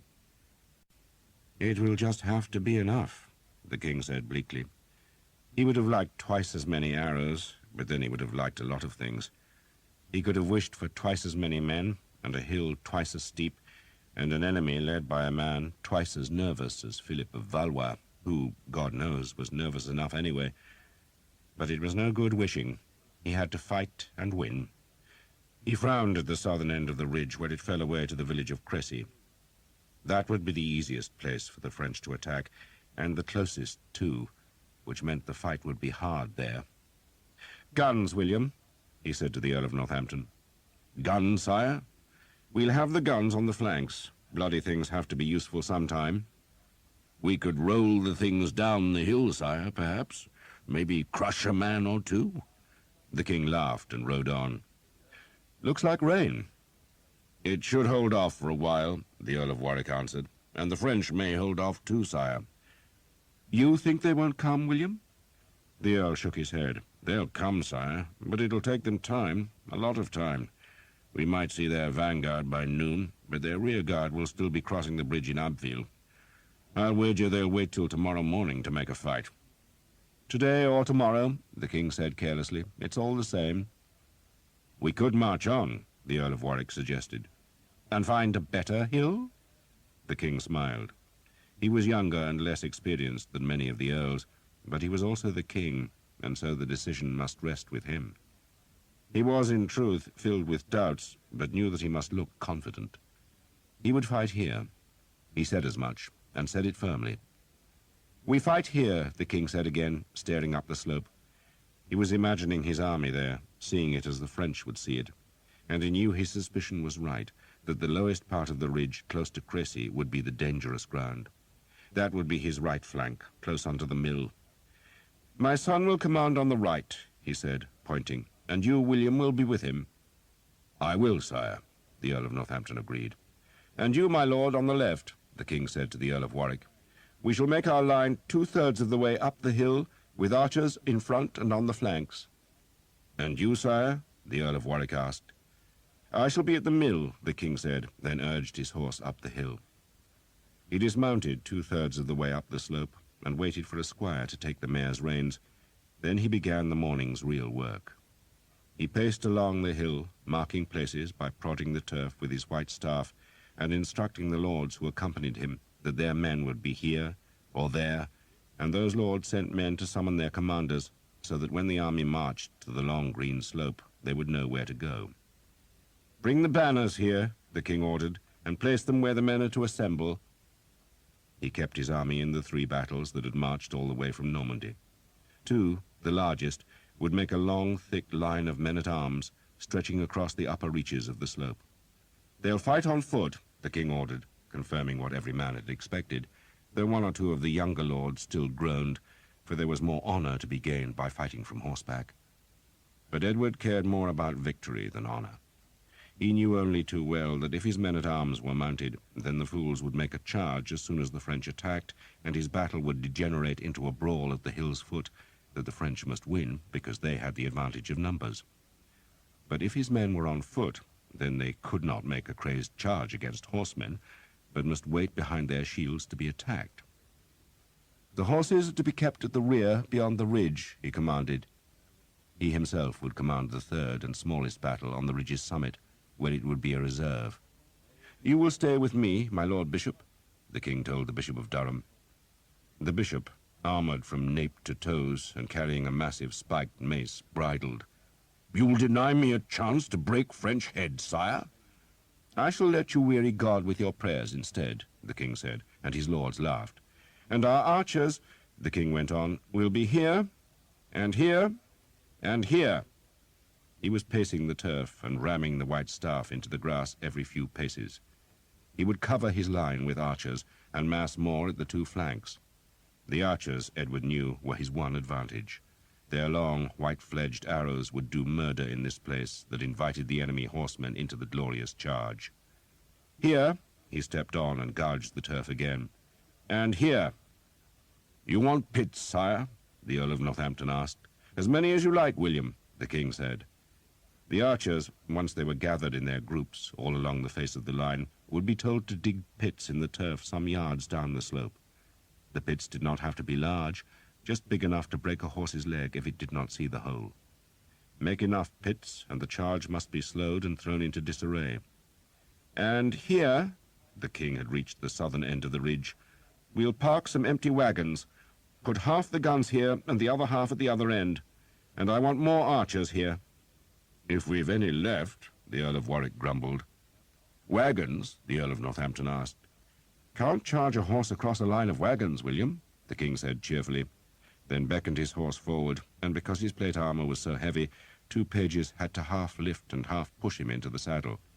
It meant an undignified scramble, but once he was settled in the saddle, he looked back along the ridge that was no longer empty, but was dotted with the first banners showing where men would assemble. In an hour or two, he thought, his whole army would be here to lure the French into the archers' arrows. He wiped the earth from the butt of the staff, then spurred his horse towards Crécy. "Let's see if there's any food," he said. The first flags fluttered on the empty ridge. The sky pressed grey across distant fields and woods. Rain fell to the north, and the wind felt cold. The eastern road, along which the French must come, was deserted still. The priests prayed. "Take pity on us, O Lord, in thy great mercy. Take pity on us." The man who called himself the Harlequin was in the woods on the hill that lay to the east of the ridge that ran between Crécy and Vadicourt. He had left Abbeville in the middle of the night, forcing the sentries to open the northern gate, and he had led his men through the dark with the help of an Abbeville priest who knew the local roads. Then, hidden by beeches, he had watched the King of England ride and walk the far ridge. Now the king was gone, but the green turf was speckled with banners, and the first English troops were straggling up from the village. "They expect us to fight here," he remarked. "It's as good a place as any," Sir Simon Jekyll observed grumpily. He did not like being roused in the middle of the night. He knew that the strange black-clad man who called himself the Harlequin had offered to be a scout for the French army, but he had not thought that all the Harlequin's followers would be expected to miss their breakfast and grope through a black and empty countryside for 6 cold hours. "It's a ridiculous place to fight," the Harlequin responded. "They will line the hill with archers, and we will have to ride straight into their points. What we should do is go round their flank." He pointed to the north. "Tell His Majesty that," Sir Simon said spitefully. "I doubt he will listen to me." The Harlequin heard the scorn, but did not rise to it. "Not yet. When we have made our name, then he will listen." He patted his horse's neck. "I have only faced English arrows once, and then it was merely a single archer. but I saw an arrow go clean through a mail coat." "I've seen an arrow go through 2 inches of oak," Sir Simon said. 3 inches, Henry Colley added. He, like Sir Simon, might have to face those arrows today, but he was still proud of what English weapons could do. "A dangerous weapon," the Harlequin acknowledged, though in an unworried voice. He was ever unworried, always confident, perpetually calm, and that self-control irritated Sir Simon, though he was even more annoyed by the Harlequin's faintly hooded eyes, which, he realized, reminded him of Thomas of Hookton. He had the same good looks, but at least Thomas of Hookton was dead, and that was one less archer to face this day. "But archers can be beaten," the Harlequin added. Sir Simon reflected that the Frenchman had faced one archer in his whole life, yet had already worked out how to beat them. "How?" "You told me how," the Harlequin reminded Sir Simon. "You exhaust their arrows, of course.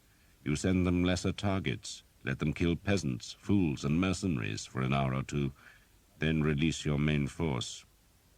What we shall do," he turned his horse away, "is charge with the second line. It does not matter what orders we receive. We shall wait till the arrows are running out. Who wants to be killed by some dirty peasant? No glory there, Sir Simon." That, Sir Simon acknowledged, was true enough. He followed the Harlequin to the further side of the beechwood, where the squires and servants waited with the pack-horses. 2 messengers were sent back with news of the English dispositions, while the rest dismounted and unsaddled their horses. There was time for men and beasts to rest and feed, time to don the battle armor, and time for prayer. The Harlequin prayed frequently, embarrassing Sir Simon, who considered himself a good Christian, but one who did not dangle his soul from God's apron strings. He said confession once or twice a year, went to Mass, and bared his head when the sacraments passed by, but otherwise he spared little thought for the pieties. The Harlequin, on the other hand, confided every day to God, though he rarely stepped into a church and had little time for priests. It was as though he had a private relationship with heaven, and that was both annoying and comforting to Sir Simon. It annoyed him because it seemed unmanly, and it comforted him because if God was of any use to a fighting man, then it was on a day of battle. This day, though, seemed special for the Harlequin, for after going down on one knee and praying silently for a while, he stood and ordered his squire to bring him the lance. Sir Simon, wishing they could stop the pious foolery and eat instead, presumed that they were expected to arm themselves and sent Colley to fetch his own lance, but the Harlequin stopped him. "Wait," he ordered. The lances, wrapped in leather, were carried on a pack-horse, but the Harlequin's squire fetched a separate lance, one that had travelled on its own horse and was wrapped in linen as well as leather. Sir Simon had assumed it was the Harlequin's personal weapon, but instead, when the linen was pulled from the shaft, he saw it was an ancient and warped spear, made from a timber so old and dark that it would surely splinter if it was subjected to the smallest strain. The blade looked to be made of silver, which was foolish, for the metal was too weak to make a killing blade. Sir Simon grinned. "You're not fighting with that."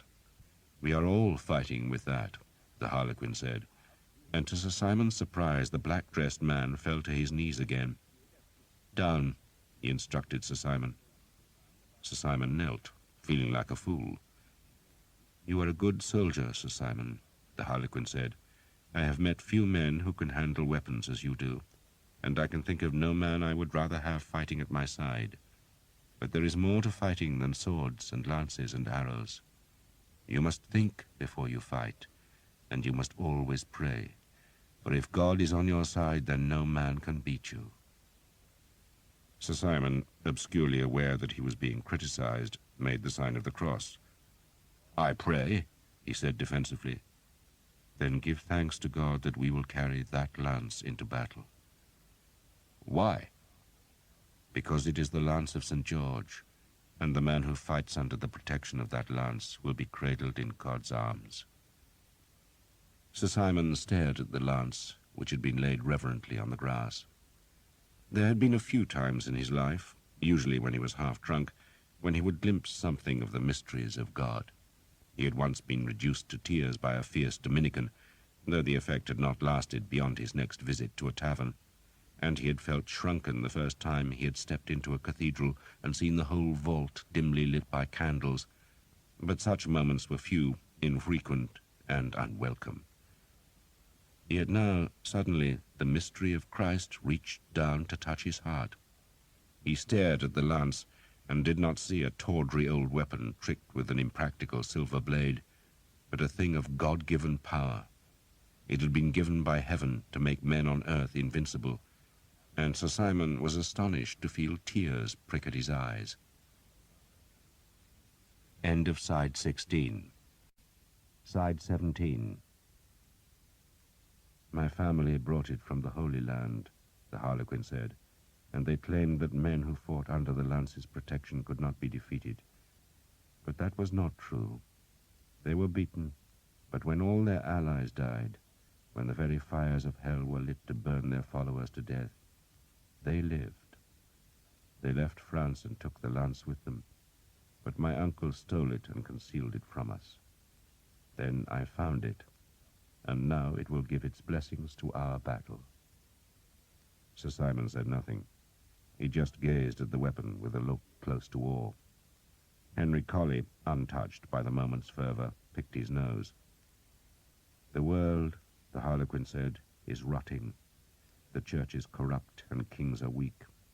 We have it in our power, Sir Simon, to make a new world, loved by God, but to do it we must destroy the old. We must take power ourselves, then give the power to God. That is why we fight. Henry Colley thought the Frenchman was plain crazy, but Sir Simon had an enraptured expression. Tell me, the Harlequin looked at Sir Simon, what is the battle flag of the English king? The dragon banner, Sir Simon said. The Harlequin offered one of his rare smiles.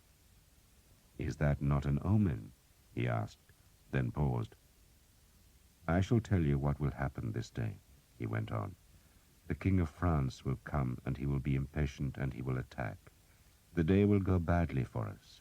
The English will jeer us because we cannot break them. But then we shall carry the lance into battle, and you will see God turn the fight. We shall snatch victory from failure. You will take the English king's son as a prisoner, and maybe we will even capture Edward himself, and our reward will be Philip of Valois' favor. That is why we fight, Sir Simon, for the king's favor, because that favor means power, riches, and land. You will share that wealth, but only so long as you understand that we shall use our power to purge the rot from Christendom. We shall be a scourge against the wicked. Mad as a brush, Henry Colley thought, daft as lights. He watched as the Harlequin stood and went to a pack-horse's pannier, from which he took a square of cloth, which, unfolded, proved to be a red banner on which a strange beast with horns, tusks, and claws reared on its hind legs while clasping a cup in its forepaws. This is my family's banner, the Harlequin said, tying the flag to the lance's long silver head with black ribbons. And for many years, Sir Simon, this banner was forbidden in France because its owners had fought against the king and against the church. Our lands were wasted and our castle is still slighted. But today we shall be heroes, and this banner will be back in favor. He rolled the flag about the lance head so that the yale was hidden. Today, he said fervently, my family is resurrected. What is your family? Sir Simon asked. My name is Guy Vexil, the Harlequin admitted, and I am the Count of Asterac. Sir Simon had never heard of Asterac, but he was pleased to learn that his master was a proper nobleman, and to signify his obedience, he held his praying hands towards Guy Vexil in homage. I will not disappoint you, my lord, Sir Simon said, with an unaccustomed humility. God will not disappoint us today, Guy Vexil said. He took Sir Simon's hands in his own. Today, he raised his voice to speak to all his knights, we shall destroy England. For he had the lance, and the royal army of France was coming, and the English had offered themselves for slaughter. Arrows, Will Skeet said. He was standing at the wood's edge beside a pile of sheaves unloaded from a wagon, but suddenly paused. "Good God!" He was staring at Thomas. "Looks like a rat got your hair." He frowned. "Suits you, though. You look grown up at long last." "Arrows," he said again. "Don't waste them." He tossed the sheaves one by one to the archers. "It looks like a lot, but most of you godforsaken lepers have never been in a proper battle, and battles swallow arrows like horse swallowing—" "Good morning, Father Hob." "You'll spare me a sheaf, Will?" "Don't waste it on sinners, Father," Will said, throwing a bundle to the priest. "Kill some God-fearing Frenchmen." "There's no such thing, Will. They're all the spawn of Satan." Thomas emptied a sheaf into his arrow bag and tucked another into his belt. He had a pair of bow cords in his helmet, safe from the rain that threatened. A smith had come to the archers' encampment and had hammered the nicks from their swords, axes, knives, and billhooks, then sharpened the blades with his stones. The smith, who had been wandering the army, said the king had ridden north to look for a battlefield, but he himself reckoned the French would not come that day.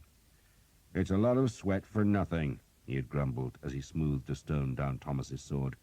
"This is French work," he said, peering at the long blade. "From Caen." "You could sell this for a penny or two." The praise was grudging. "Good steel. Old, of course, but good." Now, with their arrows replenished, the archers placed their belongings into a wagon that would join the rest of the army's baggage, and one man, who was sick in his belly, would guard it through the day, while a second invalid would stand sentry on the archers' horses. Will Skeet ordered the wagon away, then cast an eye over his assembled archers. "The bastards are coming," he growled. "If not today, then tomorrow, and there are more of them than there are of us.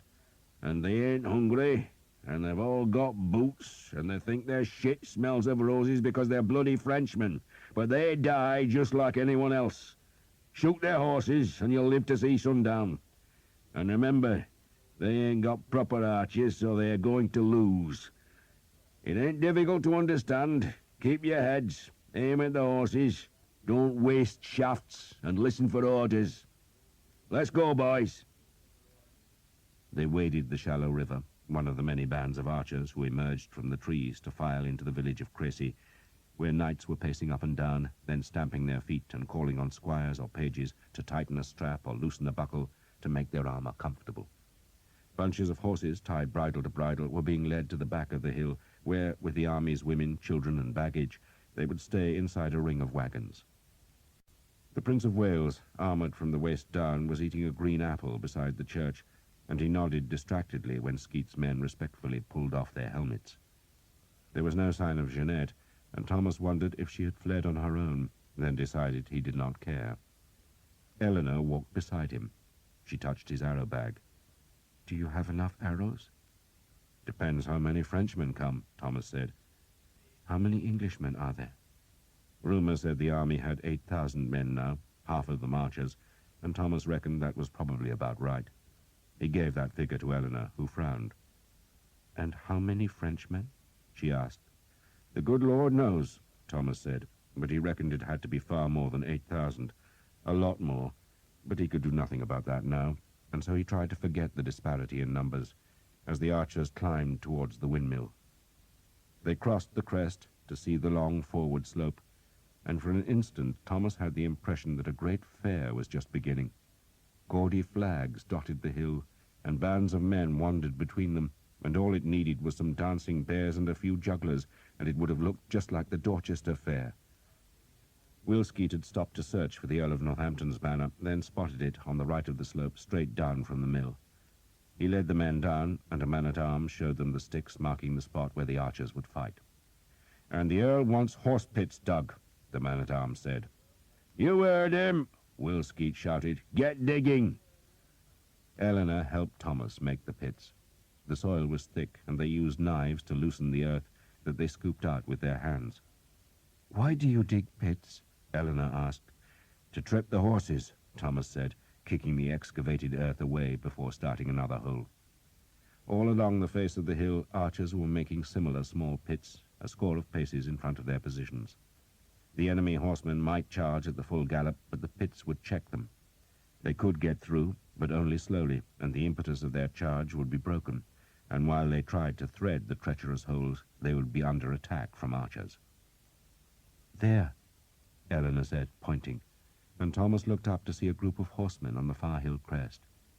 The first Frenchmen had arrived, and they were staring across the valley to where the English army slowly assembled under the banners. "Be ours yet," Thomas said. Those Frenchmen, he guessed, were the vanguard who had been sent ahead to find the enemy, while the main French army would still be marching from Abbeville. The crossbowmen, who would surely lead the attack, would all be on foot. Off to Thomas's right, where the slope fell away to the river and the village, a makeshift fortress of empty wagons was being made. The carts were parked close together to form a barrier against horsemen, and between them were guns. These were not the guns that had failed to break Caen Castle, but were much smaller. "Rye balls," Will Skeet said to Thomas. "Rye balls?" "That's what they're called, rye balls." He led Thomas and Eleanor along the slope to look at the guns, which were strange bundles of iron tubes. Gunners were stirring the powder, while others were undoing bundles of garrows, the long arrow-like iron missiles that were rammed into the tubes. Some of the rye balls had 8 barrels, some 7, and a few only 4. "Useless bloody things," Skeet spat, "but they might frighten the horses." He nodded a greeting to the archers who were digging pits ahead of the rye balls. The guns were thick here. Thomas counted 34, and others were being dragged into place, but they still needed the protection of bowmen. Skeet leaned on a wagon and stared at the far hill. It was not warm, but he was sweating. "Are you ill?" Thomas asked. "Guts are churning a bit," Skeet admitted, "but nothing to make a song and dance about." There were about 400 French horsemen on the far hill now, and others were appearing from the trees. "It might not happen," Skeet said quietly. "The battle?" "Philip of France is jumpy," Skeet said. "He's got a knack of marching up to battle, then deciding he'd rather be frolicking at home. That's what I hear. Nervous bastard." He shrugged. "But if he thinks he's got a chance today, Tom, it's going to be nasty." Thomas smiled. "The pits? The archers?" "Don't be a bloody fool, boy," Skeet retorted.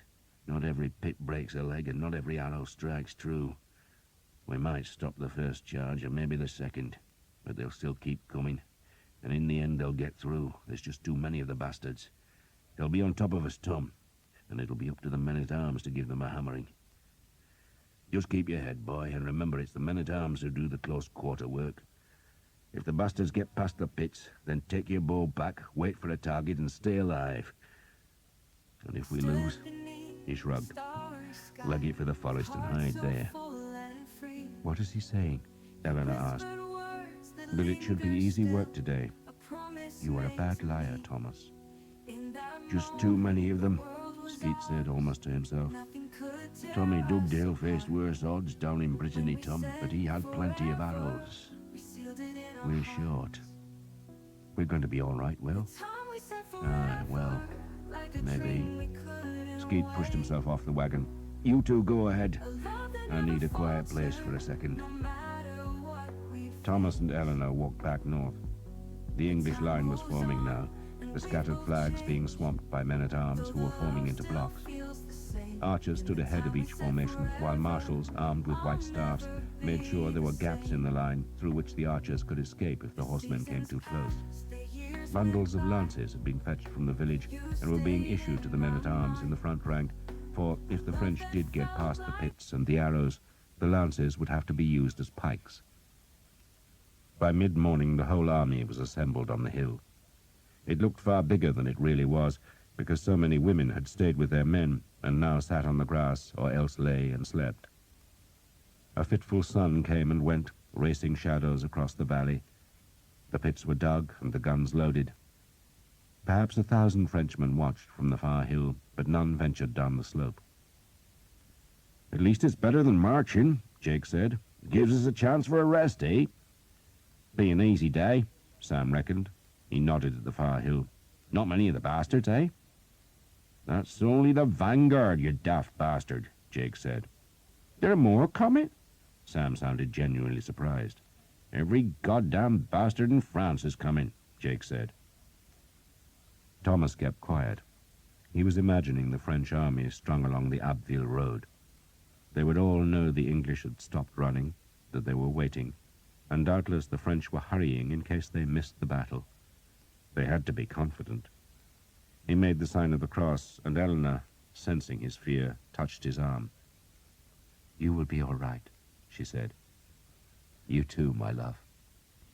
"You remember your promise to my father?" she asked. Thomas nodded, but he could not persuade himself that he would see the lance of St. George this day. This day was real, while the lance belonged to some mysterious world of which Thomas really wanted no part. Everyone else, he thought, cared passionately about the relic, and only he, who had as good a reason as any to discover the truth, was indifferent. He wished he had never seen the lance. He wished that the man who called himself the Harlequin had never come to Hookton. But if the French had not landed, he thought, then he would not be carrying the black bow, and would not be on this green hillside, and would not have met Eleanor. "You cannot turn your back on God," he told himself.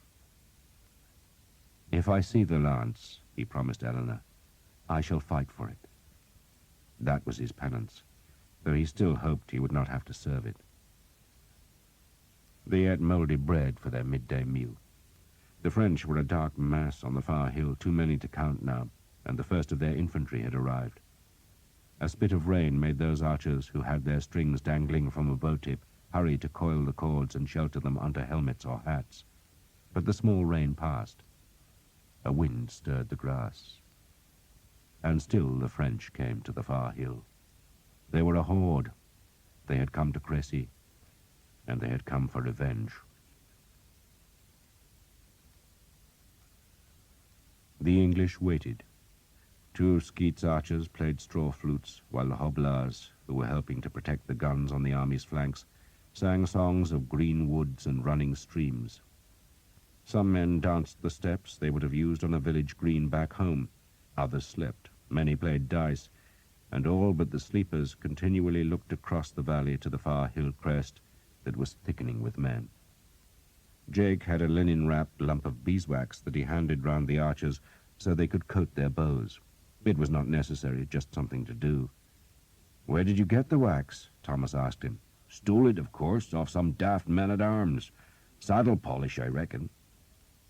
An argument developed over which wood made the best arrows. It was an old discussion, but it passed the time. Everyone knew ash made the best shafts, but some men liked to claim that birch or hornbeam, even oak, flew just as well. Alder, though heavy, was good for killing deer, but needed a heavy head and did not have the distance for battle. Sam took one of his new arrows from his bag and showed everyone how warped the shaft was. "Must be made of bloody blackthorn," he complained bitterly. "You could shoot that round a corner." "They don't make arrows like they used to," Will Skeet said, and his archers jeered, for it was an old complaint. "It's true," Skeet said. "It's all hurry up and no craftsmanship these days. Who cares? The bastards get paid by the sheaf, and the sheaves are sent to London, and no one looks at them till they reach us. And what are we going to do? Just look at it." He took the arrow from Sam and twisted it in his fingers. "That's not a bloody goose feather. It's a goddamn sparrow feather. No bloody use for anything except scratching your ass." He tossed the arrow back to Sam.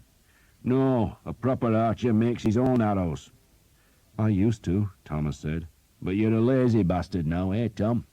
Skeet grinned, but the grin faded as he stared across the valley. "Enough of the goddamn bastards," he grumbled, looking at the gathering French. Then he grimaced as a solitary raindrop splashed on his worn boots.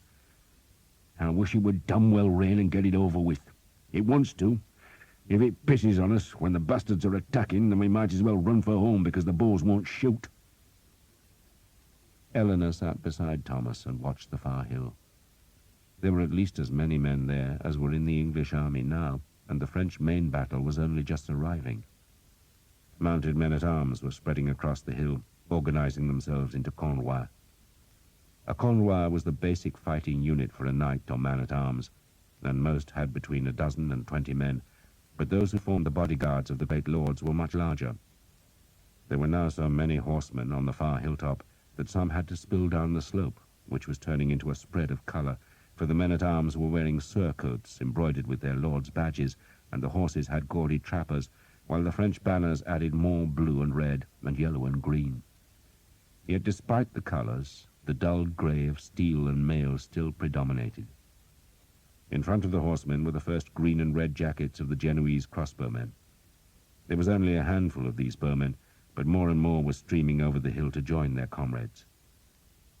A cheer sounded from the English centre, and Thomas leaned forward to see that archers were scrambling to their feet.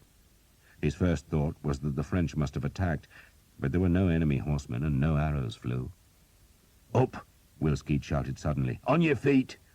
"What is it?" Jake asked. Thomas saw the horsemen then. Not Frenchmen, but a dozen Englishmen, who rode along the face of the waiting battle line, carefully keeping their horses away from the archers' pits. 3 of the horsemen were carrying banners, and one of those flags was a huge standard showing the lilies and leopards framed in gold. "It's the king," a man said, and Skeet's archers began to cheer. The king stopped and spoke with the men in the centre of the line, then trotted on towards the English right. His escort was mounted on big destriers, but the king rode a grey mare. He wore his bright surcoat, but had hung his crowned helmet from his saddle pommel, and so was bareheaded. His royal standard, all red, gold and blue, led the flags, while behind it was the king's personal badge of the flaming sun rising, while the third, which provoked the loudest cheer, was an extravagantly long pennant which showed the fire-spewing dragon of Wessex. It was the flag of England, of the men who had fought the Conqueror, and the Conqueror's descendant now flew it, to show that he was of England, like the men who cheered him as he rode the grey horse. He stopped close to Will Skeet's men and raised a white staff to silence the cheers. The archers had pulled off their helmets, and some had gone on one knee. The king still looked young, and his hair and beard were as gold as the rising sun on his standard. "I am grateful," he began in a voice so hoarse that he paused and started again. "I am grateful that you are here." That started the cheering again, and Thomas, who was cheering with the others, did not even reflect on what choice they had been given. The king raised the white staff for silence. "The French, as you see, have decided to join us. Perhaps they are lonely." It was not a great joke, but it prompted roars of laughter that turned to jeers for the enemy. The king smiled as he waited for the shouts to subside. "We came here," he then called, "only to procure the rights and lands and privileges that are ours by the laws of man and of God. My cousin of France challenges us, and in so doing he defies God." The men were silent now, listening carefully. The destriers of the king's escort were pawing the ground, but not a man moved. "God will not endure Philip of France's impudence," the king went on. "He will punish France. And you," he cast a hand to indicate the archers, "will be his instrument.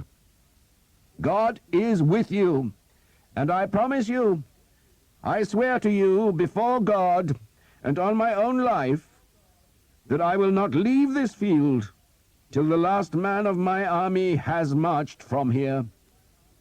We stay on this hill together, and we fight here together, and we shall win together for God, for St. George, and for England."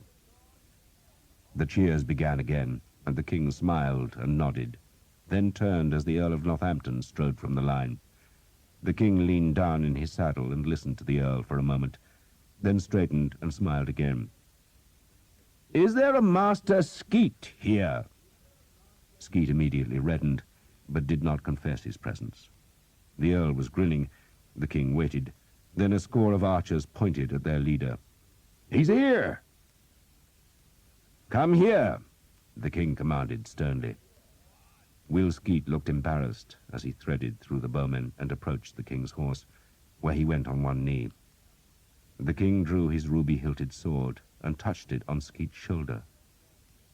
"We are told you are one of our best soldiers, so from henceforth you will be Sir William Skeet."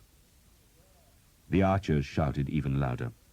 Will Skeet, Sir William now, stayed on his knees as the king spurred on to give the same speech to the last men in the line and to those who manned the guns in the circle of farm carts. The Earl of Northampton, who had plainly been responsible for Skeet's knighthood, raised him up and led him back to his cheering men, and Skeet was still blushing as his archers clapped him on the back. "Bloody nonsense," he said to Thomas. "You deserve it, Will," Thomas said, then grinned. "Sir William." "Just have to pay more bloody tax, won't I?" Skeet said, but he looked pleased anyway. Then he frowned as a drop of rain splashed on his bare forehead. "Bowstrings!" he shouted. Most of the men were still sheltering their strings, but a handful had to coil the cords as the rain began to fall more heavily. One of the Earl's men-at-arms came to the archers, shouting that the women were to go back beyond the crest. "You heard him," Will Skeet called. "Women to the baggage!" Some of the women wept, but Eleanor just clung to Thomas for a moment. "Live," she said simply, then walked away through the rain, passing the Prince of Wales, who, with 6 other mounted men, was riding to his place among the men-at-arms behind Will Skeet's archers. The prince had decided to fight on horseback so he could see over the heads of the dismounted men, and to mark his arrival, his banner, which was bigger than any other on the right of the field, was loosed to the heavy downpour. Thomas could no longer see across the valley because wide curtains of heavy grey rain were sweeping from the north and obscuring the air. There was nothing to do but sit and wait while the leather backing of his mail became cold and clammy. He hunched miserably, staring into the greyness, knowing that no bow could draw properly till this downpour ended. "What they should do," said Father Hobb, who sat beside Thomas, "is charge now." "They couldn't find their way in this muck, Father," Thomas said. He saw the priest had a bow and an arrow bag, but no other battle equipment. "You should get some mail," he said, "or at least a padded jacket." "I'm armored by the faith, my son." "Where's your bowstrings?" Thomas asked, for the priest had neither helmet nor cap. "I looped them round my... well, never mind. It has to be good for something other than pissing, eh? And it's dry down there." Father Hobb seemed indecently cheerful. "I've been walking the lines, Tom, and looking for your lance. It's not here."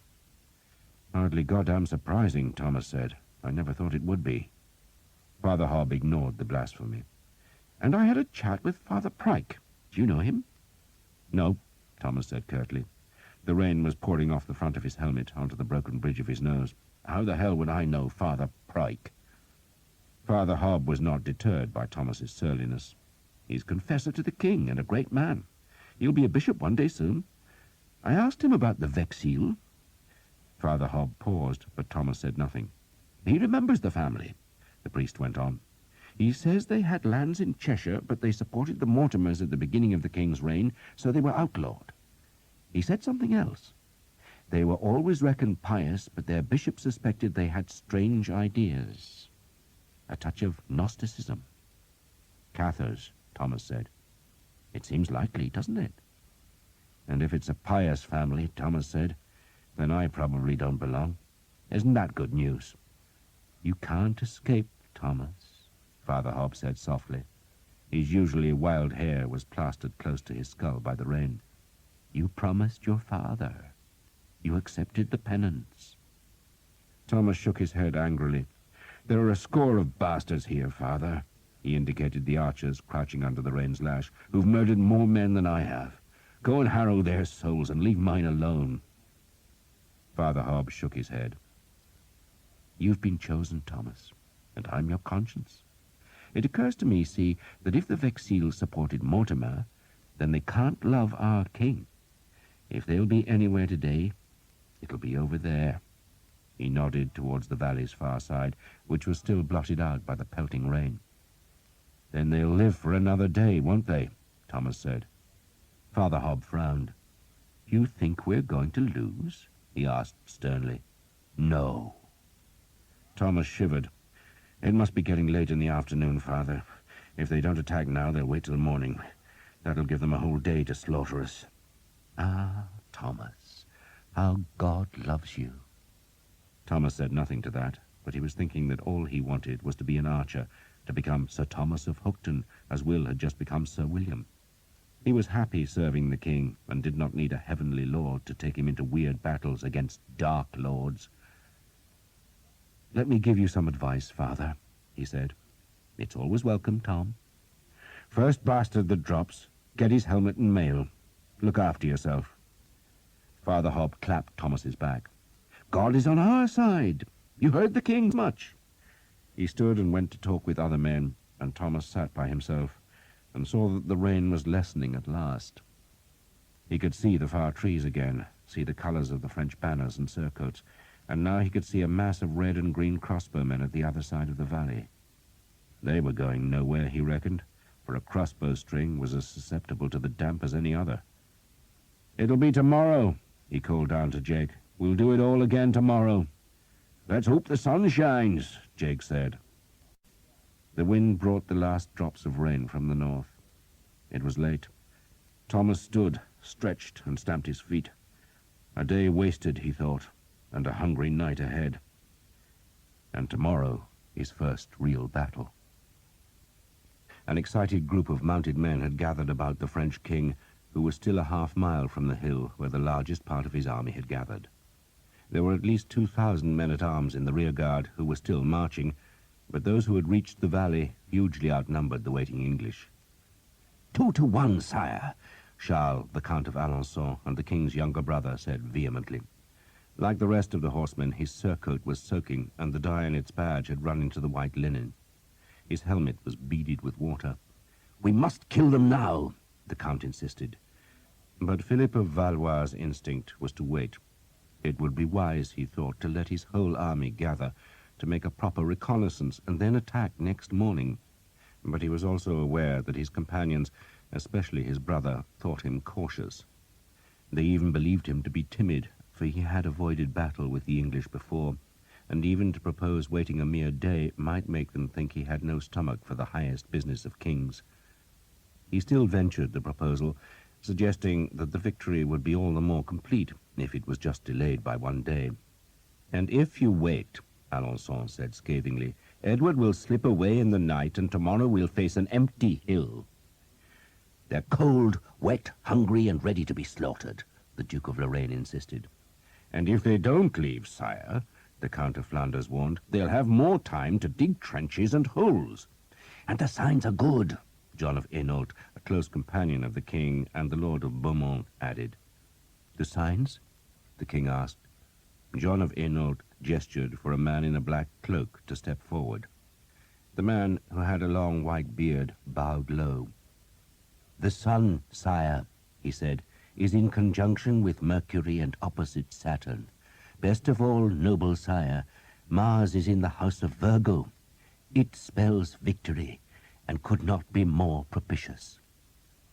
And how much gold, Philip wondered, had been paid to the astrologer to come up with that prophecy.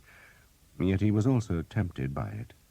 He thought it unwise to do anything without a horoscope, and wondered where his own astrologer was, probably still on the Abbeville road. "Go now," Alençon urged his brother. Guy Vexil, the Count of Asterac, pushed his horse into the throng surrounding the king. He saw a green and red jacketed crossbowman, evidently the commander of the Genoese, and spoke to him in Italian. As the rain affected the strings, badly, Carlo Grimaldi, the Genoese leader, admitted. Crossbow strings could not be unstrung like the cords of ordinary bows, for the tension in the cords was too great, and so the men had simply tried to shelter their weapons under their inadequate coats. "We should wait till tomorrow," Grimaldi insisted. "We can't advance without pavises." "What's he saying?" Alençon demanded. The Count of Asterac translated for His Majesty's benefit, and the king, pale and long-faced, frowned when he heard that the crossbowmen's long shields that protected them from the enemy's arrows while they reloaded their cumbersome weapons had still not arrived. "How long will they be?" he asked plaintively, but no one knew. "Why didn't they travel with the bowmen?" he demanded, but again no one had an answer. "Who are you?" the king finally asked the count. "Asterac, sire," Guy Vexil said. "Ah." It was plain the king had no idea who or what Asterac was, nor did he recognize Vexil's shield that bore the simple symbol of the cross, but Vexil's horse and armor were both expensive, and so the king did not dispute the man's right to offer advice. And you say the bows won't draw? Of course they'll draw, the Count of Alençon interrupted. The damned Genoese don't want to fight. Bastard Genoese, he spat. The English bows will be just as wet, he added. The crossbows will be weakened, sire, Vexil explained carefully, ignoring the hostility of the king's younger brother. The bows will draw, but they won't have their full range or force. It will be best to wait, the king asked. It would be wise to wait, sire, Vexil said, and it would be especially wise to wait for the Pavises. Tomorrow's horoscope? John of Hainault asked the astrologer. The man shook his head. Neptune approaches the bendings tomorrow, sire. It is not a hopeful conjunction. Attack now! They're wet, tired, and hungry, Alençon urged. Attack now! The king still looked dubious, but most of the great lords were confident, and they hammered him with their arguments. The English were trapped, and a delay of even one day might give them a chance to escape. Perhaps their fleet would come to Le Crotoy. Go now, they insisted, even though it was late in the day. Go and kill, go and win. Show Christendom that God is on the side of the French. Just go now. And the king, because he was weak, and because he wanted to appear strong, surrendered to their wishes. So the Oriflamme was taken from its leather tube and carried to its place of honor at the front of the men-at-arms. No other flag would be allowed to go ahead of the long, plain red banner that flew from its cross-staff and was guarded by 30 picked knights who wore scarlet ribbons on their right arms. The horsemen were given their long lances. Then the Cornwell closed together, so the knights and men-at-arms were knee to knee. Drummers took the rain covers from their instruments, and Grimaldi, the Genoese commander, was peremptorily told to advance and kill the English archers. The king crossed himself, while a score of priests fell to their knees in the wet grass and began to pray. The lords of France rode to the hill crest where their mailed horsemen waited. By nightfall, they would all have wet swords and prisoners enough to break England forever. For the Oriflamme was going into battle. God's teeth! Will Skeet sounded astonished as he scrambled to his feet. The bastards are coming! His surprise was justified, for it was late in the afternoon, the time when laborers would think of going home from the fields.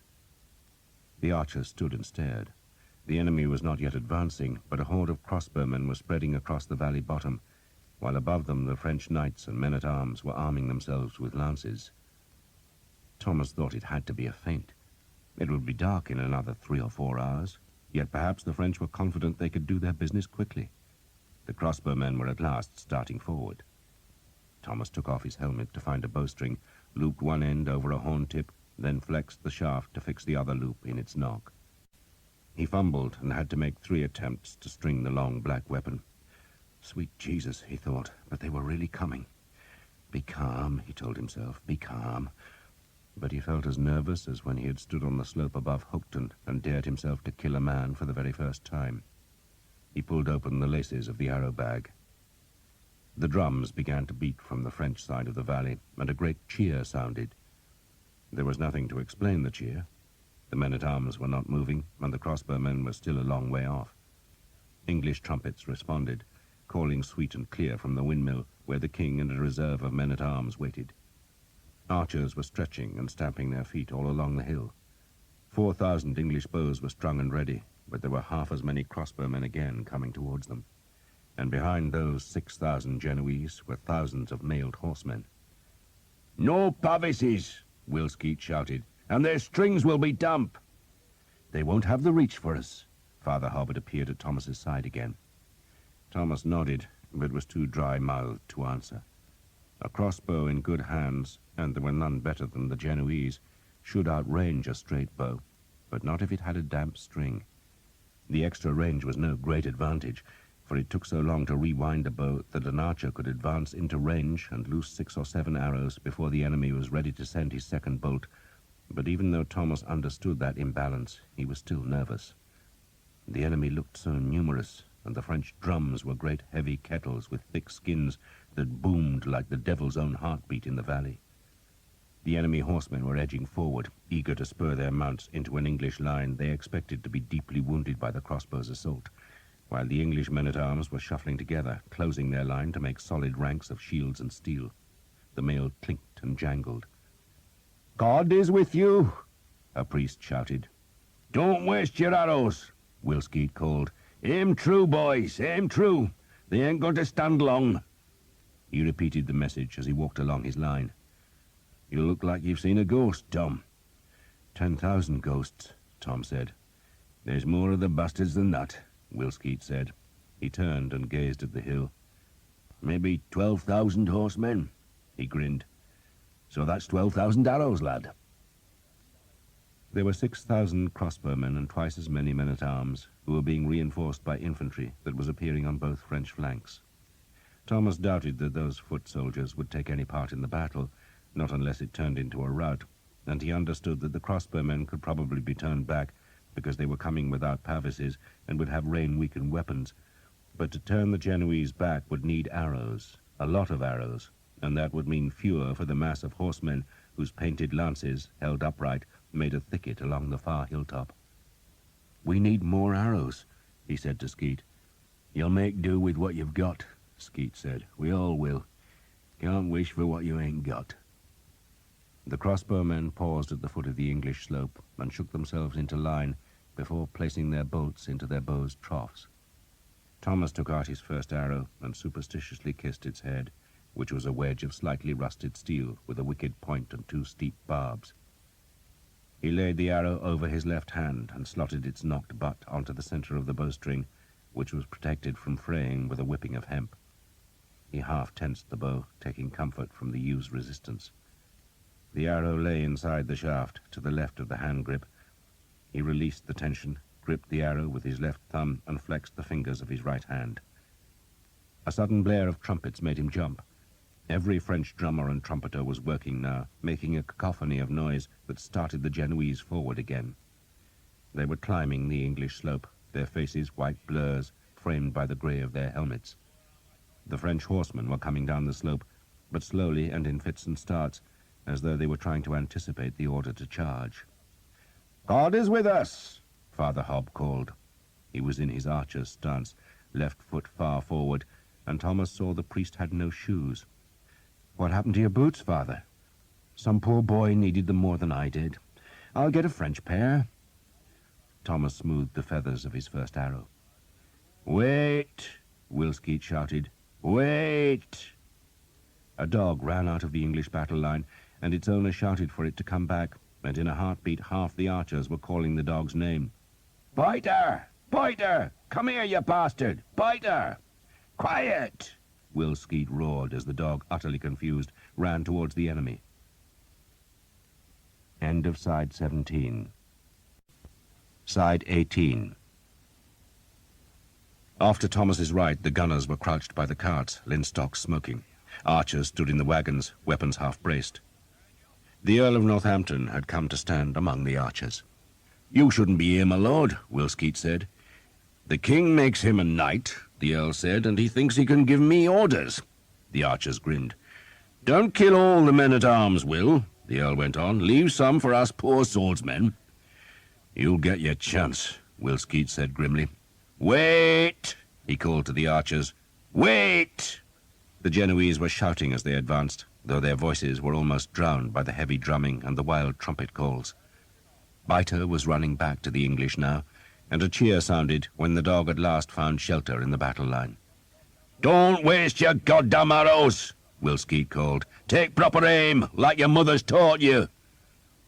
The Genoese were within bow range now, but not an arrow flew, and the red and green-coated crossbowmen still came, bending forward slightly as they trudged up the hill.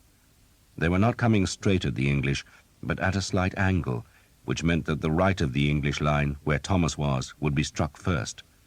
It was also the place where the slope was most gradual, and Thomas, with a sinking heart, understood he was likely to be in the heart of the fight. Then the Genoese stopped, shuffled into line, and began to shout their war cry. "Too soon," the Earl muttered. The crossbows went into the shooting position. They were angled steeply upwards, as the Genoese hoped to drop a thick rain of death on the English line.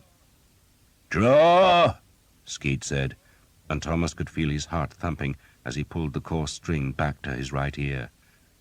He chose a man in the enemy line, placed the arrow tip directly between that man and his right eye, edged the bow to the right because that would compensate for the bias in the weapon's aim, then lifted his left hand and shifted it back to the left because the wind was coming from that direction. Not much wind. He had not thought of aiming the arrow. It was all instinct, but he was still nervous and a muscle was twitching in his right leg.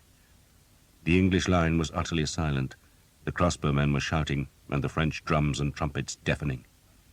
The Genoese line looked like green and red statues. "Let go, you bastards," a man muttered, and the Genoese obeyed him. 6,000 crossbow bolts arced into the sky. "Now," Will said, surprisingly softly, and the arrows flew. Eleanor crouched by the wagon that held the archer's baggage. 30 or 40 other women were there, many with children, and they all flinched as they heard the trumpets, the drums, and the distant shouting. Nearly all the women were French or Breton, though not one was hoping for a French victory, for it was their men who stood on the green hill. Eleanor prayed for Thomas, for Will Skeet, and for her father. The baggage park was beneath the crest of the hill, so she could not see what was happening, but she heard the deep, sharp note of the English bowstrings being released, and then the rush of air across feathers that was the sound of thousands of arrows in flight. She shuddered. A dog tethered to the cart, one of the many strays that had been adopted by the archers, whimpered. She patted it.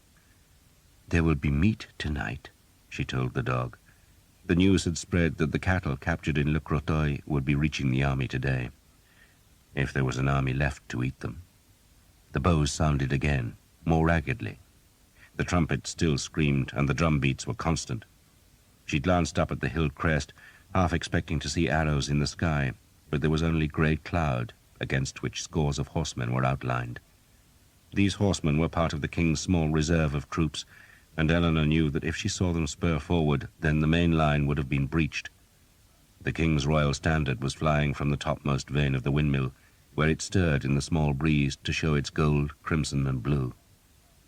The vast baggage park was guarded by a mere score of sick or wounded soldiers who would not last a heartbeat if the French broke through the English line. The king's baggage, heaped on 3 white-painted wagons, had a dozen men-at-arms to guard the royal jewels, but otherwise there was only the host of women and children and a handful of page boys who were armed with short swords. The army's thousands of horses were also there, picketed close to the forest and watched by a few crippled men. Eleanor noted that most of the horses were saddled, as though the men-at-arms and archers wanted the animals ready in case they had to flee. A priest had been with the royal baggage, but when the bows sounded, he had hurried to the crest, and Eleanor was tempted to follow. Better to see what was going on, she thought, than wait here beside the forest and fear what might be happening. She patted the dog and stood, intending to walk to the crest, but just then she saw the woman who had come to Thomas in the damp night in the forest of Crécy. The Countess of Armorica, beautifully dressed in a red gown and with her hair netted in a silver mesh, was riding a small white mare up and down beside the prince's wagons. She paused every now and then to gaze at the crest, and then she would stare towards the forest of Crécy-Grange that lay to the west. A crash startled Eleanor and made her turn to the crest. Nothing explained the terrible noise that had sounded uncannily like a close clap of thunder, but there was no lightning and no rain, and the mill stood unharmed. Then a seep of grey-white smoke showed above the mill's furled sails, and Eleanor understood that the guns had fired. Riebalds, they were called, she remembered, and she imagined their rusting iron arrows slashing down the slope. She looked back to the Countess, but Jeanette was gone. She had ridden to the forest, taking her jewels with her. Eleanor saw the red gown flash in the trees, then disappear. So the Countess had fled, fearing the consequences of defeat, and Eleanor, suspecting that the prince's woman must know more of the English prospects than the archer's women, made the sign of the cross. Then, because she could not bear the waiting any longer, she walked to the crest. If her lover died, she thought, then she wanted to be near him. Other women followed her. None spoke. They just stood on the hill and watched, and prayed for their men. Thomas's second arrow was in the air before his first had reached its greatest height and begun to fall. He reached for a third, then realized he had shot the second in panic, and so he paused and stared at the clouded sky It was strangely thick with flickering black shafts that were as dense as starlings and deadlier than hawks. He could see no crossbow bolts. Then he laid the third arrow on his left hand and picked a man in the Genoese line. There was an odd pattering noise that startled him, and he looked to see it was the hail of Genoese bolts striking the turf around the horse pits. And a heartbeat later, the first English arrow flight slammed home. Scores of crossbowmen were snatched backwards, including the one Thomas had picked out for his third arrow, and so he changed his aim to another man, hauled the cord back to his ear, and let the shaft fly. "They're falling short!" the Earl of Northampton shouted exultantly, and some of the archers swore, thinking he spoke of their own arrows, but it was the Genoese bows that had been enfeebled by the rain, and not one of their quarrels had reached the English archers, who, seeing the chance for slaughter, gave a howling cheer and ran a few paces down the slope. "Kill them!" Will Skeet shouted. They killed them. The great bows were drawn again and again, and the white-feathered arrows slashed down the slope to pierce mail and cloth, and to turn the lower hill into a field of death. Some crossbowmen limped away, a few crawled, and the uninjured edged backwards rather than span their weapons. "Aim well!" the Earl called. "Don't waste arrows!" Will Skeet shouted. Thomas shot again, plucked a new arrow from the bag, and sought a new target as his previous arrows seared down to strike a man in the thigh. The grass about the Genoese line was thick with arrows that had missed, but more than enough were striking home. The Genoese line was thinner, much thinner, and it was silent now, except for the cries of men being struck and the moans of the wounded. The archers advanced again, right to the edge of their pits, and a new flight of steel poured down the slope. And the crossbowmen fled. One moment they had been a ragged line, still thick with men, who stood behind the bodies of their comrades, and now they were a rabble who ran as hard as they could to escape the arrows. "Stop shooting!" Will Skeet bellowed. "Stop!" "Hold!" John Armstrong, whose men were to the left of Skeet's band, shouted. "Well done!" the Earl of Northampton called. "Back, lads, back!" Will Skeet motioned the archers. "Sam, David, go and collect some arrows, quick!" He pointed down the slope to where, amidst the Genoese dying and dead, the white-tipped shafts were thickly stuck in the turf. "Hurry, lads! John, Peter, go and help them! Go!" All along the line archers were running to salvage arrows from the grass. But then a shout of warning came from the men who had remained in their places. "Get back! Get back!" Will Skeet shouted. The horsemen were coming. Sir Guillaume d'Evêque led a convoi of 12 men on the far left of the French second line of horsemen. Ahead of him was a mass of French cavalry belonging to the first battle. To his left was a scatter of infantrymen who sat on the grass, and beyond them the small river twisted through its water meadows beside the forest. To his right was nothing but horsemen crammed together as they waited for the crossbowmen to weaken the enemy line. That English line looked pitifully small, perhaps because its men-at-arms were on foot, and so took up much less room than mounted knights. Yet Sir Guillaume grudgingly acknowledged that the English king had chosen his position well. The French knights could not assault either flank, for they were both protected by a village. They could not ride around the English right, for that was guarded by the soft lands beside the river, while to circle about Edward's left would mean a long journey around Vaudicourt, and by the time the French came in sight of the English again, the archers would surely have been redeployed to meet a French force made ragged by its long detour, which meant that only a frontal assault could bring a swift victory, and that, in turn, meant riding into the arrows. "Heads down, shields up, and keep close," he told his men, before clanging down the facepiece of his helmet. Then, knowing he would not charge for some time yet, he pushed the visor back up. His men-at-arms shuffled their horses till they were knee to knee. The wind, it was said, should not be able to blow between the lances of a charging convoi. "Be a while yet," Sir Guillaume warned them. The fleeing crossbowmen were running up the French-held hill. Sir Guillaume had watched them advance, and mouthed a silent prayer that God would be on the shoulders of the Genoese. Kill some of those damned archers, he had prayed, but spare Thomas. The drummers had been hammering their great kettles, driving down the sticks as if they could defeat the English by noise alone, and Sir Guillaume, elated by the moment, had put the butt of his lance on the ground and used it to raise himself in the stirrups so he could see over the heads of the men in front. He had watched the Genoese loose their quarrels, seen the bolts as a quick haze in the sky, and then the English had shot, and their arrows were a dark smear against the green slope and grey clouds, and Sir Guillaume had watched the Genoese stagger. He had looked to see the English archers falling, but they were coming forward instead, still loosing arrows, and then the two flanks of the small English line had billowed dirty white as the guns added their missiles to the hail of arrows that was whipping down the slope. His horse had twitched uneasily when the crack of the guns rolled over the valley, and Sir Guillaume dropped into the saddle and clicked his tongue. He could not pat the horse, for the lance was in his right hand, and his left arm was strapped into its shield with the 3 yellow hawks on the blue ground. The Genoese had broken. At first Sir Guillaume did not credit it, believing that perhaps their commander was trying to trick the English archers into an undisciplined pursuit that would strand them at the bottom of the slope where the crossbows could turn on them. But the English did not move, and the fleeing Genoese had not stopped. They ran, leaving a thick line of dead and dying men, and now they climbed in panic towards the French horsemen. A growl sounded from the French men-at-arms. It was anger, and the sound rose to a great jeer. "Cowards!" a man near Sir Guillaume called. The Count of Alençon felt a surge of pure rage. "They've been paid," he snarled at a companion. "Bastards have taken a bribe." "Cut them down!" the king called from his place at the edge of the beechwood. "Cut them down!" His brother heard him, and wanted nothing more than to obey. The Count was in the second line, not the first, but he spurred his horse into a gap between 2 of the leading Cornwell and shouted at his men to follow. "Cut them down!" he called. "Cut the bastards down!" The Genoese were between the horsemen and the English line, and now they were doomed, for all along the hill the French were spurring forward. Hot-blooded men from the second battle were tangling with the Cornwell of the first line to form an untidy mass of banners, lances, and horses.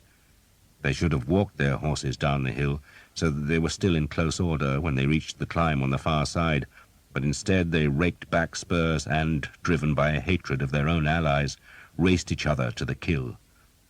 "We stay!" Guy Vexil, Count of Asterac, shouted at his men. "Wait!" Sir Guillaume called. Better to let the first ragged charge spend itself, he reckoned, rather than join the madness. Perhaps half the French horsemen stayed on the hill. The rest, led by the king's brother, rode down the Genoese. The crossbowmen tried to escape. They ran along the valley in an attempt to reach the northern and southern ends, but the mass of horsemen overlapped them, and there was no way out. Some Genoese, sensibly, lay down and curled into balls. Others crouched in the shallow ditches, but most were killed or wounded as the horsemen rode over them. The destriers were big beasts with hooves like hammers. They were trained to run men down, and the Genoese screamed as they were trampled or slashed. Some knights used their lances on the crossbowmen, and the weight of a horse and armored man easily drove the wooden spears clean through their victims. But those lances were all lost, left in the mangled torsos of the dead men, and the knights had to draw their swords. For a moment there was chaos in the valley bottom, as the horsemen drove 1,000 paths through the scattered crossbowmen. Then there were only the mangled remnants of the Genoese mercenaries, their red and green jackets soaked with blood, and their weapons lying broken in the mud. The horsemen, one easy victory under their belt, cheered themselves. "Montjoie Saint-Denis!" they shouted. "Montjoie Saint-Denis!" Hundreds of flags were being taken forward with the horsemen, threatening to overtake the Oriflamme, but the red-ribboned knights guarding the sacred flag spurred ahead of the charge, shouting their challenge as they started up the slope towards the English, and so climbed from a valley floor that was now thick with charging horsemen. The remaining lances were lowered, the spurs went back, but some of the more sensible men who had waited behind for the next assault noted that there was no thunder of hoofs coming from the vast charge. "It's turned to mud," Sir Guillaume said to no one in particular. Trappers and surcoats were spattered with the mud churned up by the hoofs from the low ground that had been softened by the rain. For a moment the charge seemed to flounder. Then the leading horsemen broke out of the wet valley bottom to find better footing on the English hill. God was with them after all, and they screamed their war cry. "Montjoie Saint-Denis!" The drums were beating faster than ever, and the trumpets screamed to the sky as the horses climbed towards the mill. "Fools," Guy Vexil said. Poor souls, Sir Guillaume said. "What's happening?" the king asked, wondering why his careful ordering of the battle lines had broken even before the fight proper had begun. But no one answered him. They just watched. "Jesus, Mary, and Joseph," Father Hobbs said, for it seemed as if half the horsemen of Christendom were coming up the hill. "Into line!" Will Skeet shouted. "God be with you!" the Earl of Northampton called, then went back to join his men-at-arms.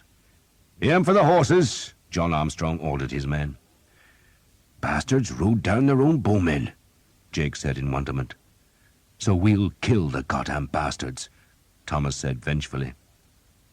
The charge was nearing the line of those Genoese who had died in the arrow storm.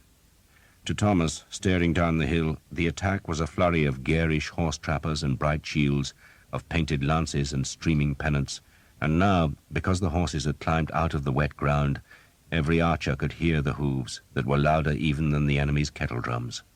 The ground was quivering so that Thomas could feel the vibration through the worn soles of his boots that had been a gift from Sir Guillaume. He looked for the three hawks, but could not see them, then forgot Sir Guillaume as his left leg went forward and his right arm hauled back. The arrow's feathers were beside his mouth, and he kissed them, then fixed his gaze on a man who carried a black and yellow shield. "Now!" Will Skeet shouted. The arrows climbed away, hissing as they went. Thomas put a second on his string, hauled and loosed, a third, this time picking out a man with a pig-snout helmet decorated with red ribbons. He was aiming at the horses each time, hoping to drive the wicked-edged blades through the padded trappers and deep into the animals' chests. A fourth arrow. He could see clods of grass and soil being thrown up behind the leading horses. The first arrow was still flying as he hauled back the fourth and looked for another target. He fixed on a man without a surcoat in polished plate armor. He loosed, and just then the man in the plate armor tumbled forward as his horse was struck by another arrow, and all along the slope there were screaming horses, flailing hoofs, and falling men as the English arrows drove home. A lance cartwheeled up the slope. A cry sounded above the beating hoofbeats. A horse ran into a dying animal and broke its leg, and knights were thumping their knees against their horses to make them swerve about the stricken beasts. A fifth arrow, a sixth, and to the men-at-arms behind the line of archers it seemed as though the sky was filled with a never-ending stream of arrows that were dark against the darkening clouds, white-tipped and rising above the slope to plunge into the churning men-at-arms. Scores of horses had fallen. Their riders were trapped in their high saddles and ridden over as they lay helpless, yet still the horsemen came on, and the men at the back could see far enough ahead to find gaps between the twitching piles of dead and dying. "Montjoie Saint-Denis! Montjoie Saint-Denis!" Spurs raked back to draw blood. To Thomas, the slope looked a nightmare of heaving horses with yellow teeth and white eyes, of long lances and arrow-stuck shields, of flying mud, wild banners, and grey helmets with slits for eyes and snouts for noses. The banners flew, led by a ribbon-like red streamer. He shot again and again, pouring arrows into the madness. Yet for every horse that fell, there was another to take its place, and another beast behind that.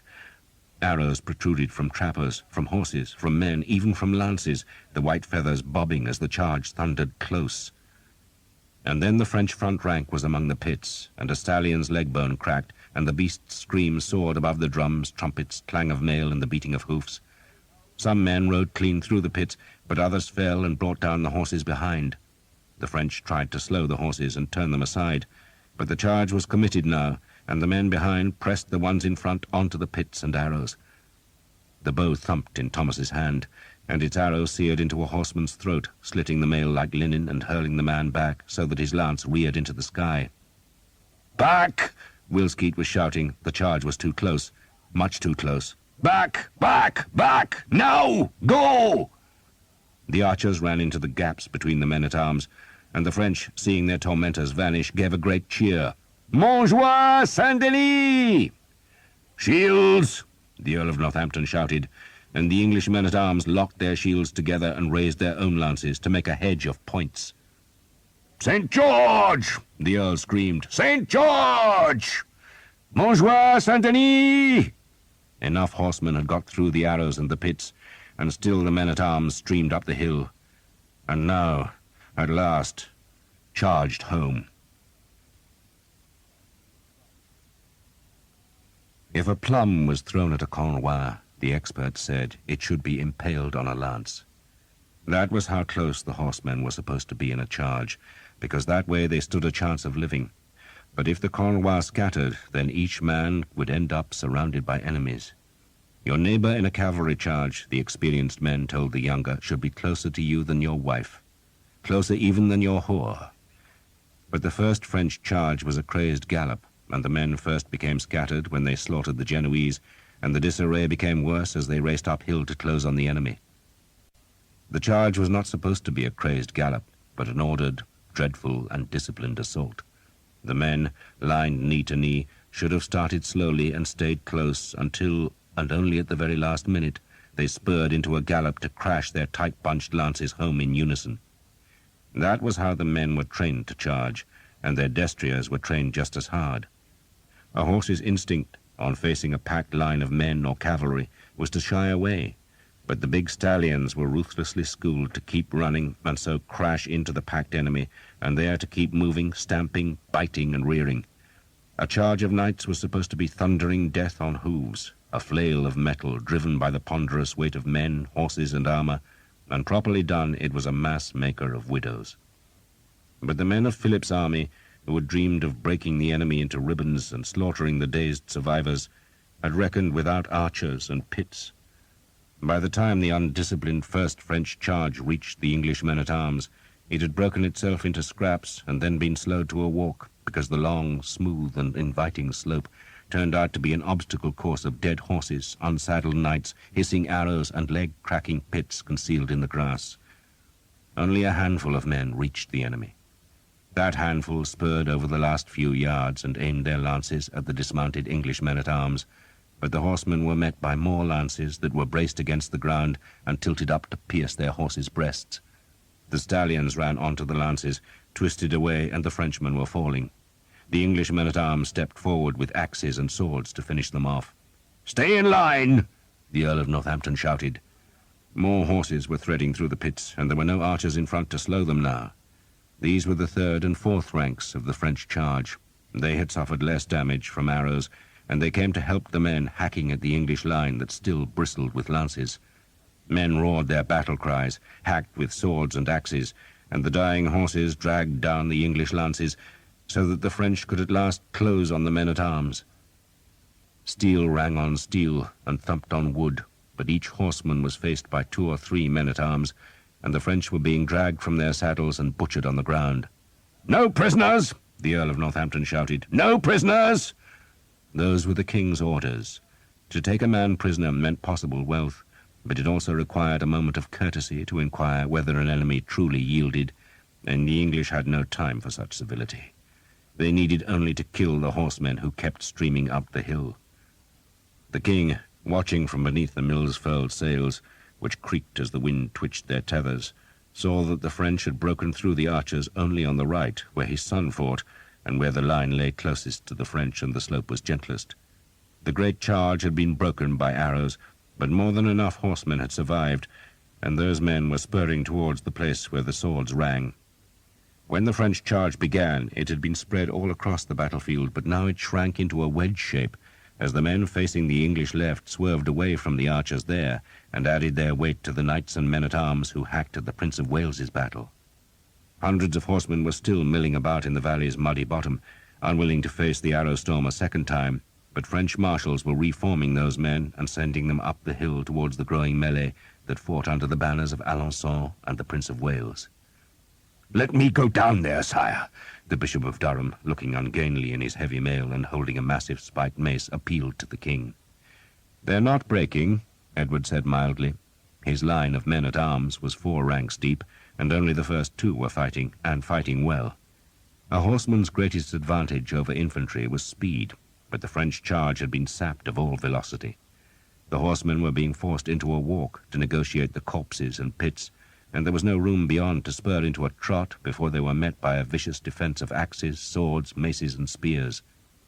Frenchmen hacked down, but the English held their shields high and stabbed their blades into the horses' guts, or else sliced swords across hamstrings. The destriers fell, screaming and kicking, breaking men's legs with their wild thrashing, but every horse down was an added obstacle, and, fierce as the French assault was, it was failing to break the line. No English banners had toppled yet, though the king feared for his son's bright flag that was closest to the most violent fighting. "Have you seen the Oriflamme?" he asked his entourage. "It fell, sire," a household knight answered. The man pointed down the slope to where a heap of dead horses and broken men were the remnants of the first French attack. "Somewhere there, sir. Arrows." "God bless arrows," the king said. A convoi of 14 Frenchmen managed to negotiate the pits without harm. "Montjoie Saint-Denis!" they shouted, and couched their lances as they spurred into the melee, where they were met by the Earl of Northampton and a dozen of his men.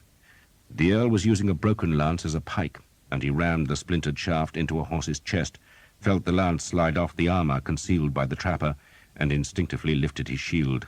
A mace cracked on it, driving one spike clean through the leather and willow, but the Earl had his sword dangling by a strap, and he dropped the lance, gripped the sword's hilt, and stabbed into the horse's fetlock, making the beast twist away.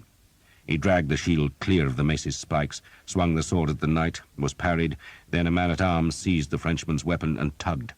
The Frenchman pulled back, but the Earl helped, and the Frenchman shouted as he was tumbled down to the English feet. A sword ran into the armour gap at his groin, and he doubled over. Then a mace crushed his helmet, and he was left twitching as the Earl and his men climbed over his body and hacked at the next horse and man. The Prince of Wales spurred into the melee, made conspicuous by a fillet of gold that circled his black helmet. He was only 16, well-built, strong, tall, and superbly trained. He fended an axe away with his shield and rammed his sword through another horseman's mail. "Off the bloody horse!" the Earl of Northampton shouted at the prince. "Get off the bloody horse!" He ran to the prince, seized the bridle, and tugged the horse away from the fight. A Frenchman spurred in, trying to spear the prince's back, but a man-at-arms in the prince's green and white livery slammed his shield into the destrier's mouth, and the animal twitched away. The Earl dragged the prince back.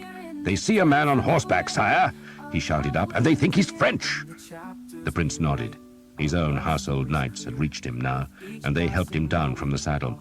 He said nothing. If he had been offended by the Earl, he hid it behind his facepiece as he went back to the melee.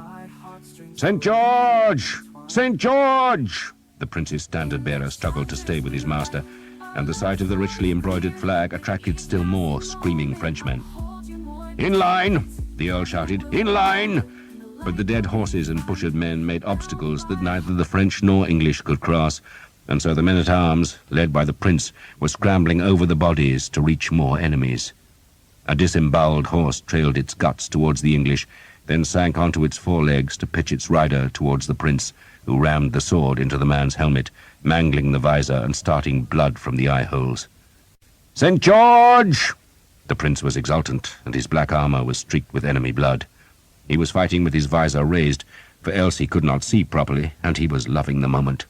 The hours and hours of weapons practice, the sweating days when sergeants had drilled him and beat at his shield and cursed him for not keeping his sword point high, were all proving their worth, and he could have asked for nothing more in this life. A woman in the camp, and an enemy coming in their hundreds to be killed. The French wedge was widening as more men climbed the hill. They had not broken through the line, but they had drawn the two front English ranks across the tide line of dead and wounded, and thus scattered them into groups of men who defended themselves against a welter of horsemen. The prince was among them. Some Frenchmen, unhorsed but unwounded, were fighting on foot. "Forward!" the Earl of Northampton shouted at the third rank. It was no longer possible to hold the shield wall tight. Now he had to wade into the horror to protect the prince, and his men followed him into the maelstrom of horses, blades, and carnage. They scrambled over dead horses, tried to avoid the beating hooves of dying horses, and drove their blades into living horses to bring the riders down to where they could be savaged. Each Frenchman had 2 or 3 English footmen to contend against, and though the horses snapped their teeth, reared, and lashed their hooves, and though the riders beat left and right with their swords, the unmounted English invariably crippled the destriers in the end, and more French knights were pitched onto the hoof-scarred grass to be bludgeoned or stabbed to death. Some Frenchmen, recognizing the futility, spurred back across the pits to make new convois among the survivors.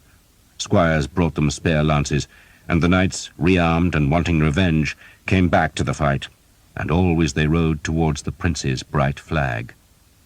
The Earl of Northampton was close to the flag now.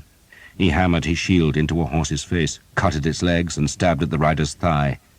Another Cornwell came from the right, 3 of its men still holding lances and the others with swords held far forward. They slammed against the shields of the prince's bodyguard, driving those men back, but other men in green and white came to their help, and the prince pushed 2 of them out of the way so he could hack at a destrier's neck. The Cornwell wheeled away, leaving 2 of its knights dead. "Form line!" the earl shouted. "Form line!" There was a lull in the fighting about the prince's standard, for the French were regrouping. And just then the second French battle, as large as the first, started down their hill. They came at a walk, knee to booted knee, lances held so close that a wind could not have passed between them. They were showing how it should be done. The ponderous drums drove them on, the trumpets seared the sky, and the French were coming to finish the battle. 8, Jake said. 3, Sam told Will Skeet. 7, Thomas said. They were counting arrows. Not one archer had died yet, not from Will Skeet's band, but they were perilously low on arrows. Skeet kept looking over the heads of the men-at-arms, fearful that the French would break through, but the line was holding. Once in a while, when no English banner or head was in the way, an archer would loose one of the precious arrows at a horseman, but when a shaft wasted itself by glancing off a helmet, Skeet told them to save their supply. A boy had brought a dozen skins of water from the baggage, and the men passed the bags around. Skeet totted up the arrows and shook his head. No man had more than 10, while Father Hobb, who admittedly had started with fewer than any of the men, had none. "Go up the hill, Father," Skeet told the priest, "and see if they're keeping any shafts back. The king's archers might spare some. Their captain's called Hal Crowley, and he knows me. Ask him anyway." He did not sound hopeful. "Right, lads, this way," he said to the rest, and led them towards the southern end of the English line, where the French had not closed, then forward of the men-at-arms to reinforce the archers who, as low on arrows as the rest of the army, were keeping up a desultory harassment of any group of horsemen who threatened to approach their position. The guns were still firing intermittently, spewing a noisome stench of powder smoke on the battle's edge, but Thomas could see little evidence that the ribbalds were killing any Frenchmen, though their noise and the whistle of their iron missiles was keeping the enemy horsemen well away from the flank. "We'll wait here," Skeet said, then swore, for he had seen the French second line leave the far hill crest.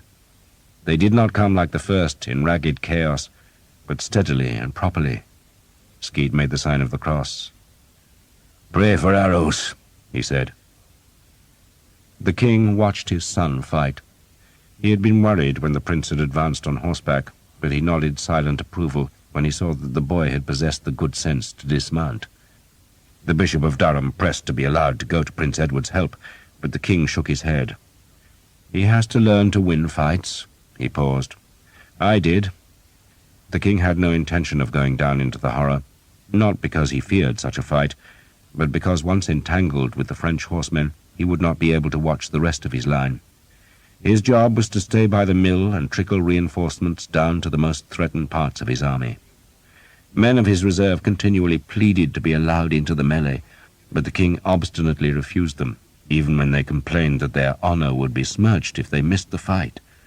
The king dared not let men go, for he was watching the French second battle come down the hill, and he knew he must hoard every man in case that great sweep of horsemen battered through his line. That second French line, almost a mile across and 3 or 4 ranks deep, walked down the slope where its horses had to thread the bodies of the slaughtered Genoese. "Form up!" the Cornwell leaders shouted when the crossbow men's bodies were behind them, and the men obediently moved knee to knee again as they rode into the softer ground. The hooves made hardly any sound in the wet soil, so the loudest noises of the charge were the clink of mail, the thump of scabbards, and the swish of trappers on the long grass. The drummers were still beating on the hill behind, but no trumpets called. "You see the prince's banner?" Guy Vexil asked Sir Simon Jekyll, who rode beside him. "There." Jekyll pointed his lance-tip to where the ragged fight was hottest. All Vexil's Cornwell had baffles on their lances, placed just back from the tip, so that the wooden spears did not bury themselves in their victims' bodies. A lance with a baffle could be dragged free of a dying man and used again. "The highest flag," Sir Simon added. "Follow me!" Vexil shouted, and signalled to Henry Colley, who had been given the job of standard-bearer. Colley was bitter at the assignment, reckoning he should have been allowed to fight with lance and sword, but Sir Simon had told him it was a privilege to carry the lance of St. George, and Colley was forced to accept the task.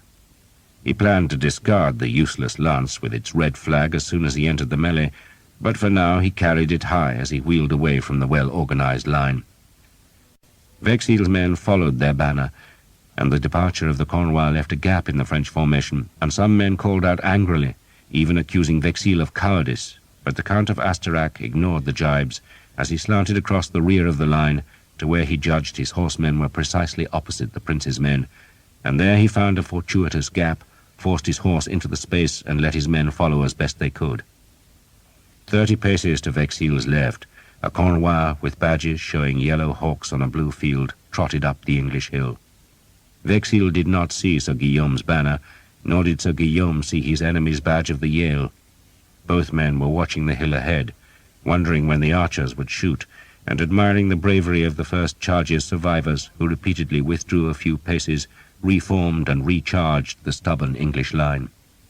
Not one man threatened to break the enemy, but they still tried, even when they were wounded and their destriers were limping. Then, as the second French charge neared the line of Genoese crossbowmen killed by the English archers, more trumpets sounded from the French hill, and the horses pricked back their ears and tried to go into the canter. Men curbed the destriers and twisted awkwardly in their saddles to peer through visor slits to find what the trumpets meant, and saw that the last of the French knights, the king and his household warriors, and the blind king of Bohemia and his companions, were trotting forward to add their weight and weapons to the slaughter. The King of France rode beneath his blue banner that was spattered with the golden fleur-de-lis, while the King of Bohemia's flag showed 3 white feathers on a dark red field. All the horsemen of France were committed now. The drummers sweated, the priests prayed, and the royal trumpeters gave a great fanfare to presage the death of the English army. The Count of Alençon, brother to the king, had begun the crazed charge that had left so many Frenchmen dead on the far slope, but the Count was also dead, his leg broken by his falling horse and his skull crushed by an English axe. The men he had led, those that still lived, were dazed, arrow-stung, sweat-blinded and weary, but they fought on, turning their tired horses to thrash swords, maces and axes at men-at-arms who fended the blows with shields and raked their swords across the horses' legs. Then a new trumpet called much closer to the melee. The notes fell in urgent triplets that followed one after the other, and some of the horsemen registered the call and understood they were being ordered to withdraw, not to retreat, but to make way, for the biggest attack was yet to come. "God save the king," Wilskeet said dourly, for he had 10 arrows left, and half France was coming at him. Thomas was noticing the strange rhythm of battle, the odd lulls in the violence, and the sudden resurrection of horror. Men fought like demons and seemed invincible, and then, when the horsemen withdrew to regroup, they would lean on their shields and swords and look like men close to death. The horses would stir again, English voices would shout warnings, and the men-at-arms would straighten and lift their dented blades. The noise on the hill was overwhelming. The occasional crack of the guns that did little except make the battlefield reek with hell's dark stench, the screams of horses, the blacksmith's clangor of weapons, men panting, shouting, and moaning. Dying horses bared their teeth and thrashed the turf. Thomas blinked sweat from his eyes and stared at the long slope that was thick with dead horses, scores of them, hundreds maybe, and beyond them, approaching the bodies of the Genoese who had died under the arrow's lash, even more horsemen were coming beneath a new spread of bright flags. Sir Guillaume? Where was he? Did he live? Then Thomas realized that the terrible opening charge, when the arrows had felled so many horses and men, had been just that, an opening. The real battle was starting now. "Will? Will?" Father Hobbs' voice called from somewhere behind the men-at-arms. "Sir William?" "Here, father." The men-at-arms made way for the priest, who was carrying an armload of arrow sheaves and leading a small frightened boy who carried still more. "A gift from the Royal Archers," Father Hobbs said, and he spilled the sheaves onto the grass. Thomas saw the arrows had the red dyed feathers of the king's own bowmen. He drew his knife, cut a binding lace, and stuffed the new arrows into his bag. End of side 18. Side 19. "Into line! Into line!" the Earl of Northampton shouted hoarsely. His helmet was deeply dented over his right temple, and his surcoat was spotted with blood. The Prince of Wales was shouting insults at the French, who were wheeling their horses away, going back through the tangled sprawl of dead and wounded. "Archers!" the Earl called, then pulled the Prince back into the men-at-arms, who were slowly lining themselves into formation. 2 men were picking up fallen enemy lances to rearm the front rank. "Archers!" the Earl called again. Wilskeat took his men back into their old position in front of the Earl. "We hear, my lord. You have arrows? Some? Enough?" "Some," Skeet stubbornly answered. Thomas kicked a broken sword from under his feet. 2 or 3 paces in front of him was a dead horse with flies crawling on its wide white eyes and over the glistening blood on its black nose. Its trapper was white and yellow, and the knight who had ridden the horse was pinned under the body. The man's visor was lifted. Many of the French and nearly all of the English men-at-arms fought with open visors, and this dead man's eyes stared straight at Thomas, then suddenly blinked. "Sweet Jesus!" Thomas swore, as if he had seen a ghost. "Have pity," the man whispered in French. "For Christ's sake, have pity." Thomas could not hear him, for the air was filled with the drumbeat of hooves and the bray of trumpets. "Leave them! They're beat!" Wilskeat bawled, for some of his men were about to draw their bows against those horsemen who had survived the first charge and had withdrawn to realign their ranks, well within bowshot range. "Wait!" Skeet shouted. "Wait!" Thomas looked to his left. There were dead men and horses for a mile along the slope, but it seemed the French had only broken through to the English line where he stood. Now they came again, and he blinked away sweat and watched the charge come up the slope. They came slowly this time, keeping their discipline. One knight in the French front rank was wearing extravagant white and yellow plumes on his helmet, just as if he were in a tournament. That was a dead man, Thomas thought, for no archer could resist such a flamboyant target. Thomas looked back at the carnage in front. Were there any English among the dead? It seemed impossible that there should not be, but he could see none. A Frenchman, an arrow deep in his thigh, was staggering in a circle among the corpses, then slumped to his knees. His mail was torn at his waist, and his helmet's visor was hanging by a single rivet. For a moment, with his hands clasped over his sword's pommel, he looked just like a man at prayer. Then he slowly fell forward. A wounded horse whinnied. A man tried to rise, and Thomas saw the red cross of St. George on his arm and the red and yellow quarters of the Earl of Oxford on his jupon. So there were English casualties after all. "Wait!" Wilskeat shouted, and Thomas looked up to see that the horsemen were closer, much closer. He drew the black bow. He had shot so many arrows that the 2 calloused string fingers of his right hand were actually sore, while the edge of his left hand had been rubbed raw by the flick of the goose feathers whipping across its skin. The long muscles of his back and arms were sore. He was thirsty. "Wait!" Skeet shouted again, and Thomas relaxed the string a few inches. The close order of the second charge had been broken by the bodies of the crossbowmen, but the horsemen were reforming now and were well within bow range. But Wilskeat, knowing how few arrows he had, wanted them all to count. "Aim true, boys," he called. "We've no steel to waste now, so aim true. Kill the damned horses." The bows stretched to their full extent, and the string bit like fire into Thomas's sore fingers. "Now!"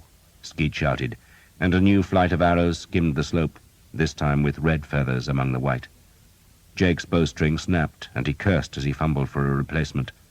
A second flight whipped away, its feathers hissing in the air, and then the third arrows were on the string as the first flight struck. Horses screamed and reared.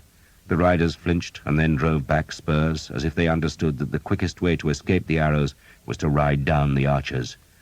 Thomas shot again and again, not thinking now, just looking for a horse, leading it with the steel arrowhead, then releasing. He drew out a white-feathered arrow and saw blood on the quills, and knew his bow fingers were bleeding for the first time since he had been a child. He shot again and again, until his fingers were raw flesh, and he was almost weeping from the pain. But the second charge had lost all its cohesion as the barbed points tortured the horses and the riders encountered the corpses left by the first attack.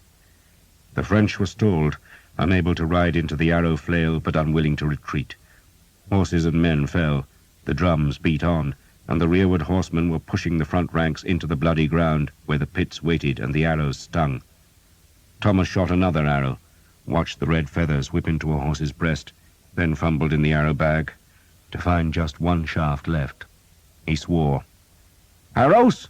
Sam called, but no one had any to spare. Thomas shot his last, then turned to find a gap in the men-at-arms that would let him escape the horsemen who would surely come, now the arrows had run out. But there were no gaps. He felt a heartbeat of pure terror. There was no escape, and the French were coming. Then, almost without thinking, he put his right hand under the horn tip of the bow and launched it high over the English men-at-arms, so it would fall behind them. The bow was an encumbrance now, so he would be rid of it, and he picked up a fallen shield, hoping to God it showed an English insignia, and pushed his left forearm into the tight loops. He drew his sword and stepped back between two of the lances held by the men-at-arms. Other archers were doing the same. "Let the archers in!" the Earl of Northampton shouted. "Let them in!" But the men-at-arms were too fearful of the rapidly approaching French to open their files. "Ready!" a man shouted. "Ready!" There was a note of hysteria in his voice. The French horsemen, now that the arrows were exhausted, were streaming up the slope between the corpses and the pits. Their lances were lowered and their spurs raked back as they demanded a last spurt from the horses before they struck the enemy. The trappers were flecked with mud and hung with arrows. Thomas watched a lance, held the unfamiliar shield high, and thought how monstrous the enemy's steel faces looked. "You'll be all right, lad," a quiet voice spoke behind him. "Hold the shield high and go for the horse." Thomas snatched a look and saw it was the grey-haired Reginald Cobham, the old champion himself, standing in the front rank. "Brace yourselves!" Cobham shouted. The horses were on top of them, vast and high, lances reaching, the noise of the hooves and the rattle of mail overwhelming. Frenchmen were shouting victory as they leaned into the lunge. "Now kill them!" Cobham shouted. The lances struck the shields, and Thomas was hurled back, and a hoof thumped his shoulder, but a man behind pushed him upright, so he was forced hard against the enemy's horse. He had no room to use the sword, and the shield was crushed against his side. There was the stench of horse sweat and blood in his nostrils. Something struck his helmet, making his skull ring and vision darken. Then, miraculously, the pressure was gone, and he glimpsed a patch of daylight and staggered into it, swinging the sword to where he thought the enemy was. "Shield up!" a voice screamed, and he instinctively obeyed, only to have the shield battered down. But his dazed vision was sharpening, and he could see a bright-coloured trapper and a mailed foot in a big leather stirrup close to his left. He rammed his sword through the trapper and into the horse's guts, and the beast twisted away. Thomas was dragged along by the trapped blade, but managed to give it a violent tug that jerked it free so sharply that its recoil struck an English shield. The charge had not broken the line, but had broken against it, like a sea wave striking a cliff. The horses recoiled, and the English men-at-arms advanced to hack at the horsemen, who were relinquishing lances to draw their swords. Thomas was pushed aside by the men-at-arms. He was panting, dazed, and sweat-blinded. His head was a blur of pain. An archer was lying dead in front of him, head crushed by a hoof. Why had the man no helmet? Then the men-at-arms were reeling back as more horsemen filed through the dead to thicken the fight, all of them pushing towards the Prince of Wales's high banner. Thomas banged his shield hard into a horse's face, felt a glancing blow on his sword, and skewered the blade down the horse's flank. The rider was fighting a man on the other side of his horse, and Thomas saw a small gap between the saddle's high pommel and the man's mail skirt, and he shoved the sword up into the Frenchman's belly, heard the man's angry roar turn into a shriek, then saw the horse was falling towards him. He scrambled clear, pushing a man out of his path before the horse collapsed in a crash of armor and beating hooves. English men-at-arms swarmed over the dying beast, going to meet the next enemy. A horse with an iron garrow deep in its haunch was rearing and striking with its hooves. Another horse tried to bite Thomas, and he struck it with the shield, then flailed at its rider with his sword. But the man wheeled away, and Thomas looked desperately for the next enemy. "No prisoners!" the Earl screamed, seeing a man trying to lead a Frenchman out of the melee. The Earl had discarded his shield and was wielding his sword with both hands, hacking it like a woodman's axe, and daring any Frenchman to come and challenge him. They dared. More and more horsemen pushed into the horror. There seemed no end of them. The sky was bright with flags and streaked with steel. The grass was gouged by iron and slick with blood. A Frenchman rammed the bottom edge of his shield down onto an Englishman's helmet, wheeled the horse, lunged a sword into an archer's back, wheeled again and struck down at the man still dazed by the shield blow. "Montjoie, Saint-Denis!" he shouted. "St. George!" The Earl of Northampton, visor up and face streaked with blood, rammed his sword through a gap in a chanfron to take a horse's eye. The beast reared, and its rider fell to be trampled by a horse behind. The Earl looked for the prince and could not see him, then could not search more, for a fresh Cornwell with white crosses on black shields was forging through the melee, pushing friend and foe alike from their path as they carried their lances towards the prince's standard. Thomas saw a baffled lance coming at him, and he threw himself to the ground, where he curled into a ball and let the heavy horses crash by. "Montjoie, Saint-Denis!" the voices yelled above him, as the Count of Asterax's Cornwell struck home. Sir Guillaume d'Evêque had seen nothing like it. He hoped he never saw it again. He saw a great army breaking itself against a line of men on foot. It was true that the battle was not lost, and Sir Guillaume had convinced himself it could yet be won, but he was also aware of an unnatural sluggishness in himself. He liked war. He loved the release of battle. He relished imposing his will on an enemy, and he had ever profited from combat, yet he suddenly knew he did not want to charge up the hill. There was a doom in this place, and he pushed that thought away and kicked his spurs back. "Montjoie, Saint-Denis!" he shouted, but knew he was just pretending the enthusiasm. No one else in the charge seemed afflicted by doubts. The knights were beginning to jostle each other as they strove to aim their lances at the English line. Very few arrows were flying now, and none at all were coming from the chaos ahead, where the Prince of Wales's banner flew so high. Horsemen were now charging home all along the line, hacking at the English ranks with swords and axes, but more and more men were angling across the slope to join the fury on the English right. It was there, Sir Guillaume told himself, that the battle would be won and the English broken. It would be hard work, of course, and bloody work, hacking through the prince's troops, but once the French horsemen were in the rear of the English line, it would collapse like rotted wood, and no amount of reinforcements from the top of the hill could stop that panicked rout. So fight, he told himself, fight! But there was still the nagging fear that he was riding into disaster. He had never felt anything like it, and he hated it, cursing himself for being a coward. A dismounted French knight, his helmet's facepiece torn away and blood dripping from a hand holding a broken sword, while his other hand gripped the remnants of a shield that had been split into two, staggered down the hill, then dropped to his knees and vomited. A riderless horse, stirrups flapping, galloped white-eyed across the line of the charge, with its torn trapper trailing in the grass. The turf here was flecked by the white feathers of fallen arrows that looked like a field of flowers. "Go! Go! Go!" Sir Guillaume shouted at his men, and knew he was shouting at himself. He would never tell men to go on a battlefield, but to come, to follow, and he cursed himself for using the word, and stared ahead, looking for a victim for his lance, and he watched for the pits, and tried to ignore the melee that was just to his right. He planned to widen the melee by boring into the English line, where it was still lightly engaged. Die a hero, he told himself, carry the damned lance right up the hill, and let no man ever say that Sir Guillaume d'Evêque was a coward. Then a great cheer sounded from his right, and he dared look there, away from the pits. He saw the Prince of Wales's great banner was toppling into the struggling men. The French were cheering, and Sir Guillaume's gloom lifted magically, for it was a French banner that pressed ahead, going over the place where the prince's flag had flown. And then Sir Guillaume saw the banner. He saw it and stared at it. He saw a Yale holding a cup, and he pressed his knee to turn his horse, and shouted at his men to follow him. "To war!" he shouted. To kill. And there was no more sluggishness and no more doubts, for Sir Guillaume had found his enemy. The king saw the enemy knights with the white-crossed shields pierce his son's battle, and then he watched his son's banner fall. He could not see his son's black armor. Nothing showed on his face. "Let me go," the Bishop of Durham demanded. The king brushed a horsefly from his horse's neck. "Pray for him," he instructed the bishop. "What the hell use will prayer be?" the bishop demanded, and hefted his fearful mace. "Let me go, sire."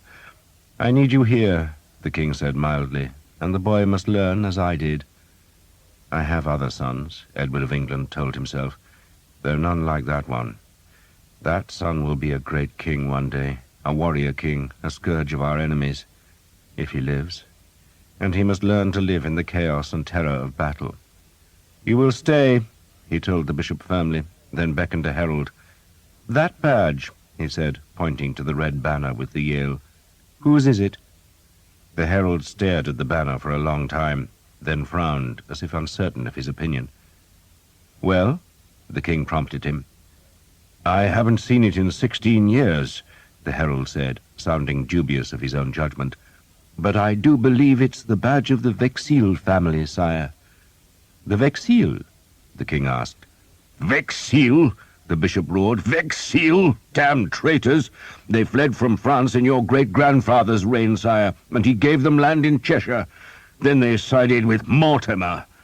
Ah, the king said, half smiling. So the Vexil had supported his mother and her lover, Mortimer, who together had tried to keep him from the throne. No wonder they fought well. They were trying to avenge the loss of their Cheshire estates. The eldest son never left England, the bishop said, staring down at the widening struggle on the slope. He had to raise his voice to be heard above the din of steel. He was a strange fellow. Became a priest. Can you credit it? An eldest son. Didn't like his father, he claimed, but we locked him up all the same. On my orders? The king asked. You were very young, sire, so one of your council made sure the Vexil priest couldn't cause trouble.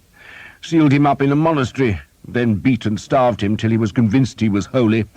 After that he was harmless, so they put him into a country parish to rot. He must be dead by now. The bishop frowned because the English line was bending backwards, pushed by the Cornwell Vexil knights. Let me go down, sire, he pleaded. I pray you, let me take my men down. I asked you to pray to God rather than to me. I have a score of priests praying, the bishop said, and so do the French. We're deafening God with our prayers. Please, sire, I beg you. The king relented. Go on foot, he told the bishop, and with only one Cornwell.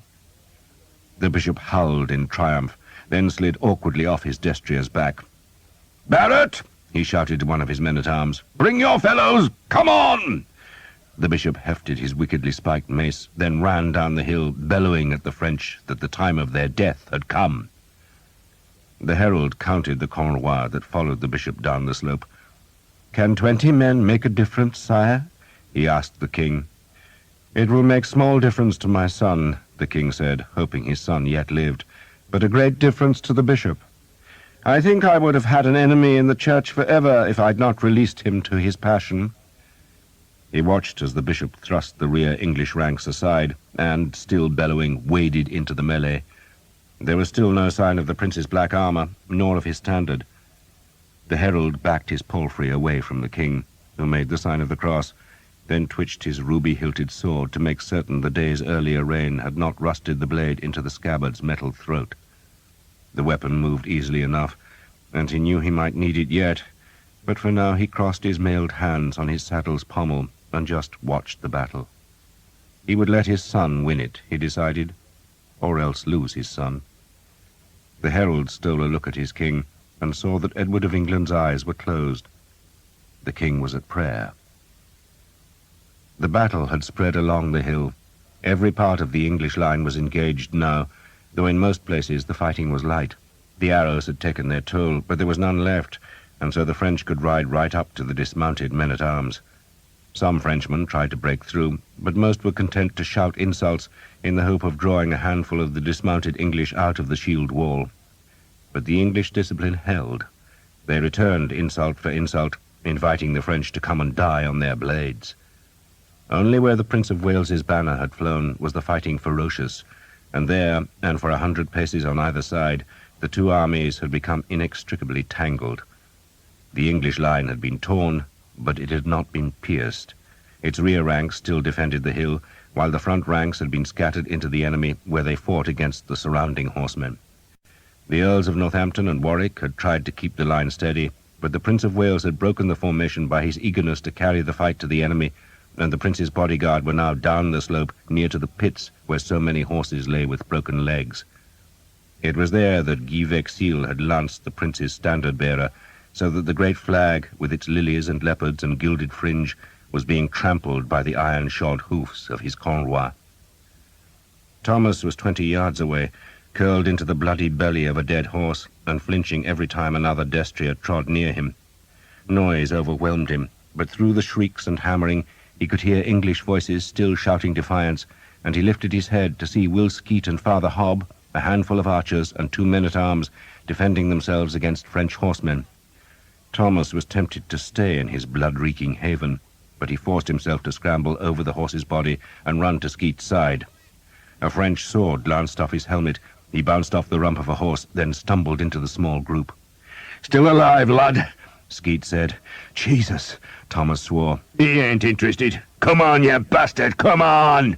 Skeet was calling to a Frenchman, but the enemy preferred to carry his unbroken lance towards the battle raging about the fallen standard. "They're still coming," Skeet said in tones of wonderment. "No end to the goddamn bastards." An archer in the prince's green and white livery, without a helmet and bleeding from a deep shoulder wound, lurched towards Skeet's group. A Frenchman saw him, casually wheeled his horse and chopped down with a battle-axe. "The bastard!" Sam said, and before Skeet could stop him, he ran from the group and leaped up onto the back of the Frenchman's horse. He put an arm round the knight's neck, then simply fell backwards, dragging the man from the high saddle. 2 enemy men-at-arms tried to intervene, but the victim's horse was in their way. "Protect him!" Skeet shouted, and led his group to where Sam was beating fists at the Frenchman's armor. Skeet pushed Sam away, lifted the Frenchman's breastplate just enough to let a sword enter, then slid his blade into the man's chest. "Bastard!" Skeet said. "Got no right to kill archers! Bastard!" He twisted the sword, rammed it in further, then yanked it free. Sam lifted the battle-axe and grinned. "Proper weapon," he said, then turned as the 2 would-be rescuers came riding in. "Bastards! Bastards!" Sam shouted as he chopped the axe at the nearer horse. Skeet and one of the men-at-arms were flailing swords at the other beast. Thomas tried to protect them with his shield as he stabbed up at the Frenchman and felt his sword deflected by shield or armor. Then the 2 horses, both bleeding, wheeled away. "Stay together," Skeet said. "Stay together. Watch our backs, Tom." Thomas did not answer. "Tom!" Skeet shouted. But Thomas had seen the lance. There were thousands of lances on the field, but most of them were painted in spiraling colors, and this one was black, warped and feeble.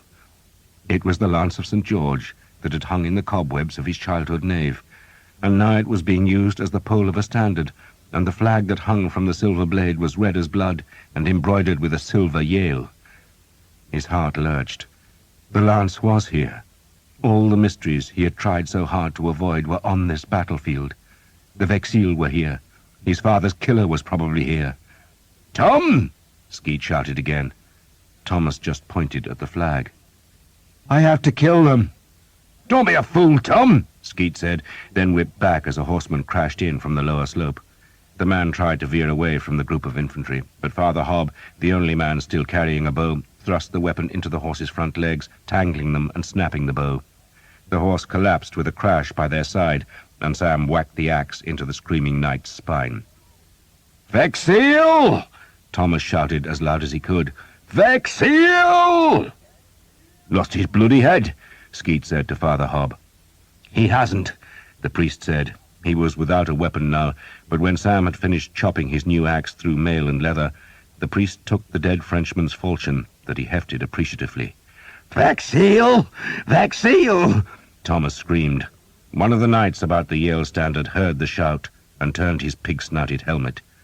It seemed to Thomas that the man stared at him through the snout's eye slits for a long time, though it could only have been for a heartbeat or two, because the man was assailed by footmen.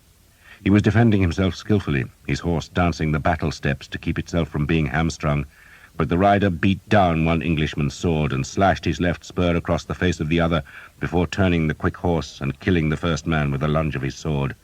The second man reeled away, and the pig-snouted knight turned and trotted straight at Thomas. "Asking for bloody trouble," Skeet growled, but went to Thomas's side. The knight swerved at the last moment and beat down with his sword.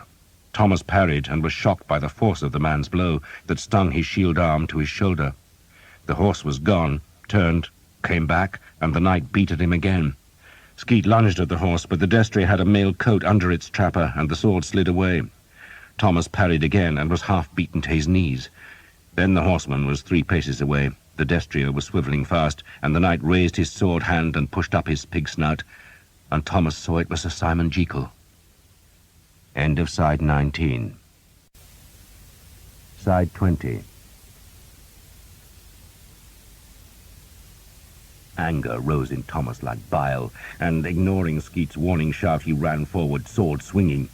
Sir Simon parried the blow with contemptuous ease. The trained horse sidestepped delicately, and Sir Simon's blade was coming back fast. Thomas had to twist aside, and even so, fast as he was, the blade clanged against his helmet with stunning force.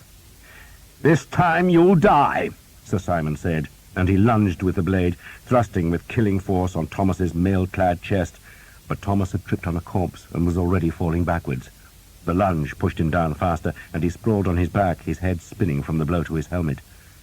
There was no one to help him any more, for he had dashed away from Skeet's group that was defending itself against a new rush of horsemen. Thomas tried to stand, but a pain ripped at his head, and he was winded by the blow to his chest. Then Sir Simon was leaning down from his saddle, and his long sword was seeking Tom's protected face. "Goddamn bastard!" Sir Simon said, then opened his mouth wide as though he was yawning. He stared at Thomas, then spewed a stream of blood that spattered Thomas's face. A lance had gone clean through Sir Simon's side, and Thomas, shaking the blood from his eyes, saw that a Frenchman had thrust the blue and yellow lance. A horseman? Only the French were mounted, but Thomas had seen the horseman let go of the lance that was hanging from Sir Simon's side, and now the Englishman, eyes rolling, was swaying in his saddle, choking and dying. Then Thomas saw the trappers of the horsemen who had swept past him. They showed yellow hawks on a blue field. Thomas staggered to his feet. Sweet Christ, but he had to learn how to fight with a sword. A bow was not enough. Sir Guillaume's men were past him now, cutting into the Vexil Cornwell. Will Skeet shouted at Thomas to come back, but he stubbornly followed Sir Guillaume's men. Frenchman was fighting Frenchman. The Vexil had almost broken the English line, but now they had to defend their backs, while English men-at-arms tried to hold them from their saddles. "Vexil! Vexil!" Sir Guillaume shouted, not knowing which visored man was his enemy. He beat again and again on a man's shield, bending him back in his saddle. Then he chopped the sword down on the horse's neck, and the beast dropped, and an Englishman, a priest, was slashing the fallen knight's head with a falchion. A flash of rearing colour made Sir Guillaume look to his right. The Prince of Wales's banner had been rescued and raised. He looked back to find Vexil, but saw only a half-dozen horsemen with white crosses on their black shields. He spurred towards them, raised his own shield to fend off an axe blow, and lunged his sword into a man's thigh, twisted it clear, felt a blow on his back, turned the horse with his knee, and parried a high sword blow. Men were shouting at him, demanding to know why he fought his own side. Then the Vexil's standard-bearer began to topple as his horse was hamstrung. 2 archers were slashing at the beast's legs, and the silver Yale fell into the melee as Henry Colley let go of the old lance to draw his sword. "Bastards!" he shouted at the men who had hamstrung his horse. "Bastards!" He slashed the blade down, hacking into a man's mailed shoulder. Then a great roar made him turn to see a heavy man in plate and mail, and with a crucifix about his neck, wielding a mace.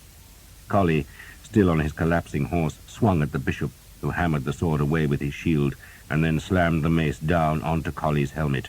"In the name of God!" the bishop roared as he dragged the spikes free of the mangled helmet. Colley was dead, his skull crushed, and the bishop swung the bloody mace at a horse with a yellow and blue trapper, but the rider swerved at the last instant. Sir Guillaume never saw the bishop with his mace. Instead, he had seen that one of the Vexil Cornwell had finer armor than the others, and he raked back his spurs to reach that man, but felt his own horse faltering, and he looked behind to glimpse, through the constricting slits in his visor, that Englishmen were hacking at his horse's rear legs. He beat the swords back, but the animal was sinking down, and a huge voice was shouting, "Clear my way! I want to kill the bastard! In the name of Christ, out of the way!" Sir Guillaume did not understand the words, but suddenly an arm was around his neck, and he was being hauled out of the saddle. He shouted in anger, then had the breath driven from him as he thumped onto the ground. A man was holding him down, and Sir Guillaume tried to hit him with his sword, but his wounded horse was thrashing beside him, threatening to roll on him, and Sir Guillaume's assailant dragged him free, then twisted the Frenchman's sword away. "Just lie there!" a voice shouted at Sir Guillaume. "Is the goddamn bastard dead?" The bishop roared. "He's dead," Thomas shouted. "Praise God! On! Kill!" "Thomas," Sir Guillaume squirmed. "Don't move," Thomas said. "I want Vexil." "They've gone," Thomas shouted. "They've gone! Lie still!" Guy Vexil, assailed from two sides, and with his red banner fallen, had pulled his 3 remaining men back, but only to join the last of the French horsemen. The king himself, with his friend the King of Bohemia, was entering the melee. Although John of Bohemia was blind, he had insisted on fighting, and so his bodyguard had tied their horses' reins together and put the king's destrier in their center so that he could not lose them. "Prague!" they shouted their war cry. "Prague!" The king's son, Prince Charles, was also tied into the group. "Prague!" he shouted as the Bohemian knights led the last charge, except it was not a charge, but a blundering advance through a tangle of corpses and thrashing bodies and terrified horses. The Prince of Wales still lived. The gold fillet had been half cut from his helmet, and the top edge of his shield had been split in a half-dozen places. But now he led the countercharge, and 100 men went with him, snarling and screaming, wanting nothing else but to maul this last enemy who came in the dying light to the killing place where so many Frenchmen had died. The Earl of Northampton, who had been mustering the rearward ranks of the prince's battle to keep them in line, sensed that the battle had turned. The vast pressure against the English men-at-arms had weakened, and though the French were trying again, their best men were bloodied or dead, and the new ones were coming too slowly, and so he shouted at his footmen to follow him. "Just kill them!" he shouted. "Just kill them!" Archers, men-at-arms, and even hobelards, who had come from their place inside the wagon circles that protected the guns on the flanks of the line, swarmed at the French. To Thomas, crouching beside Sir Guillaume, it was like the mindless rage at the bridge of Caen all over again. This was madness released, a blood-crazed madness, but the French would suffer for it. The English had endured deep into the long summer evening, and they wanted revenge for the terror of watching the big horses come at them, and so they clawed and beat and slashed at the royal horsemen. The Prince of Wales led them, fighting beside archers and men-at-arms, hacking down horses and butchering their riders in a frenzy of blood. The King of Mallorca died, and the Count of St. Paul, and the Duke of Lorraine, and the Count of Flanders. Then Bohemia's flag, with its 3 white feathers, fell, and the blind king was dragged down to be butchered by axes, maces, and swords. A king's ransom died with the king, and his son bled to death on his father's body, as his bodyguard, hampered by the dead horses that were still tied to the living beasts, were slaughtered one after the other by Englishmen, no longer shouting a war cry, but screaming in a howling frenzy like lost souls.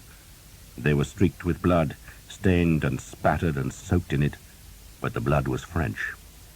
The Prince of Wales cursed the dying Bohemians, blaming them for barring his approach to the French king, whose blue and gold banner still flew. 2 English men-at-arms were hacking at the king's horse. The royal bodyguard was spurring to kill them. More men in English livery were running to bring Philip down, and the prince wanted to be there, to be the man who took the enemy king captive.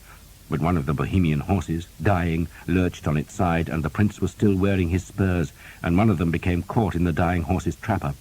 The prince lurched, was trapped, and it was then that Guy Vexil saw the black armor and the royal surcoat and the broken fillet of gold, and saw too that the prince was unbalanced amidst the dying horses. So Guy Vexil turned and charged. Thomas saw Vexil turn. He could not reach the charging horseman with his sword, for that would mean clambering over the same horses where the prince was trapped. But under his right hand was a black ash shaft tipped with silver, and he snatched up the lance and ran at the charging man. Skeet was there too, scrambling over the Bohemian horses with his old sword. The lance of St. George struck Guy Vexil on the chest. The silver blade crumpled and tangled with the crimson banner, but the old ash shaft had just enough strength to knock the horseman back and keep his sword from the prince, who was being pulled free by 2 of his men-at-arms. Vexil hacked again, reaching far from his saddle, and Will Skeet bellowed at him and thrust his sword hard up at Vexil's waist, but the black shield deflected the lunge, and Vexil's trained horse instinctively turned into the attack, and the rider slashed down hard. "No!" Thomas shouted. He thrust the lance again, but it was a feeble weapon, and the dry ash splintered against Vexil's shield. Will Skeet was sinking. blood showing at the ragged gash in his helmet. Vexil raised his sword to strike at Skeet a second time as Thomas stumbled forward. The sword fell, slicing into Skeet's head. Then the blank mask of Vexil's dark visor swung towards Thomas. Will Skeet was on the ground, not moving. Vexil's horse turned to bring its master to where he could kill most efficiently, and Thomas saw death in the Frenchman's bright sword. But then, in panicked desperation, he rammed the broken end of the black lance into the destrier's open mouth and gouged the ragged wood deep into the animal's tongue. The stallion sheared away, screaming and rearing, and Vexil was thrown hard against his saddle's cantle. The horse, eyes white behind its chanfron and mouth dripping blood, turned back to Thomas, but the Prince of Wales had been freed from the dying horse, and he brought 2 men-at-arms to attack Vexil's other flank, and the horseman parried the prince's sword blow, then saw he must be overwhelmed, and so drove back his spurs to take his horse through the melee and away from danger. "Calix meus inebrians!" Thomas shouted. He did not know why. The words just came to him, his father's dying words, but they made Vexil look back. He stared through the eye slits, saw the dark-haired man who was holding his own banner. Then a new surge of vengeful Englishmen spilled down the slope, and he pricked his horse through the carnage and the dying men and the broken dreams of France. A cheer sounded from the English hilltop. The king had ordered his mounted reserve of knights to charge the French, and as those men lowered their lances, still more horses were being hurried from the baggage park, so that more men could mount and pursue the beaten enemy. John of Hainault, Lord of Beaumont, took the French king's reins and dragged Philip away from the melee. The horse was a remount, for one royal horse had already been killed, while the king himself had taken a wound in the face because he had insisted on fighting with his visor up, so that his men would know he was on the field. "It is time to go, sire," the Lord of Beaumont said gently. "Is it over?" Philip asked. There were tears in his eyes and incredulity in his voice. "It's over, sire," the Lord of Beaumont said. The English were howling like dogs, and the chivalry of France was twitching and bleeding on a hillside. John of Hainault did not know how it had happened, only that the battle, the Oriflamme, and the pride of France were all lost. "Come, sire," he said, and dragged the king's horse away. Groups of French knights, their horses' trappers rattling with arrows, were crossing the valley to the far woods that were dark with the coming night. "That astrologer, John," the French king said. "Sire?" "Have him put to death. Bloodily. You hear me? Bloodily." The king was weeping as, with the handful of his bodyguard that was left, he rode away. More and more Frenchmen were fleeing to seek safety in the gathering dark, and their retreat turned into a gallop as the first English horsemen of the battle burst through the remnants of their battered line to begin the pursuit. The English slope seemed to twitch as the men-at-arms wandered among the wounded and dead. The twitching was the jerking of the dying men and horses. The valley floor was scattered with the Genoese who had been killed by their own paymasters. It was suddenly very quiet. There was no clang of steel, no hoarse shouts, and no drums. There were moans and weeping and sometimes a gasp, but it seemed quiet. The wind stirred the fallen banners and flickered the white feathers of the fallen arrows that had reminded Sir Guillaume of a spread of flowers. And it was over. Sir William Skeet lived. He could not speak. There was no life in his eyes, and he seemed deaf. He could not walk, though he seemed to try when Thomas lifted him, but then his legs crumpled and he sagged to the bloody ground. Father Hob lifted Skeet's helmet away, doing it with an extraordinary gentleness. Blood poured from Skeet's grey hair, and Thomas gagged when he saw the sword cut in the scalp. There were scraps of skull, strands of hair, and Skeet's brain all open to the air. "Will?" Thomas knelt in front of him. "Will?" Skeet looked at him, but did not seem to see him. He had a half smile and empty eyes. "Will," Thomas said. "He's going to die, Thomas," Father Hob said softly. "He is not. God damn it, he is not. You hear me? He will live. You bloody pray for him." I will pray. God knows how I will pray. Father Hobb soothed Thomas. But first we must doctor him. Eleanor helped. She washed Will Skeet's scalp. Then she and Father Hobb laid scraps of broken skull, like pieces of shattered tile. Afterwards, Eleanor tore a strip of cloth from her blue dress and gently bound the strip about Will Skeet's skull, tying it beneath his chin, so that when it was done he looked like an old woman in a scarf. He had said nothing as Eleanor and the priest bandaged him, and if he had felt any pain, it did not show on his face. "Drink, Will," Thomas said, and held out a water bottle taken from a dead Frenchman, but Skeet ignored the offer. Eleanor took the bottle and held it to his mouth, but the water just spilled down his chin. It was dark by then. Sam and Jake had made a fire, using a battle axe to chop French lances for fuel. Will Skeet just sat by the flames. He breathed, but nothing else. "I have seen it before," Sir Guillaume told Thomas. He had hardly spoken since the battle, but now sat beside Thomas. He had watched his daughter tend Skeet, and he had accepted food and drink from her, but he had shrugged away her conversation. "Will he recover?" Thomas asked. Sir Guillaume shrugged. "I saw a man cut through the skull. He lived another 4 years, but only because the sisters in the Abbey looked after him." "He will live," Thomas said. Sir Guillaume lifted one of Skeet's hands, held it for a few seconds, then let it drop.